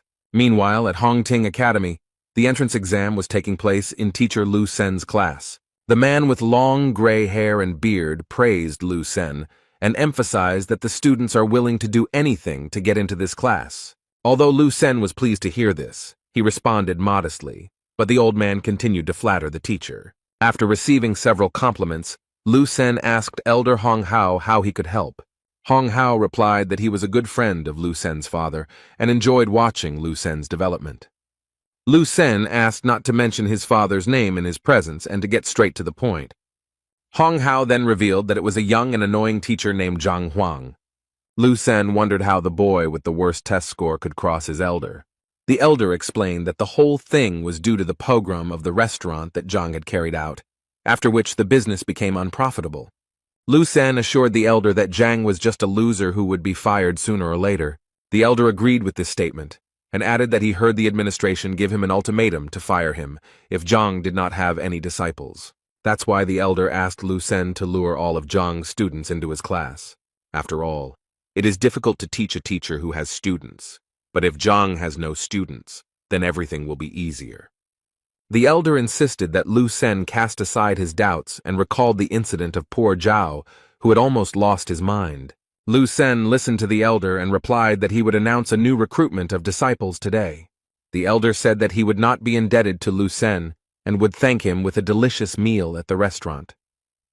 The conversation between the two men was interrupted by a fair-haired boy who dodged teacher Lu before making his request. Lu Sen asked what Wang Yan, the grandson of the Wang clan leader, wanted. The boy tried to say something, but it was obvious that he was shy and afraid to voice his desires. Lu Sen convinced the boy that if he had any problems with his studies, he could share them with him. The elder did not miss the opportunity to praise Lu Sen once again, and assured the boy that he would receive an answer to any question. Wang Yang knelt down and announced that he intended to leave teacher Lu Sen's class. Lu Sen didn't expect this development, because people want to get into this class more than anything else. Lu Sen wondered what the reason for this decision was, whether anyone had offended the boy, but Wang Yang insisted on his initiative. Lu Sen tried his best to keep the boy, so he said that if he left this class, no other teacher would accept him. The boy said that if he left this class, he would have the opportunity to listen to teacher Zhang's lectures. This news shocked Lu Sen greatly, and after becoming Zhang's free listener, the boy punched Lu Sen in the nose. The elder was also extremely surprised by this decision, since Zhang's reputation was not the best. Lu Sen asked the boy if he knew of the case of a student who had lost his mind while studying under Zhang. The conversation was interrupted by Zhao Yanfeng, who was told by Lu Sen that Wang Yan wanted to go to Zhang's class. Lu Sen asked Zhao to tell Wang what Zhao had gone through while studying under Zhang. But Zhao also knelt down and asked Lu Sen to let him into teacher Zhang's classroom. Lu Sen now didn't understand what was going on at all, because the disciple who had suffered under Zhang was now also going to Zhang. Zhao explained that Zhang was a good teacher, and now Zhao regretted his mistake. Lu Sen turned pale at this and couldn't understand why Zhang's thoughtless actions turned into good deeds for Zhao. Without thinking twice, Lu Sen agreed to let the boys go, believing that they had thought about their decision. The boys were very happy that they would now be able to listen to lectures from such a talented teacher as Zhang. Before Lu Sen could finish speaking about what the boys looked like, the spirit disappeared as if they had never been kneeling.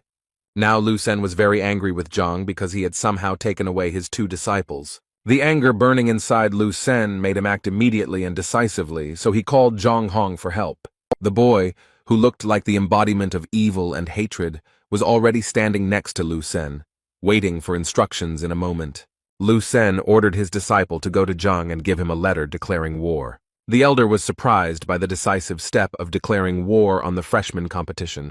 Lu Sen was extremely angry, and now if Zhang was so impudent, he would have to answer for his actions. Lu Sen was also going to conduct an evaluation of the teachers, and when Zhang lost, Lu would take the students to his place. Before these events, Lu Sen wanted to attract the Grandmaster's attention at the novice competition in order to become his assistant, but his plans changed. Meanwhile, in Zhang's class, the students were discussing their upcoming classes with Zhang and what unforgettable experiences awaited them. The conversation was interrupted by the sharp sound of the door flying into pieces. The red-haired boy stood at the door and broke the door of Zhang's class. He barely touched the ground with his fingertips, and all he cared about was Zhang's whereabouts. The students of Zhang's class were outraged by this development and were already ready to defend the honor of the class and their teacher. One of the students recognized the red-haired guy as Zhu Hong, who had placed 4th in the entrance exam.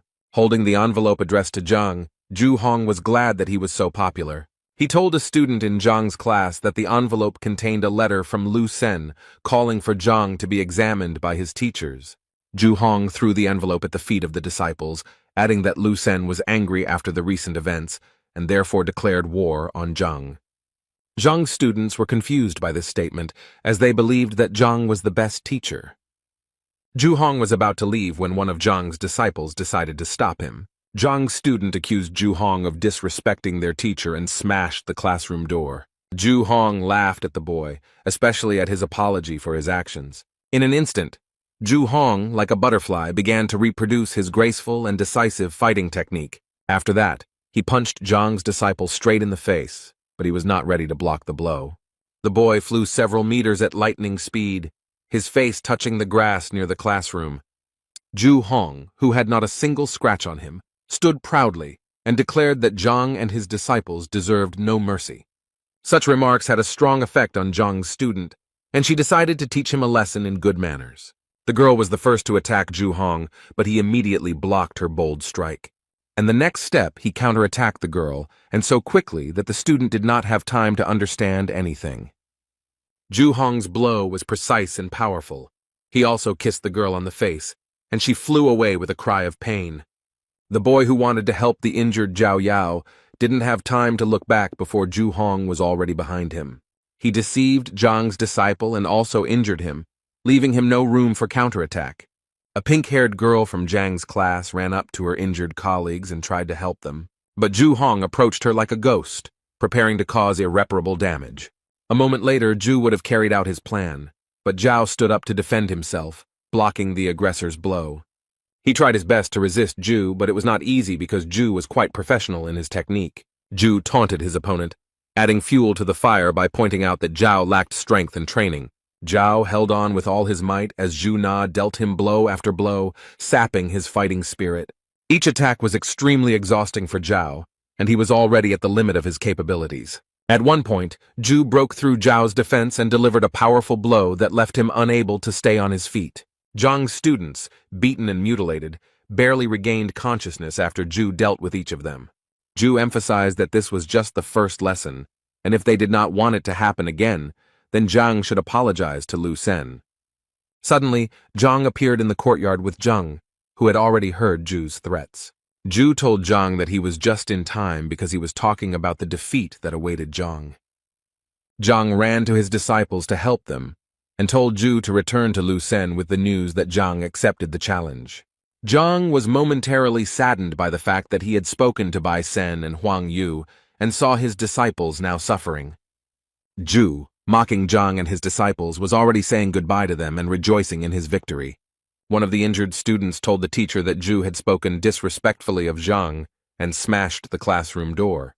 The boy asked Zhang if there was any way to get revenge on Ju for the damage he had caused, when Ju suddenly heard this and stopped abruptly.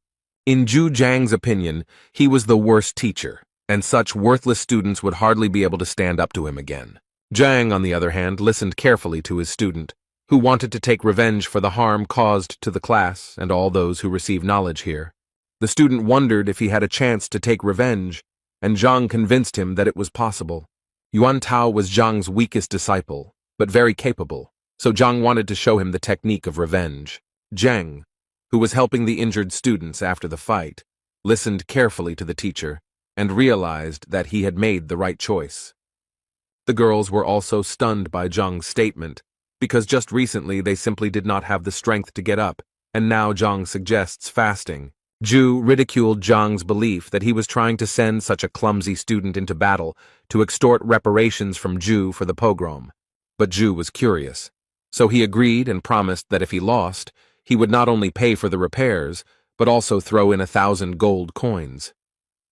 Zhang rose to his feet and asked if he had heard, but Ju assured him that Zhang had heard correctly. In this case, Zhang told Yuan Tao that this was also a chance to make some money, so it was necessary to win. Zhang convinced the student that he would show him 3 simple steps that, if followed, would enable the student to win. Ju could hardly contain his laughter at the sight of Zhang's actions, who was about to give a lesson to his student right before the fight. Zhang called other students to whom he was going to tell about the tactics that would bring victory in the future. Yuan Tao was already beginning to doubt his own strength, and was he too hasty in his desire for revenge? Zhang encouraged his colleague and convinced him that the boy should trust Zhang.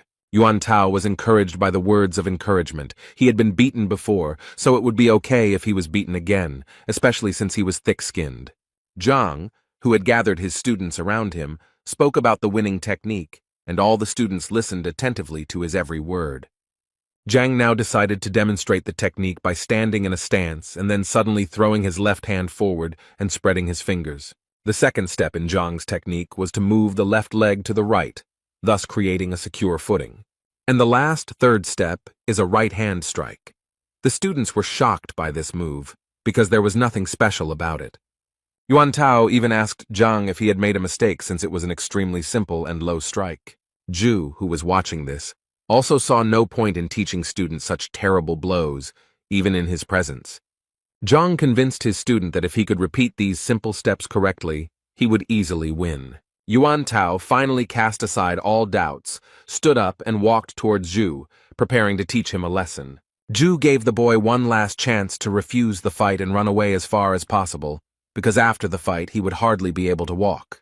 Yuan refused, and Ju instantly rose like a hurricane to launch his lightning attack.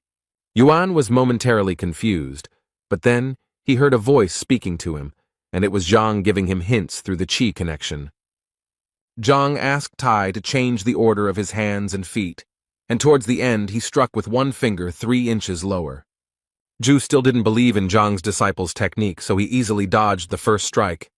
Meanwhile, Yuan did everything according to Zhang's instructions, moving his right leg to the required position. Yuan was convinced that one must trust the teacher, and only in this case can one win. Ju, who was already celebrating his easy victory, instantly realized that Yuan had not yet landed a single blow. After all, the whole technique consisted of influencing a certain point, which Yuan skillfully used. Ju was racked with indescribable pain because Yuan had hit a vital point where the energy was coming from. Ju winced in pain and barely stayed on his feet, trying to say something to his opponent. Yuan approached Ju, looming over him, creating a threatening and uncomfortable atmosphere. Ju regained consciousness, covered in bruises and sores, and tried to understand how he had been dealt with so quickly. Zhang's other students also admired Yuan's abilities, who had suddenly become so strong. Zhang praised Yuan, but stressed that the blows should be softer, as they would not destroy Ju. Yuan, who was already in a heated mood, stopped at Zhang's request and stopped beating Ju. Ju lay on the ground with a swollen face and whined that he had been knocked down by such a simple blow. Yuan was outraged that Ju was devaluing simplicity, so he threatened to hit him again if he did not calm down. Zhang decided to stop the persistent student and said that Yuan should rest, and the rest should test their strength. Zhang invited Zhang Yang to try his hand while there was still a good opportunity to practice. Ju, who thought he would be released after this match, did not expect to become a punching bag. But Ju was convinced that since Zheng had failed to parry even one blow last time, victory would be easy. Ju was now ready to watch his opponent's strikes closely, but Zhang had only worked out the tactics for one fight. Zheng rushed into battle. Out of nowhere, he heard Zhang's voice giving him battle advice, so he realized it was Chi Ziquo. Ju did not believe that Zhang's disciple was serious, so the duel had to be easy. Therefore, when Zheng dared to strike, Ju forestalled him, as he was already familiar with such tactic. Ju admired himself for not falling into the same trap twice, and so he won a few more victories.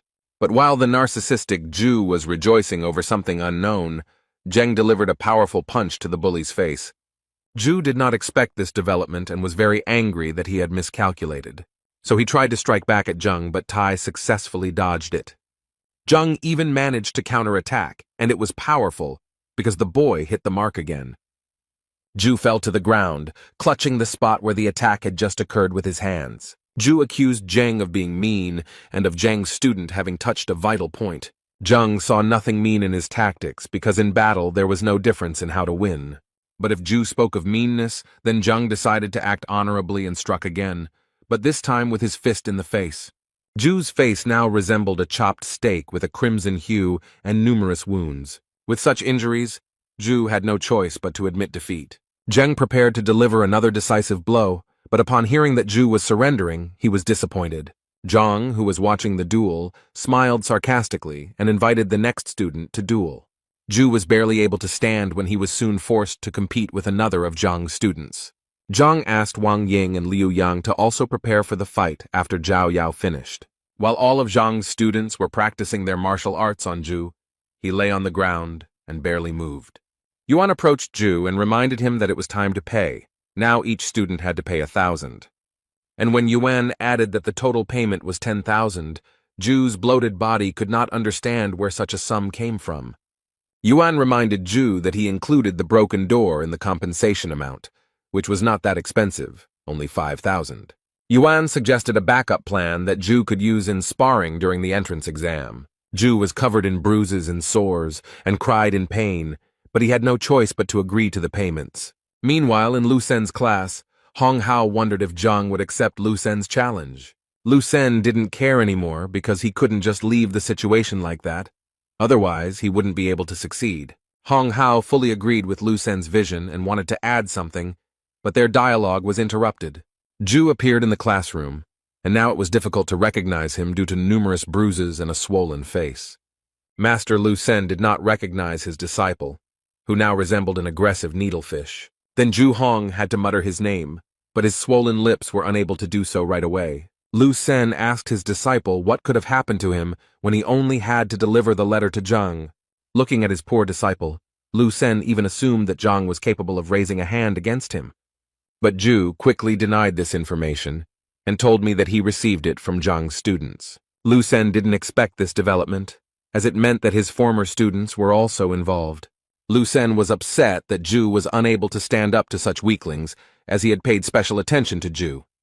When Lu Sen learned how exactly the students managed to defeat Ju, he said that knowing the point was no guarantee of victory. Combat is a much more complex system, where the speed of reaction and adaptation to the enemy is important, Lu Sen said. Lu Sen understood that this tactic was not invented by the students, but by Zhang, so this teacher was not as simple as he seemed at first glance. Lu Sen promised Ju that he would help him recover, advance to the next level, and quickly increase his vitality. The teacher asked Elder Hong if there was a way to influence Zhang through Elder Shang, who worked at the Education Bureau. The elder explained that it was not so simple, because there had to be good reasons for such a decision. While the elder and the teacher were talking, an unknown man entered the hall and interrupted the conversation. The young man had flowing blue hair and bowed to the elder and teacher as a sign of respect. Lu Sen greeted Teacher Wang and asked him what he was doing here. Wang announced that he had news from the Education Bureau and that the audience might not like it very much. Lu Sen became wary in anticipation and told Wang not to intrigue and to get down to business. Wang reported that from now on, Elder Shang has been released and is under investigation. Lu Sen was now interested in the details of these events, since Elder Shang had held this position for a long time. Wang said he heard that Shan was suspected of falsifying the teacher's test results, and this was discovered during Will's check. Lu Sen became nervous when he heard about the detector because he knew that Cao Xiong was the one who initiated its creation. Lu Sen then asked Wang which of the teachers dared to accuse Elder Shang of such a thing. Elder Hong whispered to Lu Sen that Shang had good connections in the teachers' council, so it would not be easy to get him released. Wang said the decision was influenced by a teacher with poor academic performance, Zhang Huang. Zhu, who had been kneeling silently until now, became furious at the mere memory of Zhang. Lu Sen was also not happy to hear that after his disciples went to Zhang, he was now involved in the liberation of Shang. Elder Hong, who was still on the sidelines of the restaurant's events, was shocked by the news about Director Hong Ting. Lu Sen and the Hong elders now had the impression that Zhang was always one step ahead and mocking them. Meanwhile, in his class, Zhang completed another productive lesson in mastering new techniques. Zhang told his students to go home and practice there because the teacher evaluation was due in 6 months. Zhang told the students that he had no intention of losing, so he hoped the students would help him. After the lesson, the students gathered in the yard to discuss the events that had happened recently. It was said that Zhang had reached the 6th rank, and even Bai Sen himself wanted to become his disciple. Zhang said that it was worth using Lu Sen's challenge to justify Master Zhang's name, and he urged his colleagues to make every effort over the next 6 months to perform with honor. The students were convinced that Zhang was an honest and noble man who had been treated unfairly, and it was time to make amends. After discussing the plan of further action a little more, the students sat in the yard and then went home.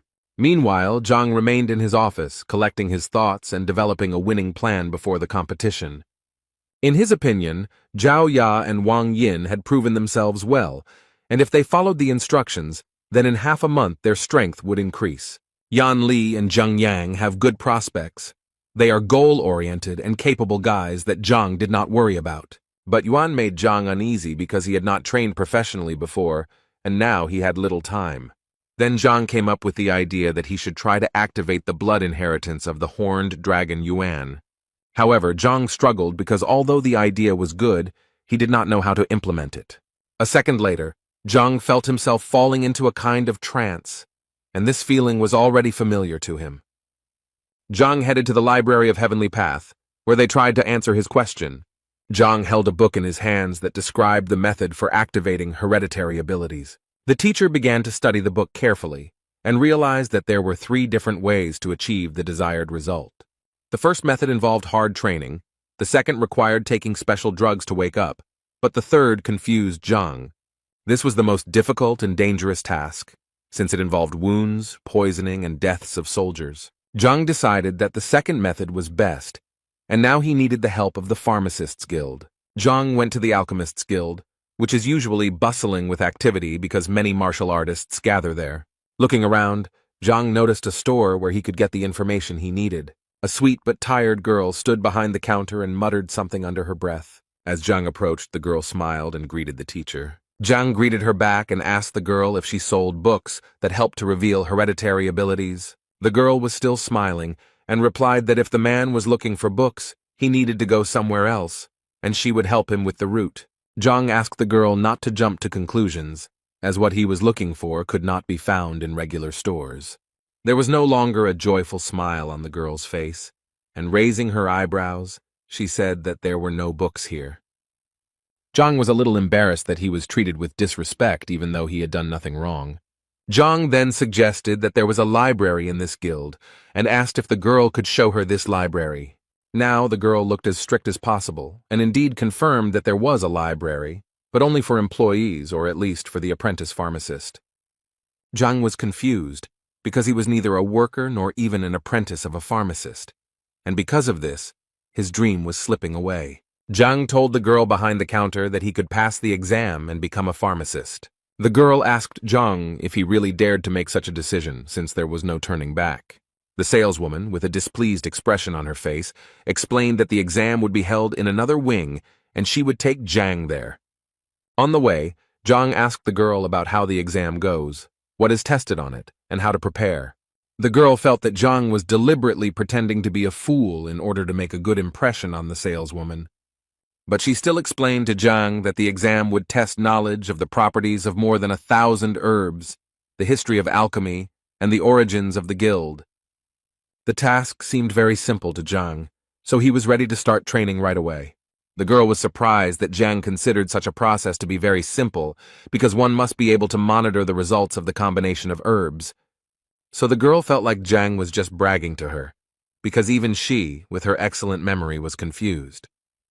The girl led Zhang into the examination room, where a plump man named Li stood behind the counter. The girl introduced Li Zhang and spoke about her intentions to take the pharmacology exam. Li greeted Zhang Guo and told him that here he would find the necessary books to prepare for the exam. Li also said that registration costs 2,000 gold coins, which are returned if successful and remain in the guild if unsuccessful. Zhang agreed to the terms of participation and reached into his pocket for the money that he fortunately had left over from the incident with the appraiser. The girl who brought Zhang watched with envy as he counted the bills, as she had rarely seen such large sums. Li told Zhang that the exam would start in 2 hours and that he could do his own thing in the meantime. Zhang thought about returning home, but this turned out to be a bad option since it took 2 hours to get from Hongting to the guild. Zhang then asked where he could find books to prepare for the exams. Li pointed to the room behind him and said that everything you need is there. You can just read it or buy it. Zhang had no need to buy these books, so he decided to just read them. The girl who brought Zhang still looked at him with distrust and watched him closely. From the room where Zhang was familiar with books, the constant sound of pages being turned could be heard. The girl was alarmed by this, and it seemed that Zhang was only pretending to learn something new. Li advised the girl not to pay attention to Zhang. Perhaps he was just looking for the right book. But the girl was convinced that in order to achieve a title in any profession, you need to work hard, and not just learn something in 2 hours. Zhang, who finished reading the last book, came to the conclusion that to succeed in alchemy, it is not enough to simply mix everything. Now it became clear to him why there are so few real pharmacists, and why people who are perfect have several professions. The girl who didn't believe in Zhang felt that Zhang had pretended very well for 2 hours. But Zhang had just finished his studies and was already full of the knowledge needed to pass the exam. When he entered the room where the exam was to take place, he saw other participants who were actively discussing something and were worried. The examiner and his assistant announced the start, and warned that if the participant was caught cheating, he would be disqualified from taking the exam. The examiner explained that there are 3 stages to the exam, where the first is a test, the second is the identification of the ingredient, and the third is a check of the combat rank. So now that the conditions of the exam were known, the examiner wished everyone good luck and gave permission to write the tests for an hour. Zhang carefully studied the exam papers, which required him to answer a large number of tests. The examiner reminded the participants of the need to control their time and complete all tasks on time. Zhang was completely calm because he was hoping for help from the books he had recently read. He placed his palm on the test paper, hoping to get the answers in his head. Zhang had doubts about the quality of the parchment on which the exam was created, as well as the information about the ink. Zhang exhaled and decided that he needed to focus on the task at hand. Otherwise, he wouldn't be able to answer correctly. He reread the question he needed to answer several times and programmed himself to search. He imagined himself rummaging through the vast expanses of the celestial library in search of what he needed. Several such attempts bore fruit, and Zhang already had the answers to the exam questions in front of him. He began to write them down quickly, which confused the examiner a little while all the other participants were still collecting their thoughts. The examiner watched Zhang closely, thinking that he was just another arrogant son of rich parents. Zhang ignored the examiner's scrutinizing gaze and confidently continued working. In a few minutes he used up all the paper given to him for the exam and put his pen aside. Zhang stood up preparing to hand in his paper, which surprised the crowd, considering there was still so much time left. When Zhang handed in his written work, he asked the examiner to announce the start of a new round. The examiner asked Zhang to wait outside the door. The test results would be announced later. The assistant asked the examiner if he would check Zhang's work now, but it seemed the examiner was not going to do so as not to spoil the mood. Li and the saleswoman were surprised when, less than a minute later, Zhang was already standing in front of them. Then the girl decided that the exam was too difficult, and Zhang could not stand the stress and gave up. Zhang assured me that everything went quite smoothly, and he answered questions quickly. The exam hour flew by rather quickly, so all the participants went out into the corridor in anticipation of the fateful result of the stage. The examiner took the answers of all the participants and began to carefully check the level of their knowledge. The examiner's brother asked how the exam was going and whether we could count on new students. But the examiner did not seem to receive any comforting news, as he found all the answers to be meaningless. The examiner's brother then pointed to a piece of work lying on the floor next to the examiner's desk. The examiner looked around and replied that he would not check this examination paper because the person who had taken it had not even read the question. But the examiner's brother became interested in the work, so he took it and began to study it. The examiner assured that the participant who wrote this work did not understand the value of the profession of an alchemist. However, it seems that Uyan's brother had a different opinion and suggested that Uyan read the work himself. Uyan began to read every word, expecting that there would be some absurd things written there. But with each new page, the expression on his face changed from the realization of what was written. When Ouyang reached the last page, he cried out in shock when he heard Zhang's answers. Uyan's brother confirmed Uyan's reaction that the work was indeed impeccable. The man noted that some of the questions were so difficult that he was not sure whether he could answer them himself. Now Ouyang had changed his mind about Zhang and was eager to know how Zhang managed to answer all the questions so quickly. Zhang sat in the hallway with the other participants, waiting for the test results. A few minutes later, Hua, the pharmacist's assistant, appeared before the participants. The girl who brought Zhang to the exam was waiting for Zhang's lie to finally be revealed. Sun Tao from Lu Yuan became the first lucky one to score 91 points out of 100. Sun Tao could not believe that he had succeeded, but his friends congratulated him on his intermediate success. Next up was Qian Wenman from Ji Yun, who scored 90 points out of 100 and was also pleased with his result. Hua was about to announce the third lucky winner, who turned out to be Zhang Huang from Qianshuan, but the assistant looked closely at the result. Hua couldn't believe his eyes, but he said that Zhang had scored the maximum points, 100. The other participants began to whisper to each other, "How did Zhang manage not to make a single mistake in the tests?" Hua announced that the participants he named must follow him to the second stage. The saleswoman from the drugstore was glad that the boy she brought failed the exam. But when Zhang stood up, she realized that she had not known his name before, but now she realized that he had passed the test with flying colors. Zhang smiled at the girl and waved his hand, indicating that it was time for him to go to the second stage of the inspection. The girl was very puzzled that Zhang, having read the book so easily in a few hours, passed the exam with the highest score. Now she felt like a fool for being so prejudiced against him in the first place. The second stage of the exam began, and the participants were now presented with 10 different samples. The task was to write the name of the sample, its properties, and its use during the burning of the incense stick. Ouyang said that if the participants want to advance to the next stage, they need to do well in this test. Zhang picked up the first sprout and began to examine it, but after a few seconds he realized that it was Greenbeard. The information in the heavenly library was the same as the real library. Zhang only needed to take a sample, and he would already have the answer. Ouyang watched Zhang closely, who looked quite confident in the second stage as well. Meanwhile, Zhang described sample after sample, detailing each point as needed. Less than half of the allotted time had passed before Zhang had already finished the description and was ready to hand in the work. Ouyang looked at Zhang again in surprise, but he had no choice but to accept the job. Now Ouyang decided to immediately check Zhang's work by reading every word the teacher wrote. When all the participants had finished their work, Ouyang was ready to announce the result after checking. Only one participant was able to answer the questions perfectly, and that was Sun Tao from Lu Yuan. Sun Tao's pupils dilated to the size of gold coins at this joyful news. But Zhang didn't believe it because he checked the answers to the questions using the Library of Heaven's path.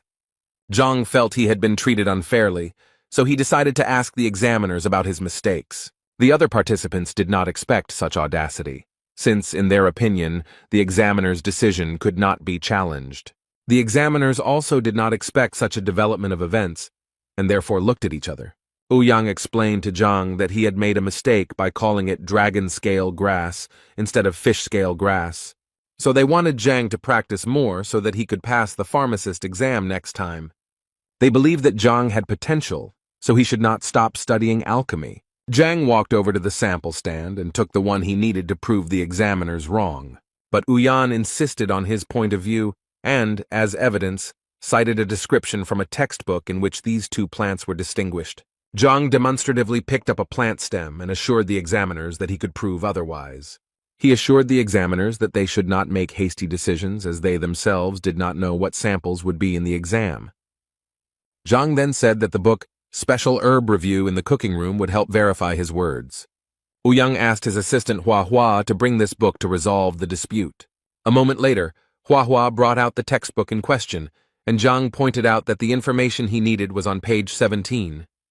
Ouyang was surprised by Zhang's accuracy, as it showed his excellent memory, but he began to study the textbook.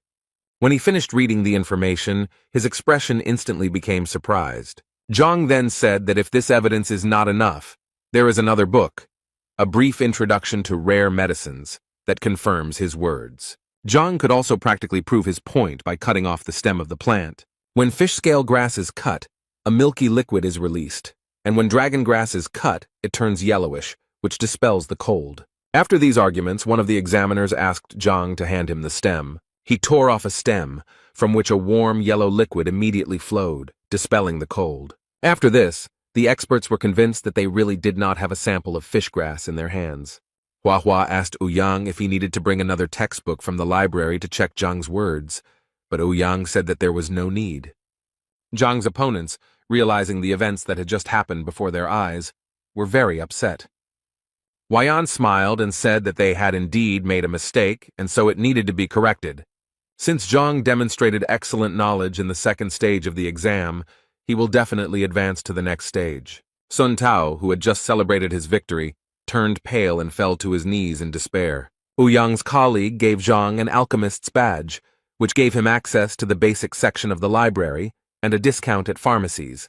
Zhang smiled and lovingly accepted the well-deserved prize, which was supposed to improve his life a little. Now the examiners, getting ahead of each other, offered Zhang to become their student. They showered him with compliments and promises, but Zhang very quickly rejected their offer. Ouyang explained that after such a difficult exam, Zhang really should have thought it over carefully. The colleague agreed, but stressed that Zhang should not put off such a proposal for long, so as not to harm the talent. Zhang asked the examiners where he could buy a drug that could help identify hereditary characteristics. The smiles on the examiners' faces turned to surprise and confusion at Zhang's question. Then Ouyang's colleague said that such drugs exist, but they have individual characteristics, and one must be careful with them. Zhang was very interested in this issue, so he tried to grasp at any straw and inquired about textbooks on this subject.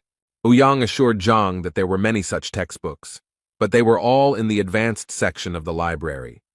Huayan's colleague added that this is very important information and only wise specialists have access to it. Ouyang's comrade convinced Zhang that if he wanted to gain access to difficult books, he should study with him. The man stressed that if Zhang chooses the path of a pharmacist, he will be respected everywhere. Zhang winced at such promising prospects, but all he needed was a book on hereditary abilities. Ouyang reminded that access to the library is limited, and to get in, you need to be at least a pharmacist. Then Zhang thought about how to become a pharmacist, because he really needed a book. Ouyang took Zhang's curiosity as a desire to learn something from him, which upset his colleague. Ouyang knew that he could not lose such a valuable student as Zhang, who was endowed with extraordinary abilities in pharmacology. Ouyang began to explain that in order to become a great pharmacist, one must be able to distinguish and classify different plants. Colleague Ouyang added that only through hard work and time spent studying can one achieve great heights. Zhang thought out loud that in 6 months he would have to become a pharmacist and that other options did not suit him. With this statement, he stunned the examiners, who exchanged surprised glances. Ouyang laughed and said that Zhang should be spared since, despite his young age, he still managed to do well on the exam.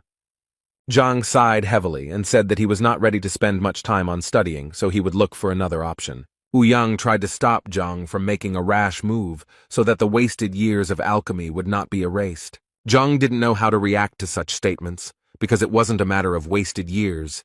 His preparation took hours. So Zhang decided to say goodbye to the examiners as he had other urgent matters to attend to. Ouyang decided to stop Zhang by offering him another way to become a pharmacist. Ouyang began to talk about a method that suited Zhang, given his extraordinary memory, but his colleague stopped him. Ouyang gave his partner a look that meant he was confident in what he was saying. The partner was against it, as the method was too risky and had dire consequences in case of failure. But Ouyang insisted because it was the only way for Zhang to achieve what he wanted. A whole conflict was brewing between the examiners, but Ouyang was extremely persistent in his decision. Zhang was already a little seething from the verbal altercation between the two men, and he didn't like the intrigue they had created. Ouyang started by saying that there are two ways to become a pharmacist, the first being the traditional way, which takes a lot of time and effort. A colleague told me about the second method, and this method did not consist of preparing medicines, but of discussing them. Zhang scratched his temple, analyzing the information he had just heard, but he lacked the details to understand it. Ouyang then continued that the most respected profession was the grandmaster that everyone had heard of. The examiner said that the grandmaster is proficient in several crafts at the same time, but Ouyang stressed that becoming a grandmaster takes a lot of time and effort. Colleague Ouyang added that it is impossible to guide others to the true path without having significant status.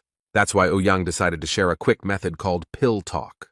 Grandmasters don't have time to endlessly make pills, but they can demonstrate their knowledge during discussions. This skill is also not easy, because you need to be able to defend your knowledge from the attacks of 10 alchemy experts. Zhang thought about this proposal, since with the Library of Heaven's Path, this method was the best for him. They explained to Zhang that although the discussion method seemed simpler at first glance, they preferred long-term training. Zhang wondered why most people choose the long road when they have the option of shortening their studies. Ouyang explained that in no profession is there a path without practice, no matter how much time was spent on theory. Zhang considered his decision, but also thought that he would never know until he tried. Ouyang continued that since the invention of this technique, more than 1,000 brilliant people have tried their hand at it, and only 5 have succeeded.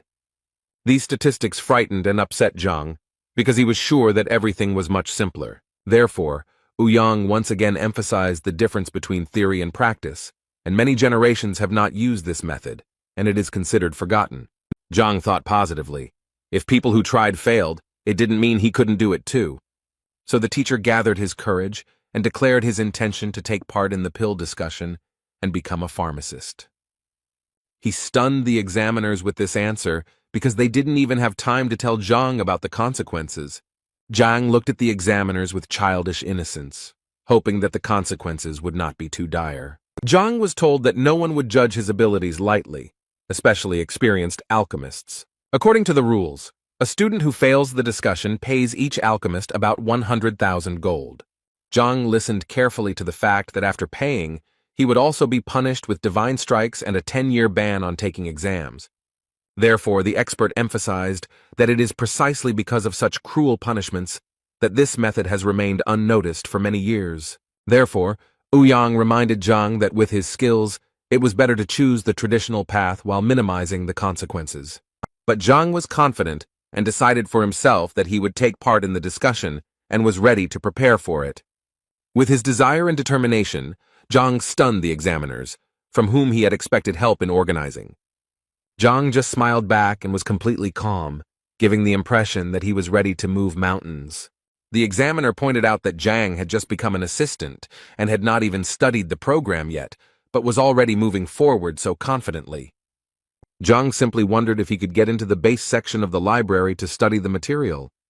The examiners were even more surprised by Zhang's next move, since the library contains hundreds of thousands of books that cannot be read again.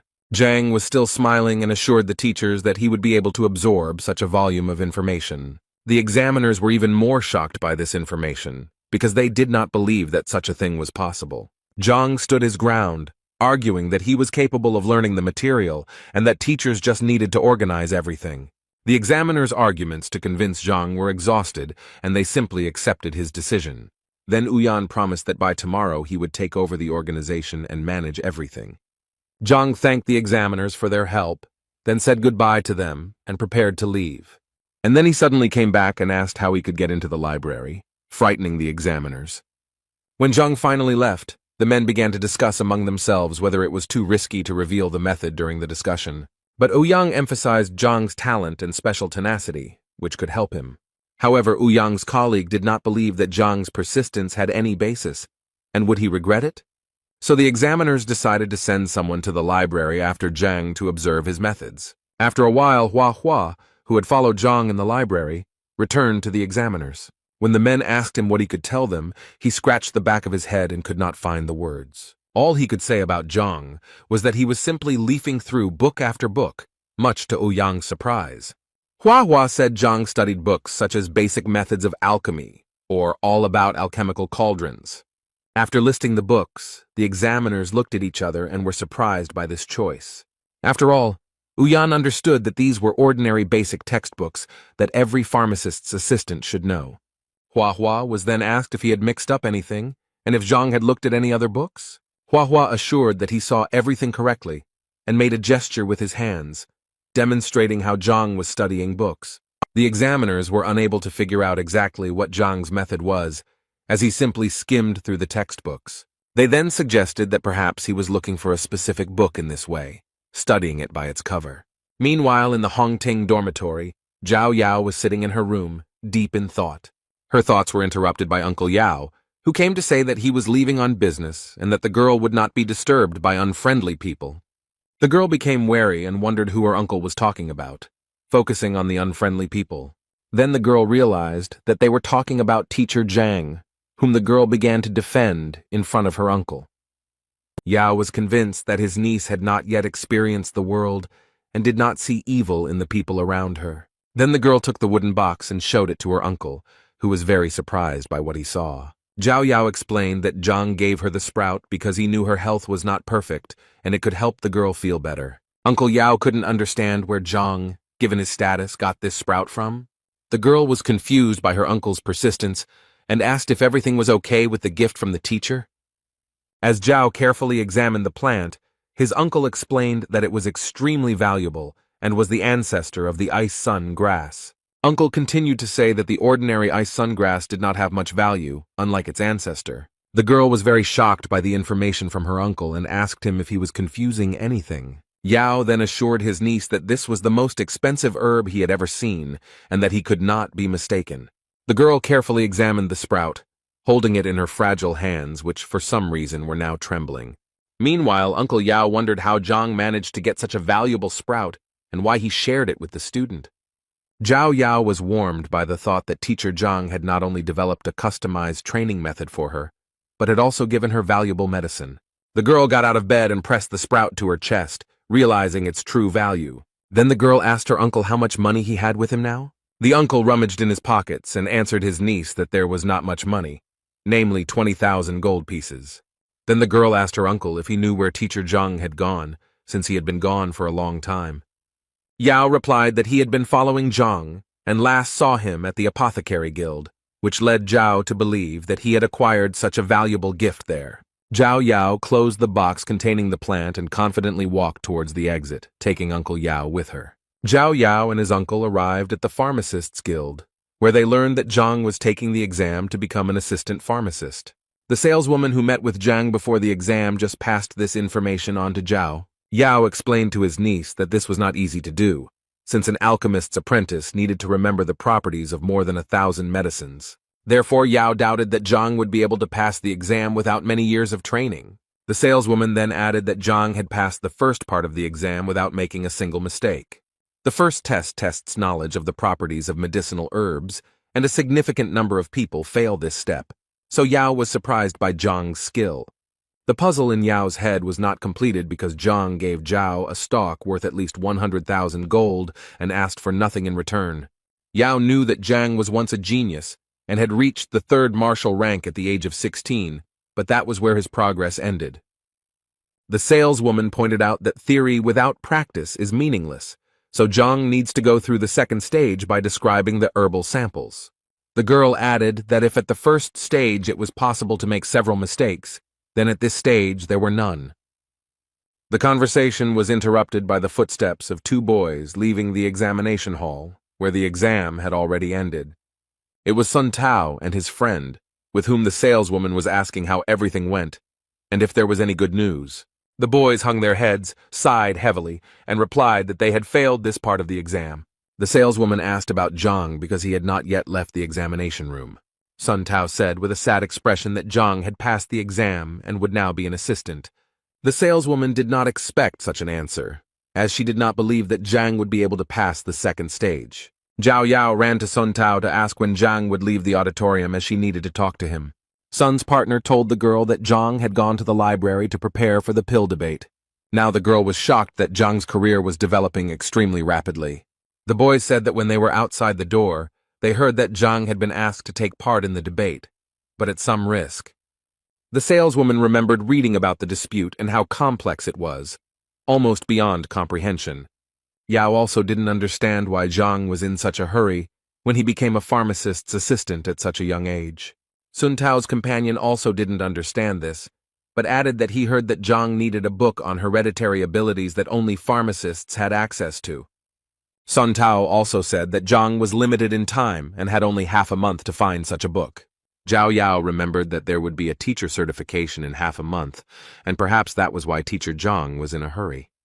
Zhao asked the boys what would happen to Zhang if he failed the pill debate. Sun replied that in that case Zhang would lose a lot of money, be punished by God's blows, and be deprived of the right to take examinations for 10 years. Zhao opened her eyes and opened her mouth wide when she heard what awaited Zhang if the discussion failed. She assumed that Zhang had made such sacrifices to reveal her power, and now she was willing to do anything to repay Zhang. Meanwhile, Zhang breathed a sigh of relief after studying all the books in the library. He sat next to a large stack of textbooks, and was a little disappointed that he hadn't found anything about hereditary abilities. Zhang turned to the examiners, who were discussing something heatedly among themselves in whispers. He quietly approached them from behind, and saw how they were making marks on paper against some guesses. Then Zhang realized that the men were voting on why Zhang was mastering literature so quickly, and put him in first place, saying that he was only pretending.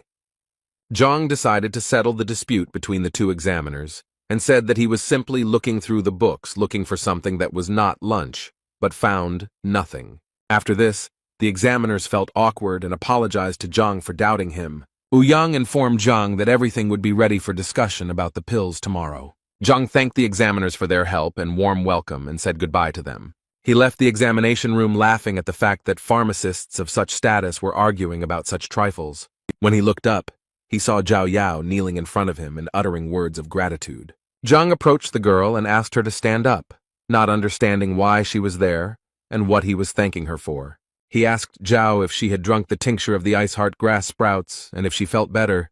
Uncle Yao also knelt down and apologized to Zhang for doubting his skills.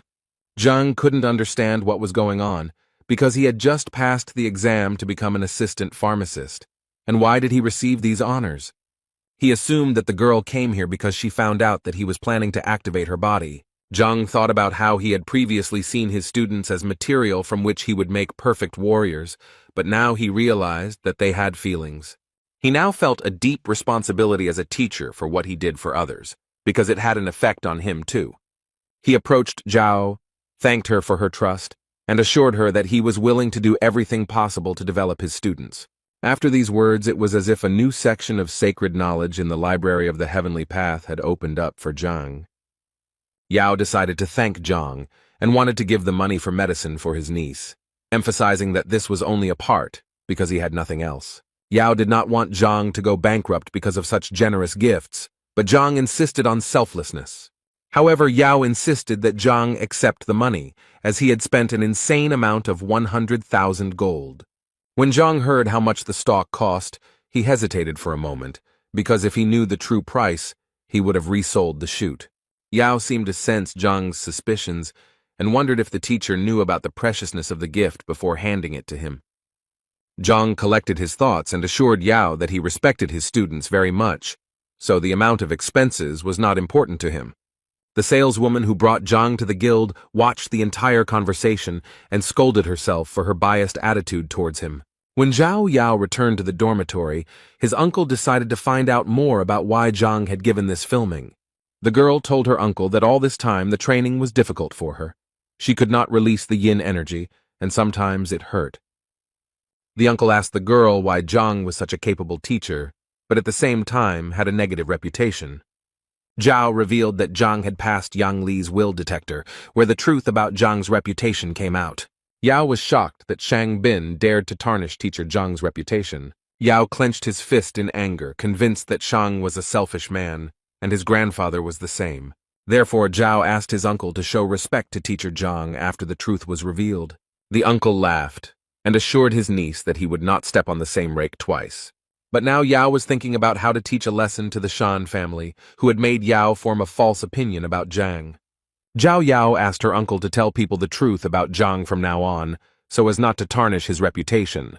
The uncle smiled broadly at his niece and promised that he would do everything in the best possible way. Zhang sat in his small house and looked out the window at the star-studded night sky. He spent the entire night practicing and easily improved his abilities, finding 20 new points. In the morning, he went out into the yard and saw a company that was impatiently waiting for him. There were 3 boys there, 2 of whom were his disciples, and the third was Zhao Yanfeng, Lu's disciple. Yanfeng bowed to Zhang and said that he had gathered the courage to refuse to study with Master Lu.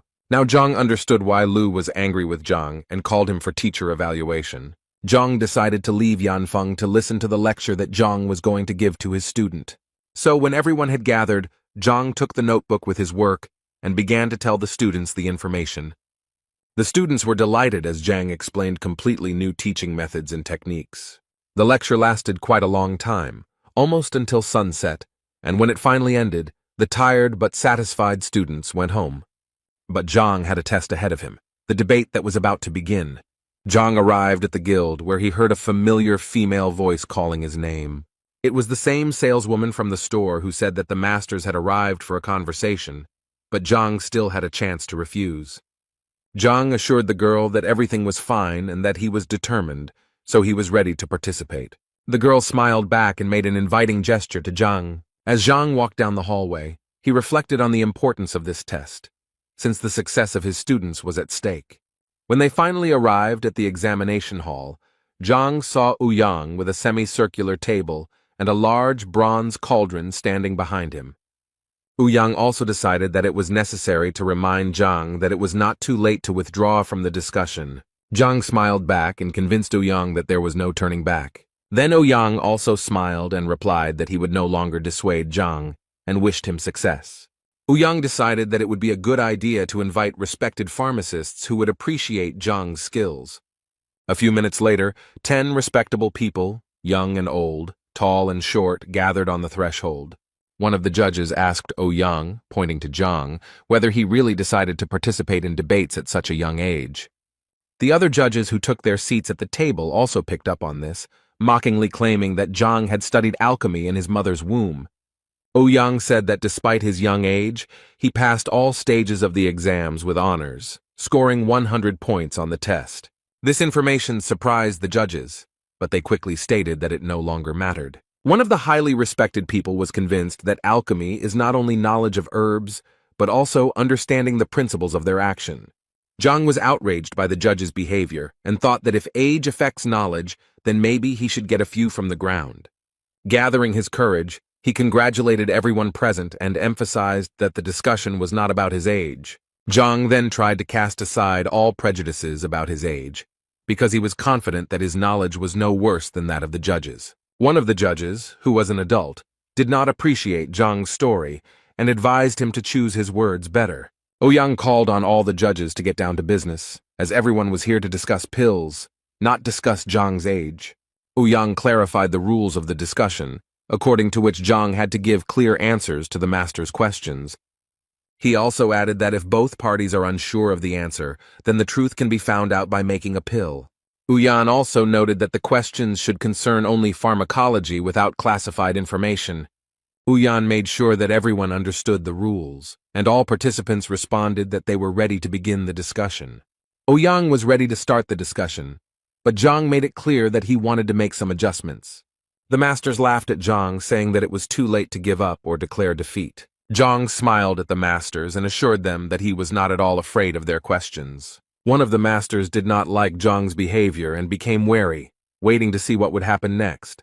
Zhang apologized for his behavior, but added that none of the masters would have conducted the discussion properly on their own. With these words, Zhang seemed to have stirred up a hornet's nest, and the masters were already on the verge of getting angry at Zhang. One of the masters advised Ouyang to guide Zhang onto the true path, since he could pay dearly for such statements. But Zhang suggested that Ouyang raise the level of difficulty of the discussion, so that the masters would not have any questions about his competence. Ouyang turned pale at this request, because the discussion itself was a complex phenomenon, and raising the level could turn out to be negative for Zhang. But Zhang suggested that each master prepare a pill, and he would explain the method of preparation and point out the shortcomings of the medicine. One of the masters was extremely unhappy that Zhang, being an assistant pharmacist, was going to point out the master's shortcomings. Ouyang couldn't understand what Zhang was thinking, because even though he had shown a great performance yesterday, he had been prudent. Zhang continued to mock the masters, saying that by pointing out their shortcomings, he could dishonor their honor and skill. One of the masters decided to start a discussion and agreed to accept Zhang's challenge first. It was Zhang who praised Zhang, despite his young age, for his courage and worthy knowledge, which Ouyang checked. Zhang asked Ouyang to prepare a furnace to demonstrate to Zhang that he was very wrong in his beliefs. The masters noted the skill of Master Zhang, who showed great promise among alchemists and managed to create more than 100 pills in 3 years. Zhang began his conversation with Zhang by saying that he had recently created an alchemical technique that he had named just a few days ago. According to the masters, the creation of new technology deserved respect, because such a master was destined to go down in history. Now, Ouyang felt like Zhang had already failed the test, because the new method was completely different from the original, and it was impossible to point out the shortcomings. Zhang remained calm and confident as he waited for Master Zhang to demonstrate his technique. Master Zhang walked up to the stove, taking out everything he needed to demonstrate the authentic technique from his pocket. He put on the ring of storage, and with a few movements, 3 blue flower buds were summoned. Returning them to his hands, the master whispered some words, similar to a spell, after which he threw the flowers into the oven. Zhang felt a little confused as he could hardly make out anything due to the master's rapid movements. Zhang understood that he seemed strange to the masters, because even an experienced pharmacist sometimes did not notice the shortcomings. But Zhang knew that what was invisible to the naked eye was like an open book in his library. When Master Zhang finished cooking, several pills fell out of the cauldron through a special sieve. Zhang, pleased with himself, said that his work was complete and ready for Zhang's evaluation. Other masters watching the process admired Zhang, who managed to make a simple tablet in an unfamiliar but exquisite way. Zhang decided to convince Zhang that he needed to name 3 shortcomings, and then the master would admit defeat. Zhang smiled and assured Zhang that he was a full-fledged pharmacist with a high status and sense of honor. Zhang nodded in response and decided to begin his speech by naming the technique, which he dubbed 10,000 Flowing Rivers. The master began to get nervous, but he tried not to show Zhang his excitement and continued to listen to him. Zhang then continued, and noted that the master had created the calm breathing pill using 12 techniques. Zhang switched to the Qi connection, and now only Zhang heard Zhang reveal that the master had copied several techniques from Master Bai Ming and Ling Tamba. Zhang looked deeply into Zhang's eyes, realizing that he was right, which made it difficult for the master to control himself. Zhang put his hand on the master's shoulder and said in Qi's voice that he should specifically not say anything about the techniques in his voice, because it would embarrass Zhang. Zhang wondered if he should continue further, but the master knew that it was a defeat, so he allowed him not to continue. The other masters who watched this spectacle could not understand why such an experienced Zhang gave up so easily. The masters were amazed at how easily Zhang was able to guess the name of Zhang's new technique. Thus, the masters realized that Zhang was not as simple as he seemed at first glance. Zhang continued to smile and urged the masters not to waste their time, so he invited the next one. One of the masters loudly slammed his fist on the table and said that he would be next, and now Zhang would not have to do the transfusion. The master was unclear about what had happened to Zhang, but he could not allow the masters to continue to be humiliated. Meanwhile, Zhang sat clutching his head, lost in thought about how his reputation now rested on Zhang's silence. The next master suggested that Zhang change the rules so as not to fall into Zhang's trap. So he invited Zhang to observe the cooking technique, but to point out any shortcomings in the process.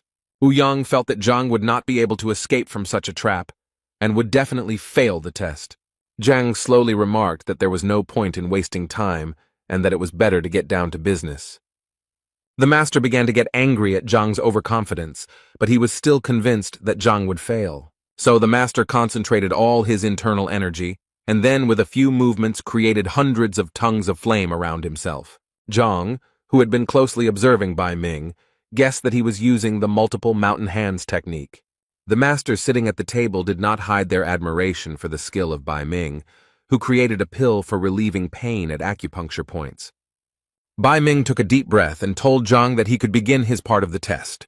And now Bai Ming stood proudly and waited for Zhang to list all the shortcomings of this technique. Bai Ming believed that without Zhang's talent, he would not be able to obtain the approval he desired from him. Zhang showed complete calm and composure, and said that the master should mentally prepare himself for what Zhang would say. Zhang began by saying that this was actually the multiple mountain hands technique, in which the herbs were arranged in a certain order, like stones. But for Zhang, the shortcomings of this method were obvious, and therefore even if the pills were of good quality, it was impossible to achieve the ideal. When Zhang said that this technique was suitable for mass production by low-level pharmacists, the master's face twisted with rage. According to Zhang, this method is a dead end, and in this case the pharmacist will bury himself. Ouyang turned pale after hearing Zhang's words. After all, Bai Ming was not only a first-class pharmacist, but also one of the most influential people in the kingdom. Bai Ming was furious, but Zhang's words were meaningless to him until the technical shortcomings were mentioned. Zhang walked closer to the furnace and said that he would start the list of defects with the simplest one. Zhang asked the master if he knew anything about the equipment he used, since pharmacists must have the skills to use it. Zhang guessed that most likely all the kilns were roughly the same, so the master was not too worried about this issue. But Zhang, pointing to the cauldron, said that one technique is intended for one cauldron, and if this is not taken into account, the recipe will give different results. Zhang slapped his palm on the cauldron and indicated the exact parameters of the cauldron, even noting that there were scratches on it. Zhang continued that the cauldron was smelted under the supervision of a master in a quarry more than 7 years ago. After Zhang finished his speech, there was silence for a few seconds, and then the whispers of the masters could be heard. Ouyang was always amazed by the information Zhang gave, especially when he gave the exact parameters of the furnace. Now that Zhang had finished talking about the cauldron, he turned to the flames that the heavenly embers created.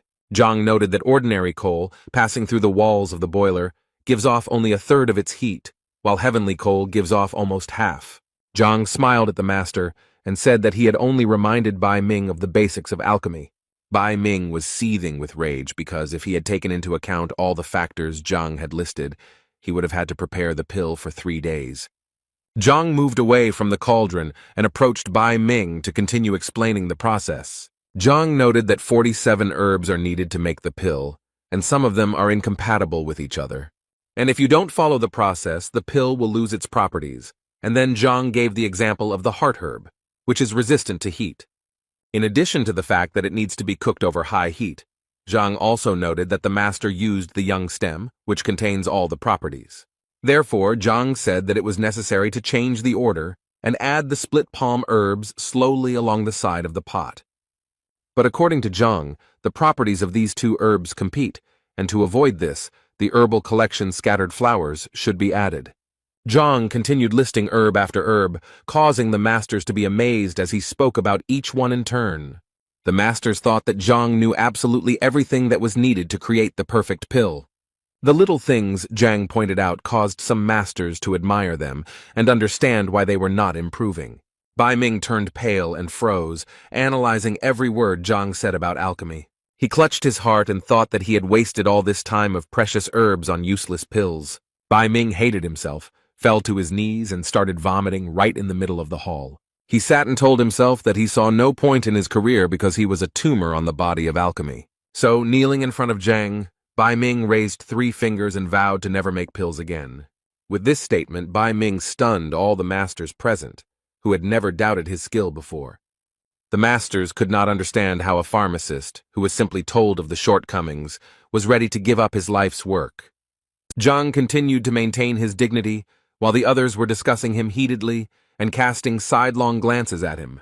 Now he was ready for a new challenge, but he decided to slow down and choose his words more carefully. One of the blue-haired masters cast a wary glance somewhere to the side. His attention was drawn to another master with blue eyes and thick gray eyebrows. It was Masters Meng Yan and Chen Dan who rose from their seats to challenge Zhang.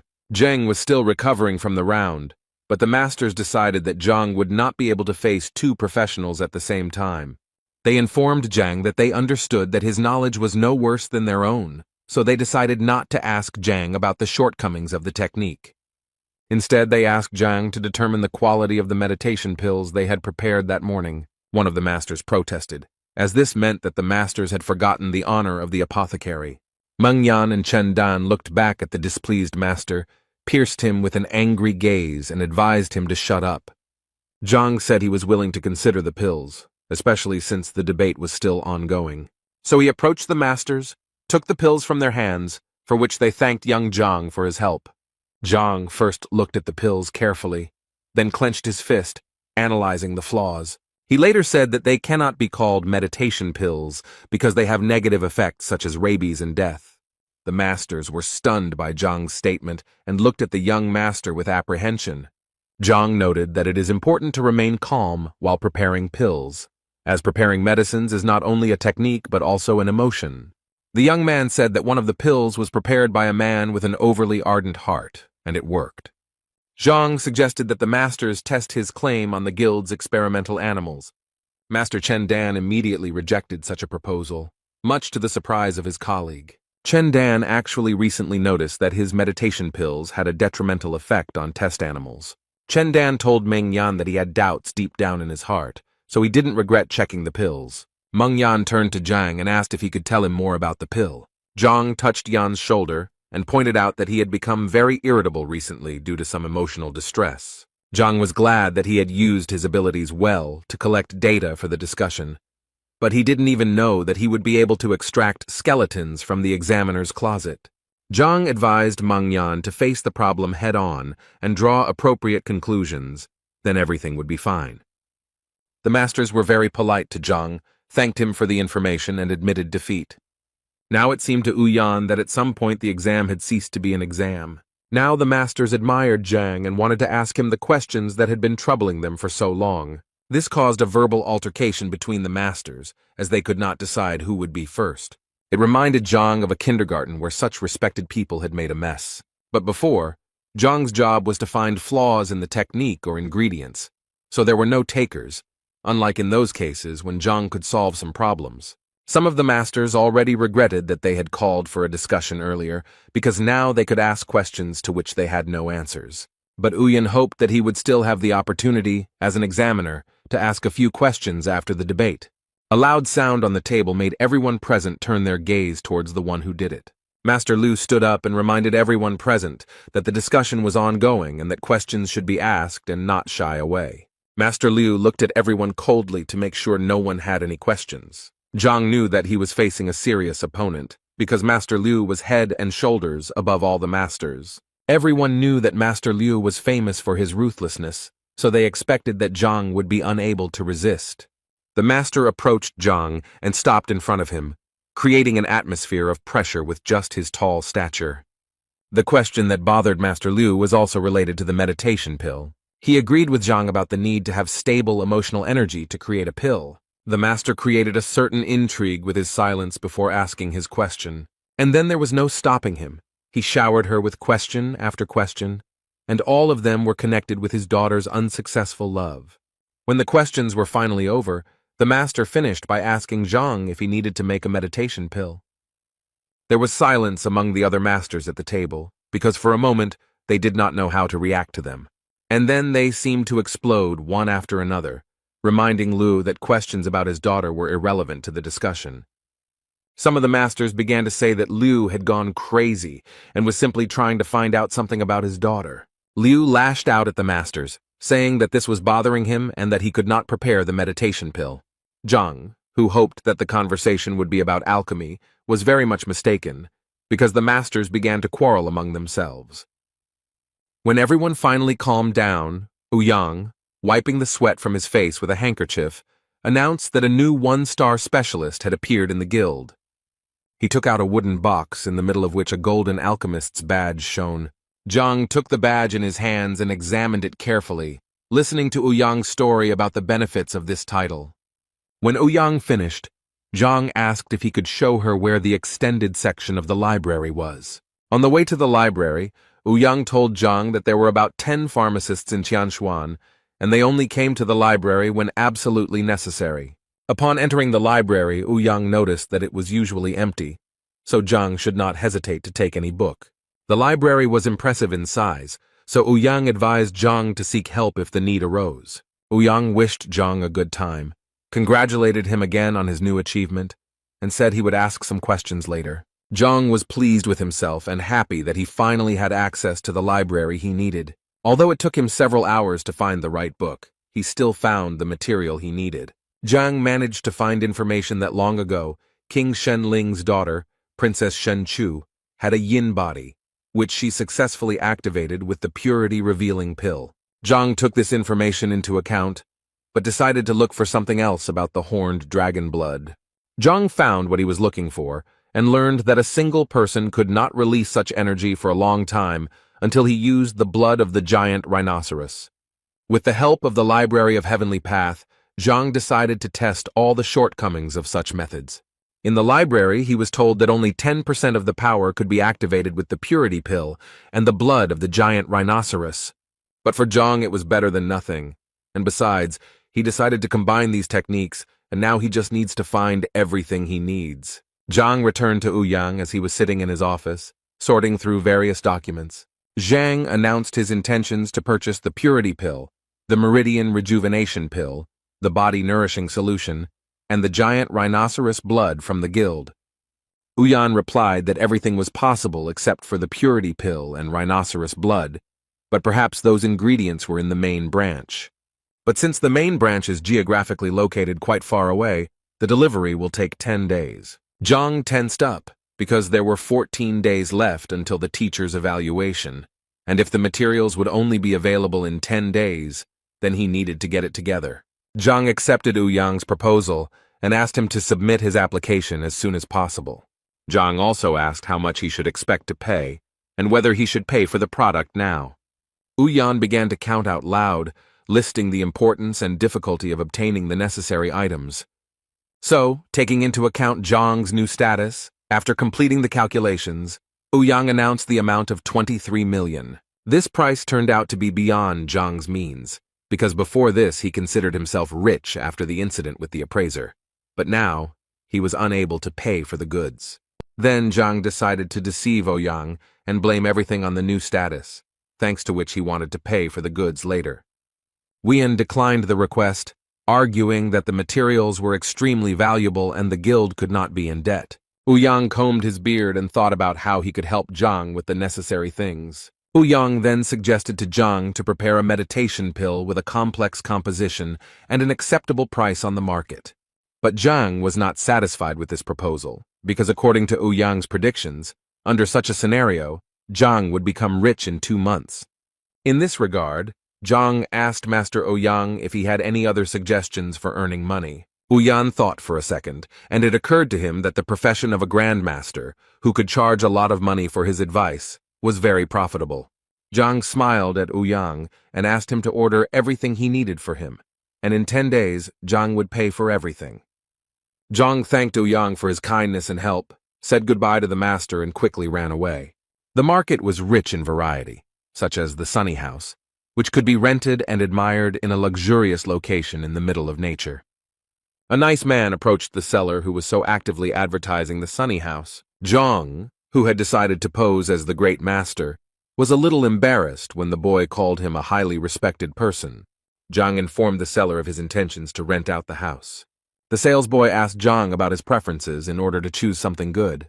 Zhang said he was looking for a clean, large house that was conveniently located, furnished and ready to move into. The young man seemed to have an answer to every question, so he said he had a house that fit the bill. Zhang told the young man that he didn't care about the price, and the young man willingly agreed to show him his dream home. As they approached the luxurious estate, the seller told them that the house belonged to a rich merchant who had passed it on to his son as an inheritance, but he was a gambler. Also now, according to the seller, An estate with a 5-room complex, a gazebo and a lake is for sale. Zhang listened carefully and examined the house with the help of the library, looking for flaws. When the estate was presented, the seller announced that such a luxurious place was rented for 150 gold pieces per month. It seems that Zhang did not like the announced figure, and was already thinking about how to put the cunning seller in his place. The guy continued to convince Zhang that the estate was luxurious and the price of such apartments was cheaper than it seemed. As the boy continued to talk about how beautiful the estate was, Zhang walked as close to it as he could, much to the boy's confusion. The boy jumped back at first and then asked Zhang why Tai was staring at him so intently. Zhang explained that he did this to verify some facts. The boy raised his hands and asked if Zhang agreed with the terms of the estate lease. Zhang was in no hurry to pay the rent because he told the boy that the previous owner had gone bankrupt and was trying to sell the house quickly. While the boy was panicking, Zhang continued to lay out the facts that the house was impossible to sell, and therefore it was being rented out, although the price was inflated. Zhang recounted all the details of the deal, including the date it was signed, who was present, what was on the table, and what music was playing. The guy who was trying to rent out the house as quickly as possible was very confused by the facts told by Zhang. Zhang assured the boy that he should not be nervous because he was calling a spade and wanted to rent a house without lying. So the boy agreed to Zhang's terms, rent a house for 50,000, and use the remaining 50,000 to hire servants and work as a butler. Zhang promised the boy that if he did his job well, Zhang would not skimp on payment. When the seller saw the money, he immediately wanted to take it for himself, but Zhang found it difficult to part with such a sum. While the salesman was counting the money, Zhang realized that this young man was brave enough to rent out the house at 3 times the price in order to make a profit. So Zhang asked the young man again if he would change his mind about serving Zhang for a greater reward, and the young man readily agreed. Zhang informed the young man that he would have to stay put for a while and would need help. The salesman, who had just filled the cash register with money, smiled broadly at Zhang and convinced him that he could be trusted. Zhang realized that he still didn't know the boy's name, so when he asked what his name was, the young man asked him to call him Sun Qian. But the boy remembered that his friends sometimes called him Xiao Kang, like cockroach, so he suggested that option too. Zhang smiled and told Targan that he had his first task for him, which he needed to take seriously. Zhang needed the young man to find servants before evening fell, and also to spread the word of his residence at the estate. When Zhang introduced himself to the boy as Grandmaster Yang Xuan, the boy opened his mouth wide and kept his eyes fixed on Zhang. Zhang added that he was looking for a specific item in the area, so information about its location should be widely disseminated. Zhang also promised the boy to help him advance to level 4 for doing a good job. To the cockroach, Zhang seemed like a deity endowed with generosity and wealth. After bowing to Zhang several times, the boy stood up and assured his patron that everything would be done to the best of his ability. When the boy left, Zhang sighed, realizing how difficult it was for him to pretend to be a very decent person. Back at school, Zhang planned to take a rest, but a group of students were already waiting for him in front of the classroom. Zhang, who was holding a piece of paper in his hand, noticed Zhang and decided to approach him first. In Zhang's hands was a list of participants from Lucen for teacher evaluation, which the boy handed to Zhang. Zhang looked at the list carefully and realized that, to his surprise, Lucen had not sent his best disciples. According to Zhang, theoretically Lucen could send his strong disciples, and it would not be considered a violation. Zhang, when Zhang finished studying the list, reported that in the ranking the opponents were in approximately the same place, but in the battle the forces were unequal. This statement puzzled Zhang, and he expected a detailed explanation from his student. Zhang explained that Bai Chao, for example, had made more progress in technique, and his rank was higher. Then Zhang talked about Dulei, who has the advantage in precision and sharpness of strikes, although he is almost in the same position as Wang Yin. Also, Liu Sen's former student recalled that his friend Mo Xiao, whom he had never defeated, got to Master Wang earlier and more skillfully. Zhang recalled that Bai Chao accepted Hongxun as his teacher, and Dulei was one of the first to go to Zhu Hong's teacher. Zhang listened to all the students' suggestions and angrily crumpled the sheet of paper with the list of students. He was angry at Liu Sen, expecting him to send a disciple with a ranking similar to Zhang's disciples, but Sen played a cruel joke. Zhang understood that although Zhu Hong and Zhao Yao were almost indistinguishable from each other, he had seen them fight, and if Zhao had not been warned, she would have lost. According to Zhang, Wang Yin's legs had not yet gained the necessary strength, and of course, a fighter with high speed was chosen against her. Zheng Yang was skilled in handling a spear, so Lu Sen sent a more experienced fighter to the same field. Kun Ji, ranked 300th, is scheduled to face Yuan Tao, but Zhang suggests he may prove to be an aggressive opponent. Zhang strained himself at every step to come up with a plan because Lu Sen carefully selected the participants so as not to give Zhang's disciples a single chance. Zhang got angry and threw the paper on the ground. He was furious that Lu Sen wanted to wipe his feet on it. Zhang now realized the even greater importance of earning money in order to purchase the necessary medicines that would improve the students' techniques. After some time, Zhang returned to the house he was renting and noticed that security had appeared there. As Zhang approached the entrance, the guards bowed to Zhang and greeted him. As Zhang walked through the courtyard, he noticed several servants, which made him happy, because the seller turned out to be a capable young man who fulfilled all his wishes. Meeting the salesman, who was now a butler, Zhang thanked the boy for doing the job. Cockroach informed Zhang that he had spread information about his location and was confident that word of mouth would work as expected. Zhang asked his butler to tell him how this information spread. The boy said that he had sold his shop and told everyone in the shopping district that he was now serving the great master. Zhang asked the boy if he still had the money he had given him, and the boy assured him that the people had agreed to serve voluntarily after hearing about the great master. Zhang liked it, but he was a little amused by the idea that people didn't check the information. After hearing all the information from the butler, Zhang asked him to make him some tea while he waited for customers. For some time, no one appeared at the estate, so Targan suggested that Zhang hang a sign saying that the great master lived in the house. Zhang declined the offer, instead suggesting that the butler take a walk around the area. But before going for a walk, Zhang asked Dvoretsky that the guards not let anyone in during the walk. And then he asked Targan about the richest man living in the city. According to the butler, it was Lord Lin Tianyu, the owner of a trading company and a real billionaire. Zhang believed that the purpose of his pretense was to earn a good fortune, and therefore Lin was a suitable candidate to achieve this goal. When Zhang asked the butler where the rich man lived, the boy said he would take him there. Walking through the noisy streets of the city, where everyone was bustling about looking for solutions to their problems, Zhang and the butler came to the Tianyu trading firm. The house was striking in its high cost, had several floors, and was finished with precious materials. Zhang and his butlers walked closer to the lord's estate, looking at the lions made of green southern jade at the entrance. Zhang thought that with $1 million gold in his hands he was incredibly rich, but compared to the wealth he saw, he felt like a beggar. The butler suggested that Zhang inform Lord Lin of his arrival, but Zhang refused. Zhang walked up to the lion and touched it with his hand, so to speak, to study the area. When Zhang finished his assessment, he invited the butler to sit somewhere while he asked Zhang why they didn't go to the lord. The cockroach immediately stated that he did not object to Zhang's orders, but Zhang told the butler to express his opinion freely. The butler was surprised because Zhang was a famous great master to him, and therefore the lord could not refuse the meeting. Zhang agreed that he would not be refused a meeting, but he wanted to force the lord to come on his own. According to the butler, this sounded like something impossible because the lord is a very respectful and caring person. The butler told Zhang that the lord had built a large trading network on his own, and some princes and ministers were unable to meet with him. Zhang calmly sipped his tea and said that he would prove that the lord himself would come to him.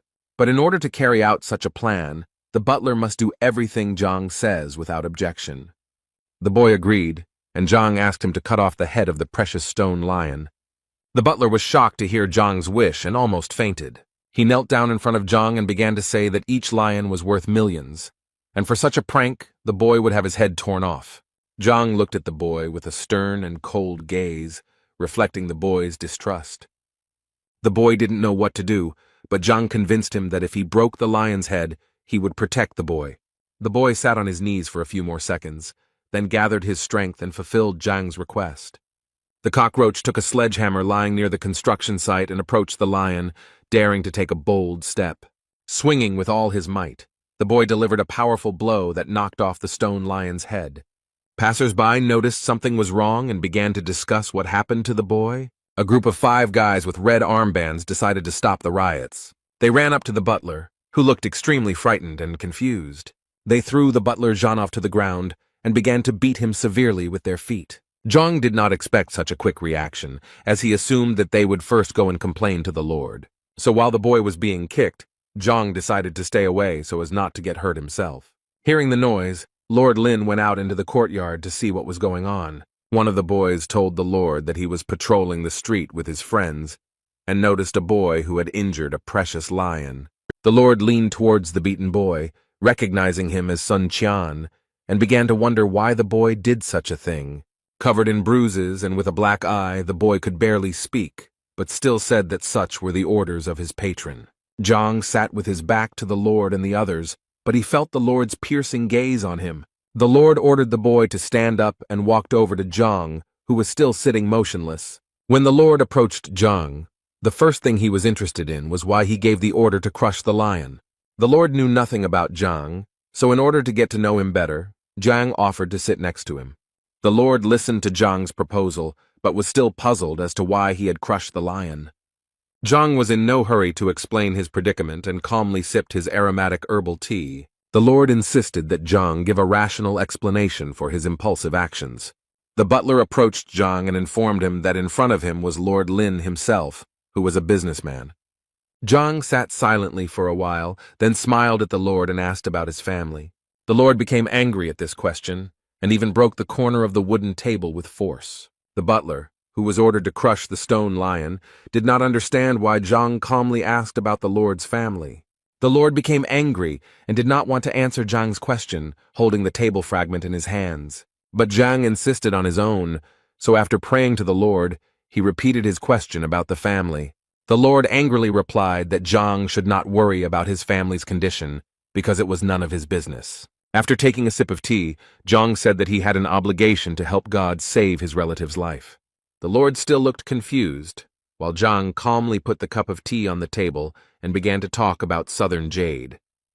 He talked about how this jade has a noble effect on a person, but the southern red jade, which absorbs life energy, is a different matter. After adding a few more negative facts about red jade, Zhang stood up and asked the butler to leave the stage. As Zhang stood up and was about to leave, the Lord stopped him to explain in more detail what he meant. The Lord was especially interested in information about the southern red jade, which could have caused Yu Ju's illness.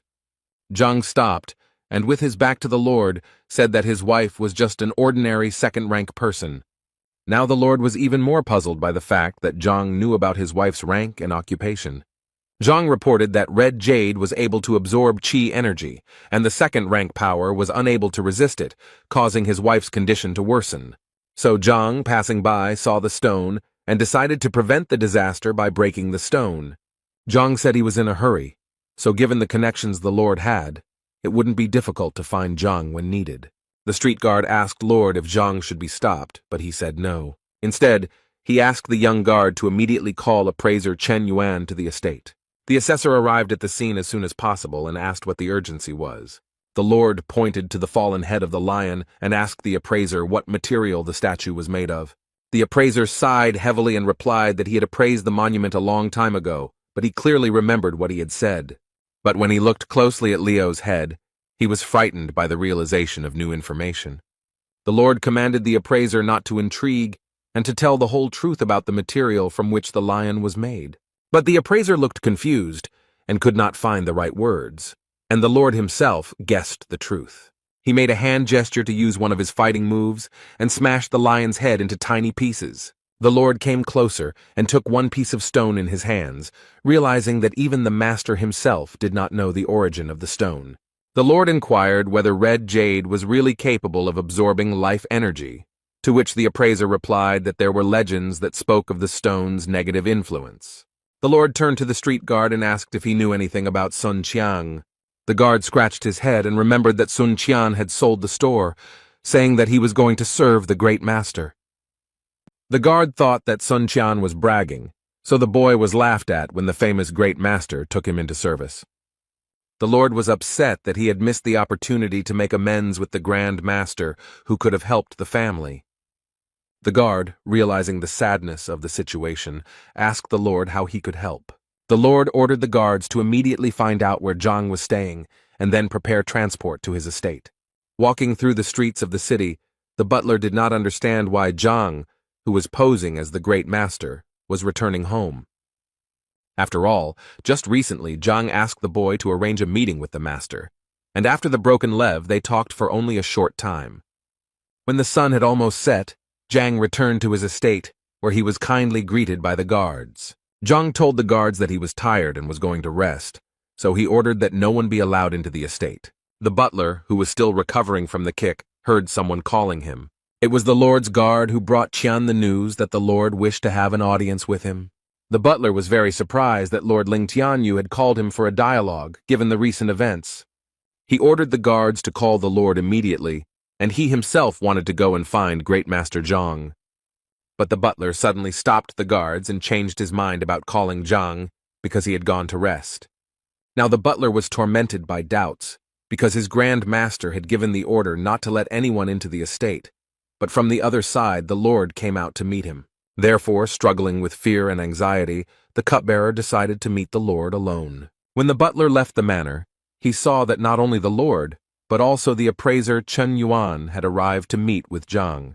The Lord instructed Sunya to arrange a meeting with the Great Master, who amazed the Lord with his revelations.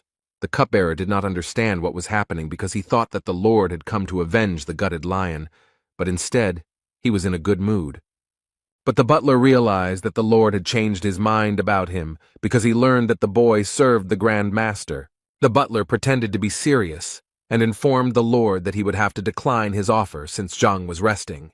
The Lord was surprised by this statement because he started looking for Zhang as soon as he left and was there within 5 minutes. Now the Lord felt that he had angered Zhang, but he did not want to miss the chance to talk to someone who could heal his wife. The Lord took out a bottle of medicine from his pocket, which was supposed to help the butler quickly regain his strength. And then the respectable man took out a wad of money and asked to convey the news of his arrival to Zhang. The butler saw in front of him a full bottle of panacea worth tens of thousands and a stack of money worth 5,000. But at some point, he was overcome with the realization that he was able to receive such gifts, thanks to Zhang's service. So the butler again assumed a serious expression, and clearing his throat, informed the Lord that he could not influence the situation in any way, and advised him to come tomorrow. The Lord, who seemed to have never been turned down before because of his status, was surprised by the butler's statement. The Lord still hoped that he would be able to contact Zhang, whom he mistook for the Great Master. Even the appraiser turned to the butler for help in conducting the meeting. But the butler was unwavering in his convictions, so he rejected all requests. After this, the butler decided to return to the estate and asked the guards to close the gates behind him. The Lord, who remained outside the gate, did not lose hope of getting inside and meeting Zhang. The appraiser tried to calm Lord, who was upset that he had missed a great opportunity to talk to Zhang at the market. Together with the appraiser, they did not have a proper plan of action to resolve this unpleasant situation. The Lord dared to take a decisive step, and therefore informed the appraiser that he would wait as long as necessary, even all night. Meanwhile, the butler, who was on the other side of the gate, leaned against it, feeling his heart pounding and his legs shaking. He couldn't believe that he had managed to refuse the request of the richest man in Tianshuan City. He hurried to inform Zhang of the master's arrival, and was glad that he had left his post, and decided to become a butler. When the butler came to Zhang with the news, he calmly sipped the fragrant tea. The butler revealed that the Lord wanted an audience with Zhang, but Sun followed Zhang's orders and did not let the Lord in. Zhang, continuing to sip his tea, praised his butler for a job well done. Zhang was so calm because he understood that red jade was not capable of causing serious damage in a short period of time. After finishing his tea, Zhang asked the butler to tell the Lord that if he refused to wait, he might not return, and Zhang himself went to train and rest. In the morning, Zhang slowly walked out into the courtyard, enjoying the wonderful sunny weather, where his butler was already waiting for him. The butler immediately informed Zhang that the Lord had been waiting all night for a meeting at the estate gate. This news did not surprise Zhang at all. On the contrary, he felt an inner uplift from the realization that he would soon become rich. So Zhang asked the butler to prepare him a delicious breakfast, after which he would meet the Lord. The butler found Zhang's behavior extremely strange, because the owner of almost the entire market in the city had waited all night, and Zhang decided to have breakfast first. While the Lord was talking about various important things with the appraiser, a man passed by and noticed the Lord. A man with his hair tied in a bun and wearing a yellow kimono asked his servants, "Who is the Lord waiting for?" The man was also interested in the name of the owner of the luxurious estate, which had been empty until recently. One of the servants told the man that Lord Lin had been waiting at the gate all night, and it seemed that it was not enough. The man was surprised. What kind of madman made the venerable Lord wait all night and still makes him wait? According to the man, although the Lord was just a merchant, he had influential connections and made annual donations to the treasury, and this deserves respect. One of the unknown man's servants noticed that the gates of the estate were opening and someone was coming out. The man and the servants recognized Sun Qian, but now it was a mystery what Sun was doing in the manor. Sun Qian came out to the Lord with good news and said that his master was ready to speak with the Lord. Even though the Lord had waited all night, he looked quite cheerful and smiled back at Sun Qian. The gentleman took out a wad of money from his pocket and handed it to Sun Qian as a token of heartfelt gratitude. A man passing by opened his mouth when he saw what was happening, because he couldn't understand what the Lord was paying Sun Qian for. Finally meeting Zhang, the Lord sincerely apologized for his behavior and for not appreciating his good intentions. Zhang, sitting on a luxurious wooden chair, assured the Lord that there was no need to apologize because Zhang did not hold a grudge. But Zhang still asked the Lord if he understood why he had to wait all night outside the gate. The Lord thought that this was due to a misunderstanding that occurred in the market. But upon hearing that Zhang did not harbor any grudges, the Lord became confused. Zhang took a cup of tea, the aroma of which spread throughout the estate, and said that the Lord's night outside the gate was for good intentions. The butler standing nearby did not understand how a night spent in the cold and without sleep could be a blessing. Zhang realized that the Lord had come to him because the Lord's wife was seriously ill, and in Lord Zhang's opinion, Zhang could help. In order to help the Lord's wife, Zhang needed her to come to the manor, but the Lord was in contact with Red Jade, and he could cause harm. Therefore, Zhang explained that during the night, while he was waiting for the meeting, Red Jade's aura dissipated. The Lord realized how stupid and blind he had been to have so misinterpreted the intentions of the good Lord that Zhang pretended to be. The butler now also realized how reasonable Zhang's actions were, because he really did not hold a grudge against the Lord, but acted only in his interests. The Lord knelt before Zhang, bowed deeply, and thanked him for his extraordinary kindness. Zhang said that the Lord needed to bring his wife to the estate so that Zhang, as the great master, could heal her. Zhang advised the Lord to hurry so as not to waste precious time, which was so far away from the Lord's wife. And while the Lord was walking after his wife, Zhang offered the butler to help him raise his combat rank. Butler was confused and claimed that since he was injured after the events at the market, he was not in the best shape. Zhang calmed the butler down and said that the boy could not advance to the next level because there was no impure qi circulating in his body. The boy listened carefully to Zhang, who said that such power could only strengthen the body, but the spiritual energy remained the same. Therefore, in order to move to the next level, it was necessary to fill each organ with pure qi, and after yesterday's battle, the qi passages were loosened and the established energy began its journey again. The butler was shocked to realize that the fight at the market yesterday was a calculated move by Zhang. Zhang was glad that the boy had figured it out quickly and asked him if Lord Lin had given him the medicine yesterday. The boy felt ashamed that Zhang cared so much about him, and he accepted gifts from others. Zhang seemed to sense the boy's sadness and said that he should not be ashamed because he was doing his job well. So Zhang asked the boy to drink the medicine and demonstrate the punch, but the boy was worried that the training would take too long and Lord Lin would have to wait a long time. Zhang assured the boy that the training would not take much time and would last a maximum of 5 minutes. Therefore, Zhang hurried the boy before he changed his mind. Otherwise, he would miss a great opportunity to improve his rank. The boy was a little fussy but still agreed to the generous offer of the highly respected Grandmaster. Zhang said that the boy needed to sit on the floor, take the medicine from the Lord, and release the maximum amount of qi energy, and Zhang promised to take care of the rest. As the boy followed the instructions, Zhang reasoned that with the help of the library, he would be able to clear the boy's points, and then he would make significant progress. Zhang took out a silver needle from his pocket and pointed its sharp end at the top of the butler's head, who was in full concentration. The boy felt a huge warmth that filled every organ, and all this happened extremely quickly, as if one moment had passed. Blue streams of chi energy were visible to the naked eye around the boy, and he himself felt that he was moving to another stage. The boy could not believe that he had finally overcome the obstacle, which seemed like an immeasurable barrier that he had managed to jump over. The butler immediately ran to Zhang, bowing to him countless times for helping him gain new strength. Zhang said that everything was fine and advised him to get up and prepare to meet Lord Lin. The man who passed by Zhang's estate was still wondering who lived in this house. Suddenly the gate opened and Lord Lin and the appraiser ran out. For the man in the street, the mystery was now even greater, because he did not understand why Lord Lin was fussing so much. He gave his servants a cage covered with a white cloth and intended to find out who lived in the estate. As soon as the lord went to his wife, a butler emerged from the courtyard of the estate, who could not be pleased with his new title. He noticed a man walking near the Zhang estate and recognized him as Du Yuan, so he decided to ask him what he was looking for. Du Yuan said that he was just passing by and wondered why Song Qian was not at the market. With a smile on his face, Sun Qian announced that he was now a butler in the service of the glorious master. Du Yuan was very surprised by this statement, so he immediately asked Song Qian who exactly he served. Sun Qian proudly declared that he was in the service of the generous and prudent Grand Master Yang Xuan. Yuan was shocked by this statement, but now everything fell into place for him, and now he was looking forward to meeting the great master himself. Yuan was surprised that he didn't know anything about Yang Xuan, so he asked Sun Qian as much as he could, including how long the great master planned to stay here.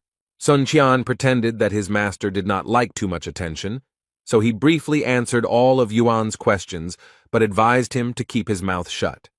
While the boys were talking, the sound of horses' hooves announced that the lord had returned with his sick wife.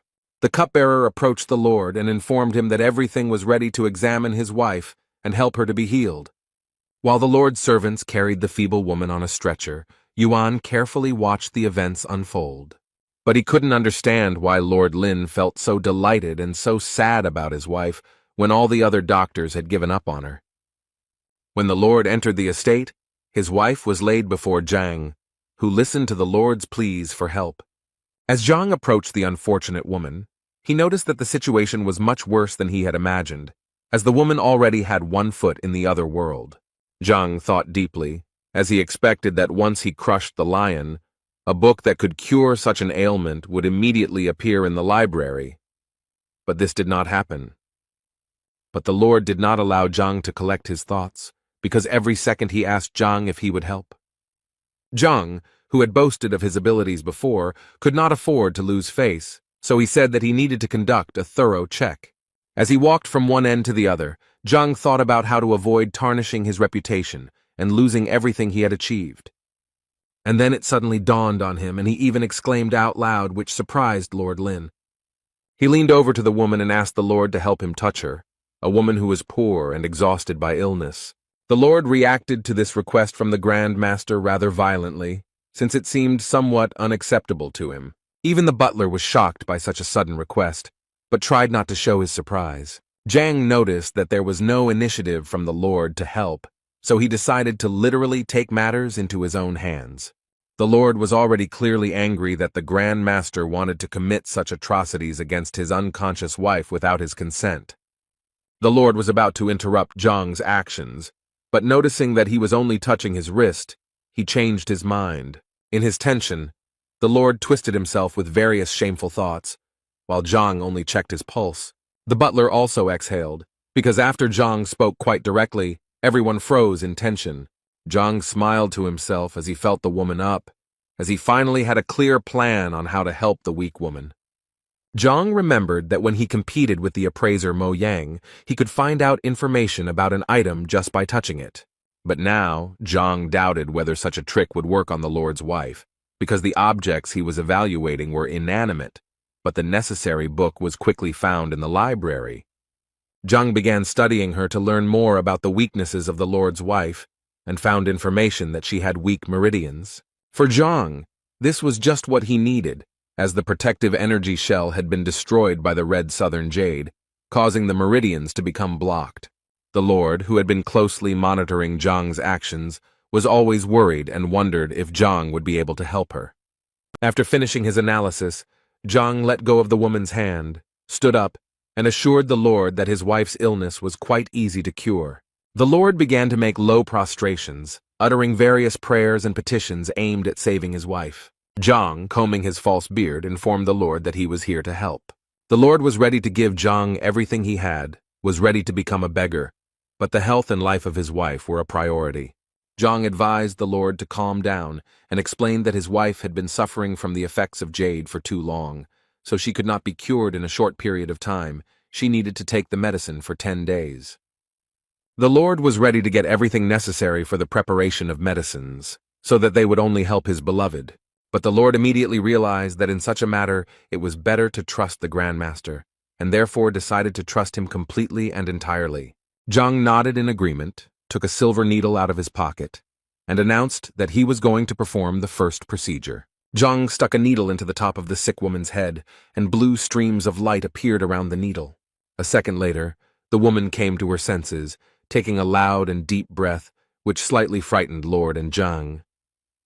The woman was disoriented, but Lord hugged her, calming her and assuring her that she was in good hands. Meanwhile, Zhang was already beginning to regret that he had healed the woman so quickly, because he had planned to carry out the treatment for much longer in order to receive more money from the Lord. However, the Lord was very happy about the woman's healing and could not help but admire her, rejoicing that now everything would be fine. The Lord pointed to Zhang and told his wife that Zhang was the great master and it was he who healed the sick man. The Lord thanked Zhang again for his help, and Zhang added that in order for the effect to be seen, he would have to take the medicine for a certain period of time. Zhang called his butler Sun Kun to give the distinguished guests a proper send-off. The woman could barely move, but was glad of this effect, since during her illness her body had gone numb, but her desire to walk had not disappeared. When the guests left, Zhang was very sorry that he had solved the problem so quickly, but he had planned to do it within 10 days to get rich. After seeing the guests off, the butler turned to Zhang, who was now sitting sadly on a chair that resembled a throne. The butler praised Zhang for healing the Lord's wife, and now the whole city will rejoice at this news. Zhang, lost in sorrow over his reckless act, asked if the butler had anything else to tell him, and if not, he could go free. The butler added that before leaving, Lord Lin left money, namely 100,000 notes. Zhang was often pleased by such gratitude, but he was still depressed by the fact that he had overdone it with the women he treated. Meanwhile, in the Du clan's residence, old Du Miao Xuan went out into the courtyard and took a sunbath. He settled down in a rocking chair, thinking about his life, which was sometimes shameful and sometimes beautiful. The old man's rest was interrupted by his son, who suddenly appeared in the yard, which the old man was not happy about. The son was embarrassed that he had disturbed his father, apologized, and decided that he would come next time. The father continued drinking his freshly brewed tea and stopped the boy, as he was in a hurry with some news. The boy said that there was a grand master in the city who had healed the Lord's wife in 10 minutes, so the young man suggested that perhaps he could help his father too. The old man, hearing the news about the great master, put down his cup and asked his son to slowly repeat what he had said. The boy repeated everything, and when he was distracted for a moment, he saw that his father's trail went straight. He saw his father standing at the gate and already pinching somewhere, urging the boy to follow him. As news of the Lord's wife's quick recovery spread throughout the city, Zhang pondered how to improve his technique. So Zhang came up with a theory that he wanted to test on his butler and ordered him to lie down on the floor. The butler was frightened by Zhang's unexpected proposal, but on the other hand, it was difficult for him to contradict someone who had more power. Zhang persuaded the boy to stop mumbling, and then assured him that the procedure he wanted to perform was completely safe. The boy obeyed his master and lay down on the floor, trembling all over, while Zhang touched him, but did not get any result. The butler was scared when he noticed that Zhang was unhappy about something, so he hoped that this would be the end of it. Zhang said he needed the boy to be unconscious to carry out his plan, so he warned the young man he was going to stab him. Now the butler was even more frightened when he heard from Zhang that he did not like it when the young man was conscious. Zhang asked the boy to shut up and hit him several times, causing the boy to lose consciousness. Zhang touched the boy's wrist again and now gained access to the library, concluding that when people were unconscious, the library perceived them as inanimate objects. While Zhang was performing some ritual, A guard approached him and informed him that Du Miao Xuan had arrived at the estate. Zhang gave the order to let the distinguished guest in and began to bring his butler to his senses. While the old man was waiting for an audience with Zhang, he thought that because of his illness, his abilities had weakened and no one could help. But now the great master had hope. Standing in front of the entrance to the estate, the old man asked his son if he had brought him here, if he had not made a mistake. The boy convinced his father that Sun Qiang had brought news of the great master, and moreover, the young man had seen with his own eyes the master's wife healthy after the visit. The old man wondered why the Grand Master's visit had not caused a stir among the locals and whether he was a charlatan. A few minutes later, Sun Qian came to his senses and informed the guests that Zhang was ready to receive them. Following Sun Qian, the old man looked around the estate's surroundings, which he found unimpressive, making him wary. The old man and his son found themselves in a rather luxurious room, where Zhang, in the role of Grand Master, was already waiting for them, sitting on the throne. The old man carefully studied Zhang's appearance, guessing that he was in his 40s, although his skin was much younger. Meanwhile, Zhang sat calmly and casually on the throne, drinking fragrant herbal tea. He then turned his gaze to the old man and saw that he was studying him closely, which did not please Zhang. Their eyes met, and for a moment they stared at each other with serious expressions. The old man's son was the first to start a conversation and said that his father was seriously ill and needed help. Zhang was a little angry that he was now being positioned as a healer, and he also didn't really want to help the old man who looked at him as a traitor. The young man was confused by what Zhang said and did not know what to say, so he asked his father to tell him everything himself. The old man smiled, apologized for the misunderstanding, and said he had a few questions about the fighting style. This conversation revived Zhang, and now he was more interested in listening to the old man to understand what was going on. The old man spoke to Zhang in riddles, as he did not trust him completely, as it seemed to him that his son had been deceived. But Zhang was convinced that with the help of the Library of Heaven's Path, he would be able to unlock any technique without even wasting time thinking.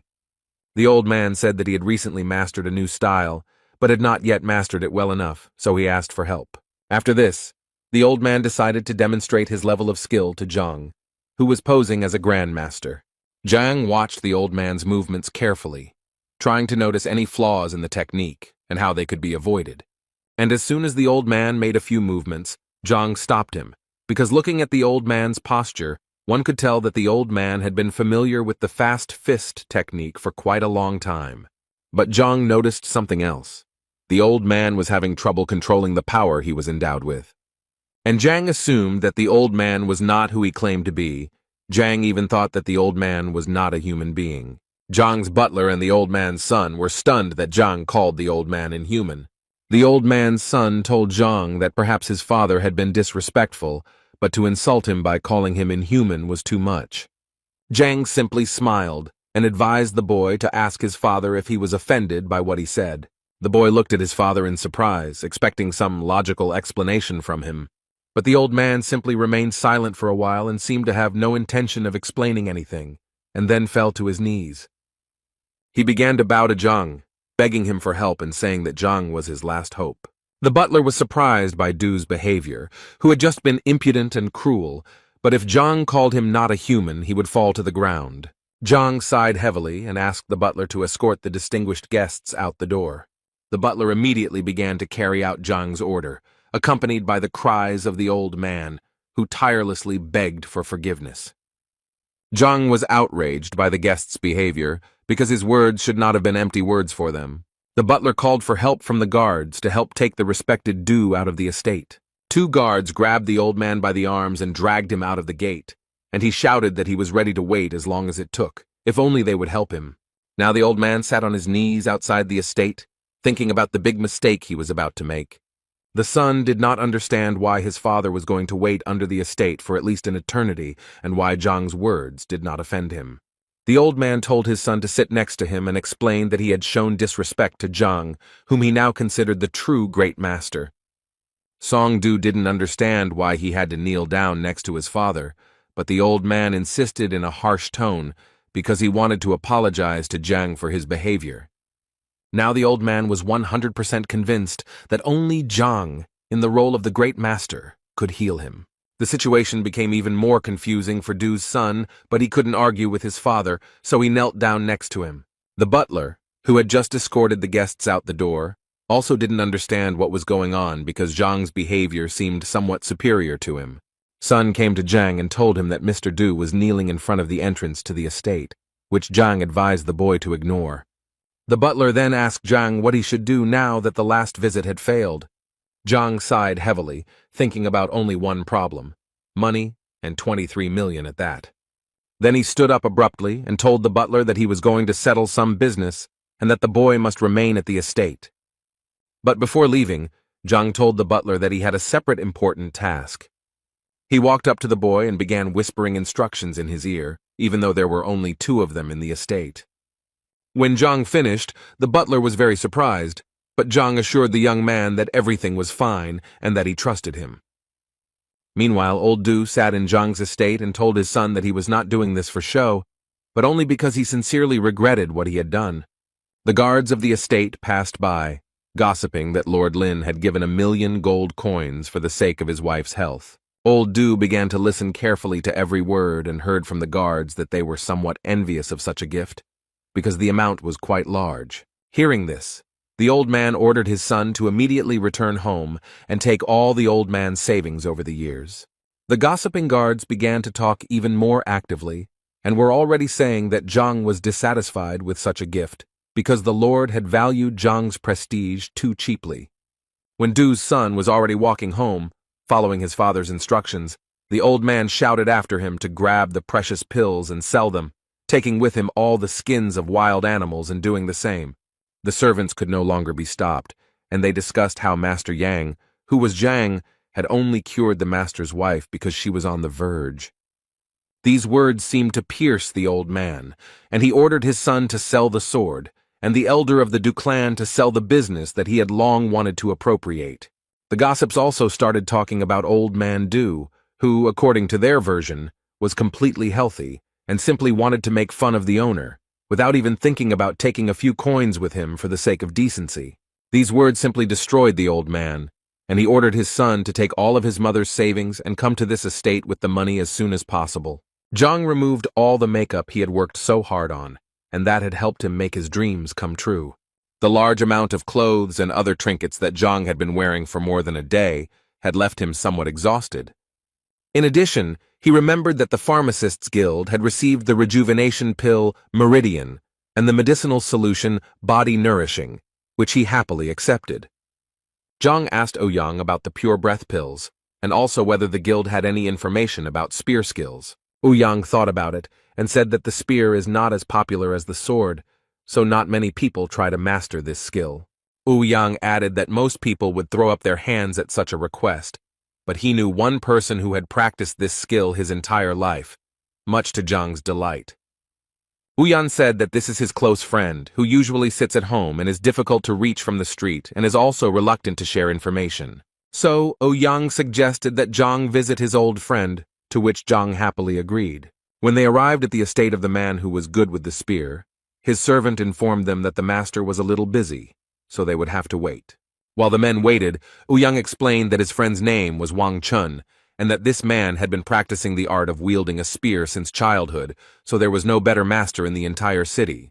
Ouyang added that even the emperor himself personally praised Wang Chun's skill, so for Zhang, this was a true testament to his perseverance and talent. A few minutes later, a man in a white kimono appeared in the courtyard with a spear spinning in his hands like a propeller. Ouyang stood up to greet his old friend, exchanging sarcastic but kind compliments.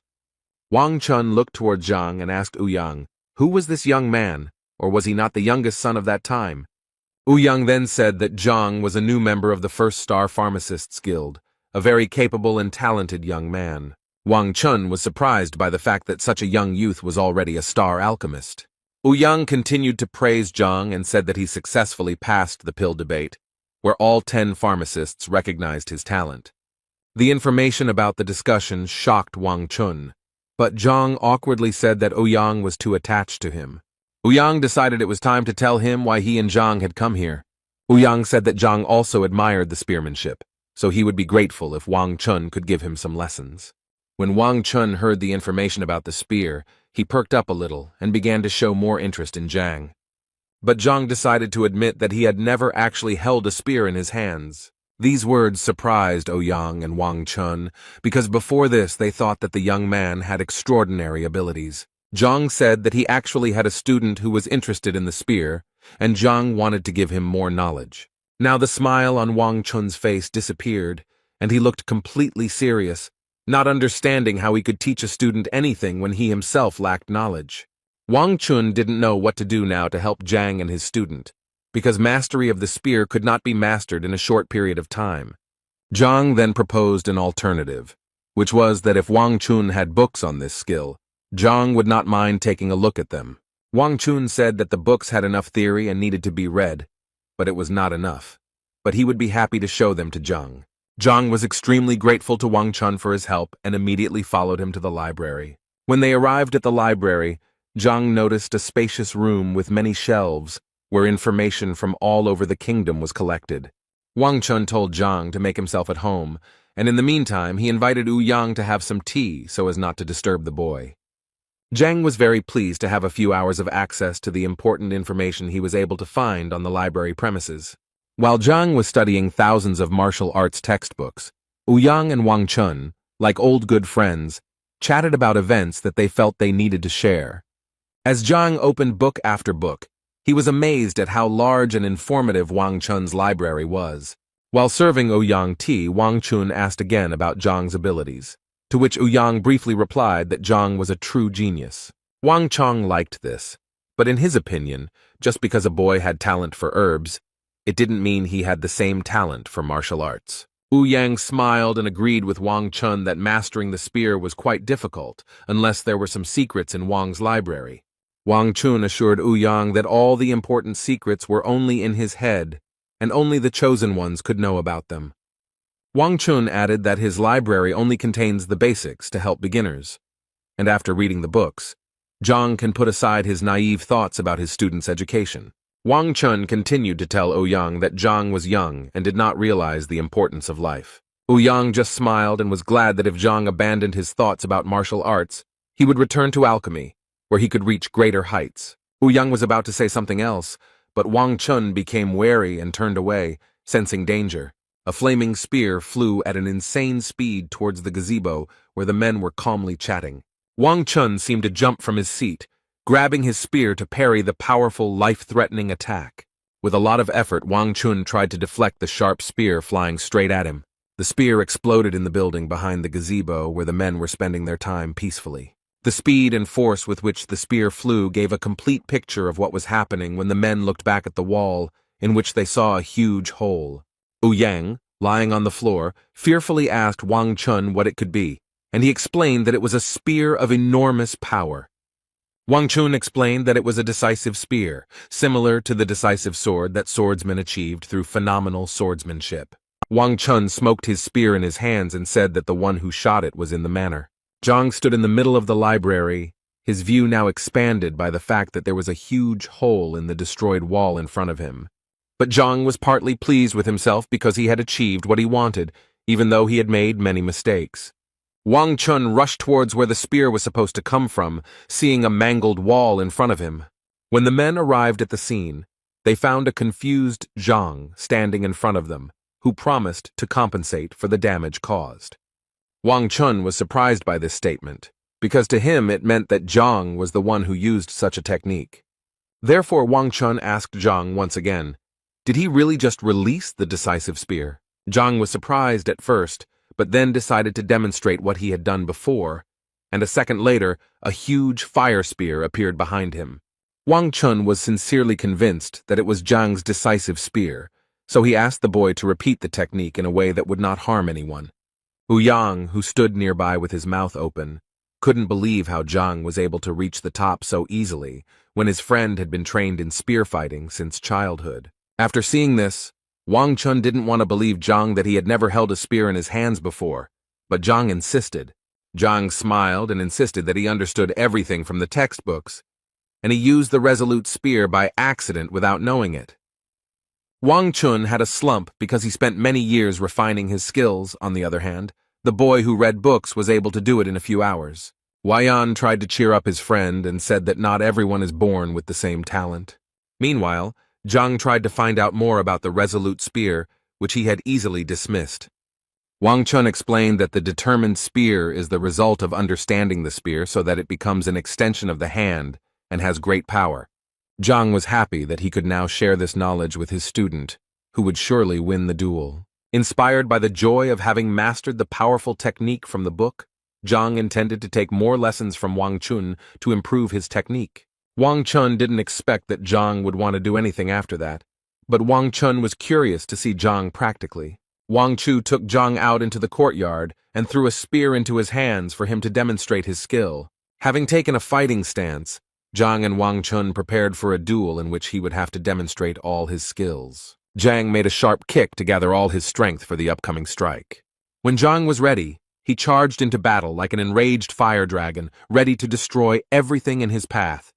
Wang Chun flinched from such a blow and froze in fear, waiting for the inevitable. It seemed as if Wang Chun's soul had left his body to protect himself from the powerful blow that Zhang was about to deliver. Zhang's spear stopped millimeters away from Wang Chun's face, causing him to lose his breath in a split second. When the fight ended, Zhang was a little disappointed that Wang Chun had managed to withstand the full force of the blow.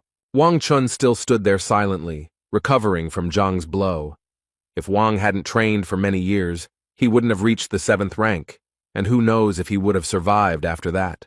Meanwhile, Zhang stood there with a smile on his face, saying that he would like to teach his student a similar technique, so he would appreciate advice from Wang Chun.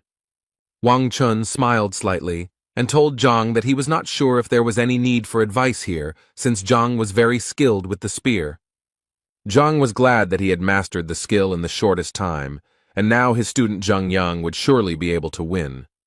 Wang Chun thought about how just an hour ago he had refused to teach Zhang something because he thought it was irrational, but now he realized that he himself had not reached the heights that Zhang had. Wang Chun hesitated for a few minutes, but then decided to ask Zhang to teach him a few lessons. With a smile on his face, Zhang was surprised by such a request, but willingly agreed to share the secrets he had managed to learn in the library. Yang, who was watching the men, did not understand why Zhang was giving advice to Wang Chun when he himself had come to learn from Wang Chun from the very beginning. Wang Chun was not used to listening to Zhang's advice, because usually masters of their craft do not share secrets with the first comer. But such actions formed a noble image of Zhang in the eyes of Wang Chun. Wang Chun was very grateful to Zhang for his help, but he couldn't just take it for granted. Therefore, when Wang Chun learned that Zhang did not have money to buy some medicines, Wang Chun decided to pay for him to study with Zhang. Wang Chun handed Zhang a wad of money, emphasizing that it was a modest payment for the knowledge Zhang had shared. Zhang was very surprised by such generosity, because he came to Wang Chun to study, but he himself became a teacher and even made a profit. After Wang Chun handed over the money to Zhang, the man bowed deeply. But Zhang thought it was unnecessary since the payment was quite sufficient. Zhang asked Yang to look after the pills he had already received, as he planned to return for them later when he went to school. After leaving the guild, Zhang was extremely pleased with himself because the plans he had conceived were being realized. When Zhang returned to school, he met only Wang Yin in the courtyard, whose husband was asking about other students. Wang Yin looked confused and upset, unable to put 2 words together to explain anything to the teacher. Zhang was a little angry because he had hoped that all the students would come to the training he had planned. Another disciple rushed into the courtyard calling for Wang Yin to run after him immediately as the battle was about to begin. The boy was in such a hurry to tell Wang Yin this news that when he finally saw Zhang, he was at a loss. Now Zhang wasn't going to let the student go until Tai explained why all the students were skipping training and what battle they were talking about. Zhang was angry because his students had not yet received the necessary knowledge and skills, but were already participating in unknown fights. The boy muttered something for a long time, trying to find the words so as not to anger the teacher any further. However, he still dared to say that the Education Bureau distributes funds to help teachers, and in the Bureau's opinion, Zhang does not deserve these funds. Now Zhang was furious because the Bureau had threatened the existence of Zhang's class with its unjustified act.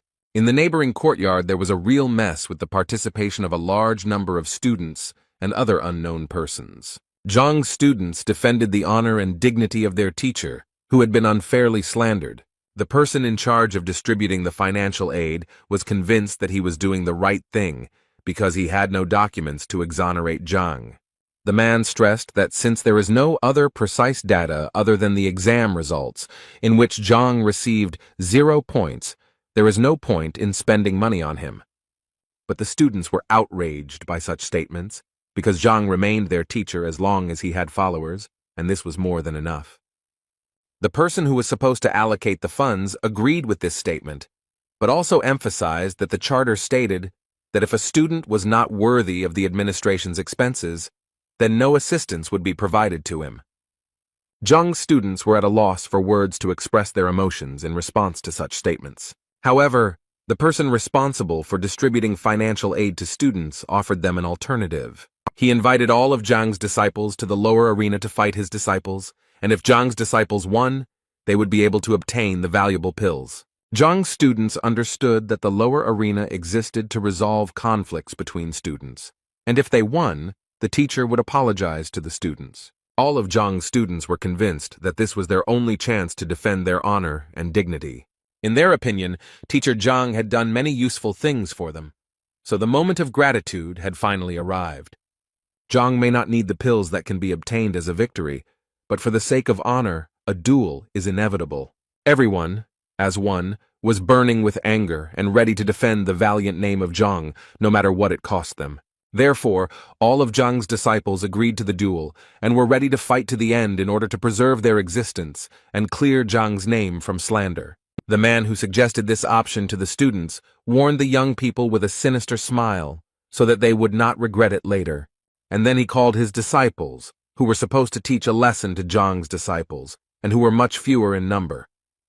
When all 47 of this man's students came out into the yard, he happily introduced them to a bunch of rivals. The trio of Zhang's disciples were extremely scared, as they did not expect that they would have to compete with so many people. But they quickly pulled themselves together, because there was no turning back, because now the honor of their class was at stake. On the way to the courtyard, another group of students told Zhang that Zhou Tian, whom Zhang did not consider an enemy, had caused a commotion. Zhang was told that Zhou Tian was formerly a disciple of Elder Chen, who later made him his disciple. Zhang was worried that his reputation might be tarnished by Zhou Tian's whims. Meanwhile, the duel between Zhang and Zhou Tian's disciples was in full swing, and everyone was defending themselves as best they could. Due to the lack of experience in certain techniques, Zhang's students had difficulty defending themselves and were holding on with all their might. Zhou Tian's disciples sensed this weakness, so in addition to their normal combat skills, they used mocking psychological pressure. Zhou's disciples' maneuvers were more graceful and powerful, where you never knew which blow might be the last one. Zhang's student held on with all his might, but he understood that he would not be able to remain in a defensive position for long. Just when it seemed the world stood still and the blow could be decisive, Zhang appeared on the field and intercepted the blow with just 2 fingers. Zhou Tian was angry to see such a mess, because Zhang's disciples had voluntarily agreed to the duel. Zhang calmly looked into his opponent's eyes as if preparing for an irreparable blow. But Zhang knew that Zhang Yang and his other disciples were too injured and not ready to continue the fight, so he broke the staff with the 2 fingers he was holding to protect his disciple. Zhou Tian shouted that the disciples who agreed to the duel of their own free will must continue the duel until the end. And then Zhou smiled evilly and suggested that Zhang stop the fight if his students admitted defeat. Zhang Yang, despite his many wounds, was enraged by such a proposal and was not prepared to surrender at any cost. Zhang grabbed the spear and was ready to defend himself to the last, because Zhang, in his opinion, deserved more. Zhang placed his hand on the boy's shoulder to calm and encourage the young man, who also had no intention of admitting defeat. Zhou Tian roared in rage and demanded that the duel between the disciples be fair and that Zhang leave the arena. Zhang smiled calmly in response and said that he really did not accept his students' defeat, but he did not want them to continue the fight. Zhou Tian insisted that the fight started without Zhang, so it should end without him. For Zhang, his students' decision remained unchanged, and he did not regret that his students decided to participate in the duel. That's why Zhang suggested that Zhou Tian move to the upper arena because the lower arena was quite boring. Zhou Tian's disciples were stunned by Zhang's statement, and some began to say that Zhang was mentally ill. Zhou Tian thought for a moment, because moving to the upper arena meant that Zhang's disciples would have to challenge Zhou Tian himself. Zhang, who was waiting for an answer, urged Zhou Tian to accept the challenge, otherwise it would mean that he was scared.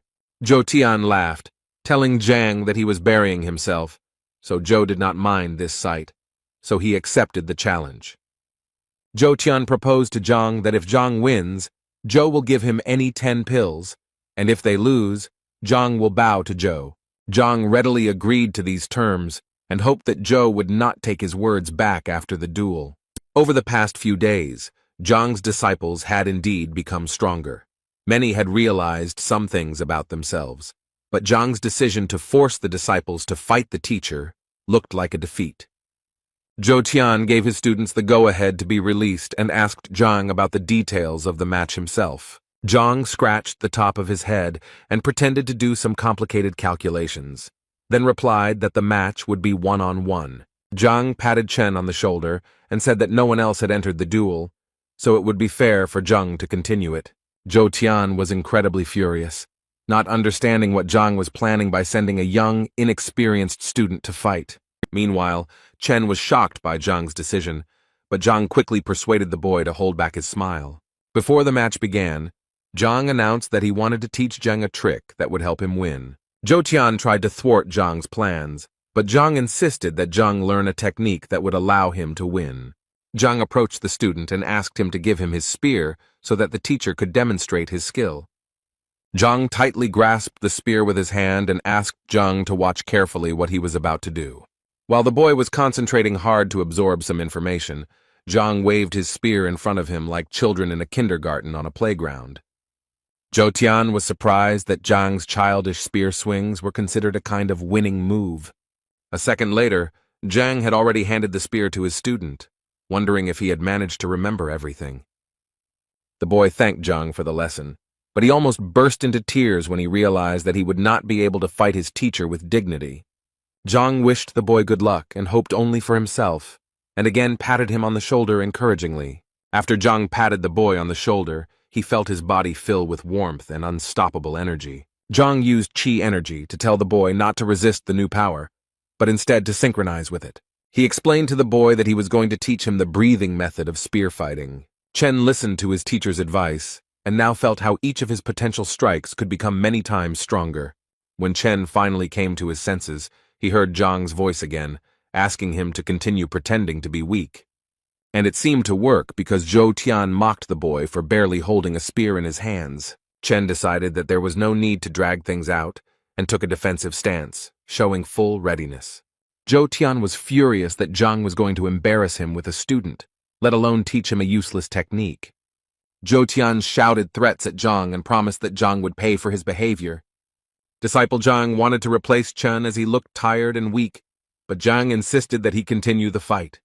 While Zhou Tian was preparing for the fight by rolling up his sleeves, Chen professionally played the weak opponent.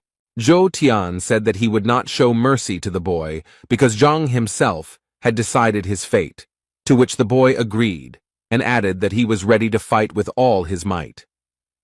Zhou Tian was the first to rush into battle, concentrating all his strength and preparing to deal an irreparable blow.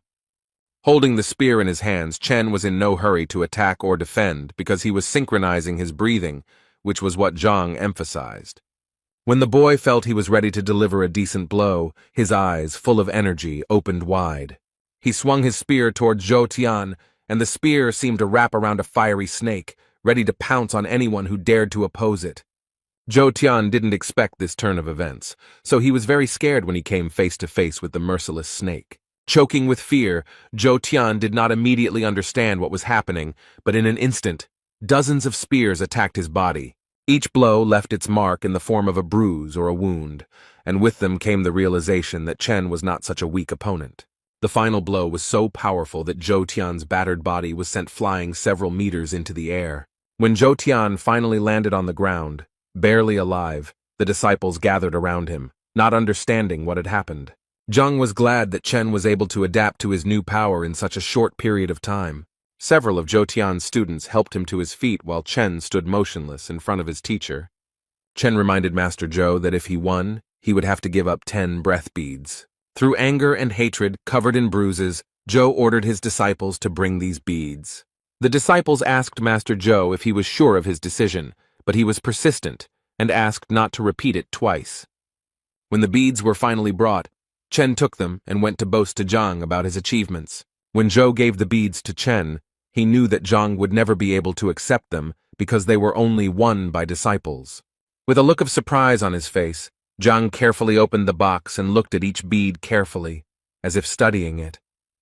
Zhang turned to his students as if surprised that the match had been arranged for such unnecessary gain. So the next moment, Zhang threw the coffin to the ground and crushed it with his foot, shocking his disciples. Zhou himself was no less stunned, for whom the box was extremely expensive. Each pill cost at least 1,000 gold coins. Zhang took a small bottle out of his pocket and asked the students not to rush, because although the beads help to collect energy, they also do harm. That's why Zhang handed the students a bottle with clear breath pills inside. The students could not believe such generosity of the teacher, for which they were infinitely grateful to Zhang for the valuable gift. Zhang smiled back and asked his students not to get involved in such petty quarrels in the future. After the words of gratitude, Zhang began to hand out a pill to each student so that they could recover more quickly from the recent events. As Zhou sat there devastated after the fight, his disciples began to discuss Zhang's generous gift. Such conversations killed Zhou even more from the inside, tearing his fighting spirit and self-confidence to shreds. Zhang decided there was no time to waste, so he called his students back to school. When they finally returned to school, the students couldn't help but feel that Zhang had given them such expensive gifts. Zhang reassured them again and assured them that if they helped them win the teacher's evaluation, he would take it as a worthy reward. This was a big responsibility for the students, so they promised the teacher that they would do their best. Zhang was very glad that he had such devoted disciples, and after thanking them, he decided to talk to Zhang alone. Zhang took Zhang to a quiet room where he told the boy about a spear technique he had recently discovered. But before telling the secrets, Zhang asked the boy that no one except the two of them should know about it. Zhen was overwhelmed with emotion, realizing that what he had done in the duel might have looked stupid, or it might have looked exquisite, but the boy didn't care. Zhang stressed that all strong techniques contain simple elements, and this should be kept in mind, especially 10 days before the teacher's evaluation.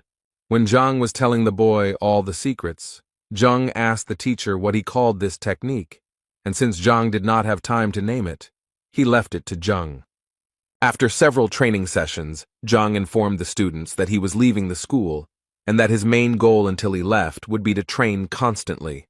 Meanwhile, where Zhang was considered a great master, the city discussed his exploits, and some even looked after the estate. Du Miaoshuan and his son waited patiently beneath the manor until Zhang invited them for an audience. Finally, the moment came, and the butler invited the guests into the estate, informing them that the Grand Master was ready to talk. Meanwhile, an unknown man watched these events from around the corner, trying to understand what was happening on the other side of the gate. Old Du, as soon as he arrived at the estate, fell to his knees in front of Zhang, begging for help. Zhang, who had already donned the robe of the Grand Master, sat casually and assured the guest of his assistance. Zhang decided to first check whether he had been wrong in his judgment when he called the old man a beast. This time, the old man did not object. Zhang began to analyze the problem in detail, explaining that it all started because the old man had not made progress during his training. According to Zhang, the old man took the blood of the white wolf, and now this blood enters the old man's body every afternoon. When Zhang began to tell details about how the old man was covered in animal hair every time, but at the same time he was neither an animal nor a human, the old man snorted, but agreed with everything. The son was upset that his father tried to hide it from him when the usual routine habit of being alone in the garden turned out not to be a habit. Zhang took a sip of hot tea and continued to talk about the wolf, whose strength corresponded to the 7th human rank. While stirring the tea, Zhang explained that wolf blood was one of the main ingredients for making Tongxuan pill, which had the effect of unblocking meridians. The old man admitted that he was young and naive, and therefore simply believed that wolf blood would make a person much stronger. Zhang put down the cup and asked the old man not to jump to conclusions, because the blood really does have such properties. The old man was shocked to hear such information, but at the same time he could not understand why he had suffered for so many years. Zhang rose from his throne and, pacing, continued to explain to the old man that the information he had read in the manuscript was incomplete, and the old man had simply not completed the reincarnation process. So Zhang suggested completing the process right now with acupuncture. Zhang realized that the old man's meridians were blocked, preventing the wolf's blood from circulating normally in his body. Then the man took out several silver needles, whispered something over them, and pointed them straight at the old man. One after another, the needles, shrouded in a blue noble glow, reached their target in the old man's body, freeing him from his ancient suffering. When the release process was completed, the old man thanked Zhang and hurried to leave the estate when he was suddenly stopped on the street by an unknown man. The old man looked at the young man and recognized him as Master Luo, who was well known in the area. A man named Lo asked the old man who owned the estate, to which the old man kindly replied that the Grand Master lived in the estate. The old man was full of praise for Zhang, calling him an intelligent and extremely capable man, but he emphasized that the Great Master did not like frequent guests. The old man told Luo that the Grand Master valued his time very much, so he should pay him well, at least 3 million. Luo thanked the old man for the detailed information. A few minutes later, Luo Chun was already at the estate and met with Zhang, who immediately realized that this man was a blacksmith. Zhang, in his luxurious and casual manner, asked the man what brought him here. The man complained that lately he could not make such powerful weapons as before. Zhang immediately asked the blacksmith to show him a weapon that Tai would consider durable enough. Zhang took the sword out of its sheath, examined it carefully, and realized that it was an ordinary sword, which did not even require the use of spiritual techniques to create. Zhang immediately understood what the problem was, as if it was red in his eyes, which made the blacksmith very nervous. Zhang seemed to have deliberately inflated the price by means of artificial intrigue, which he stretched out and savored.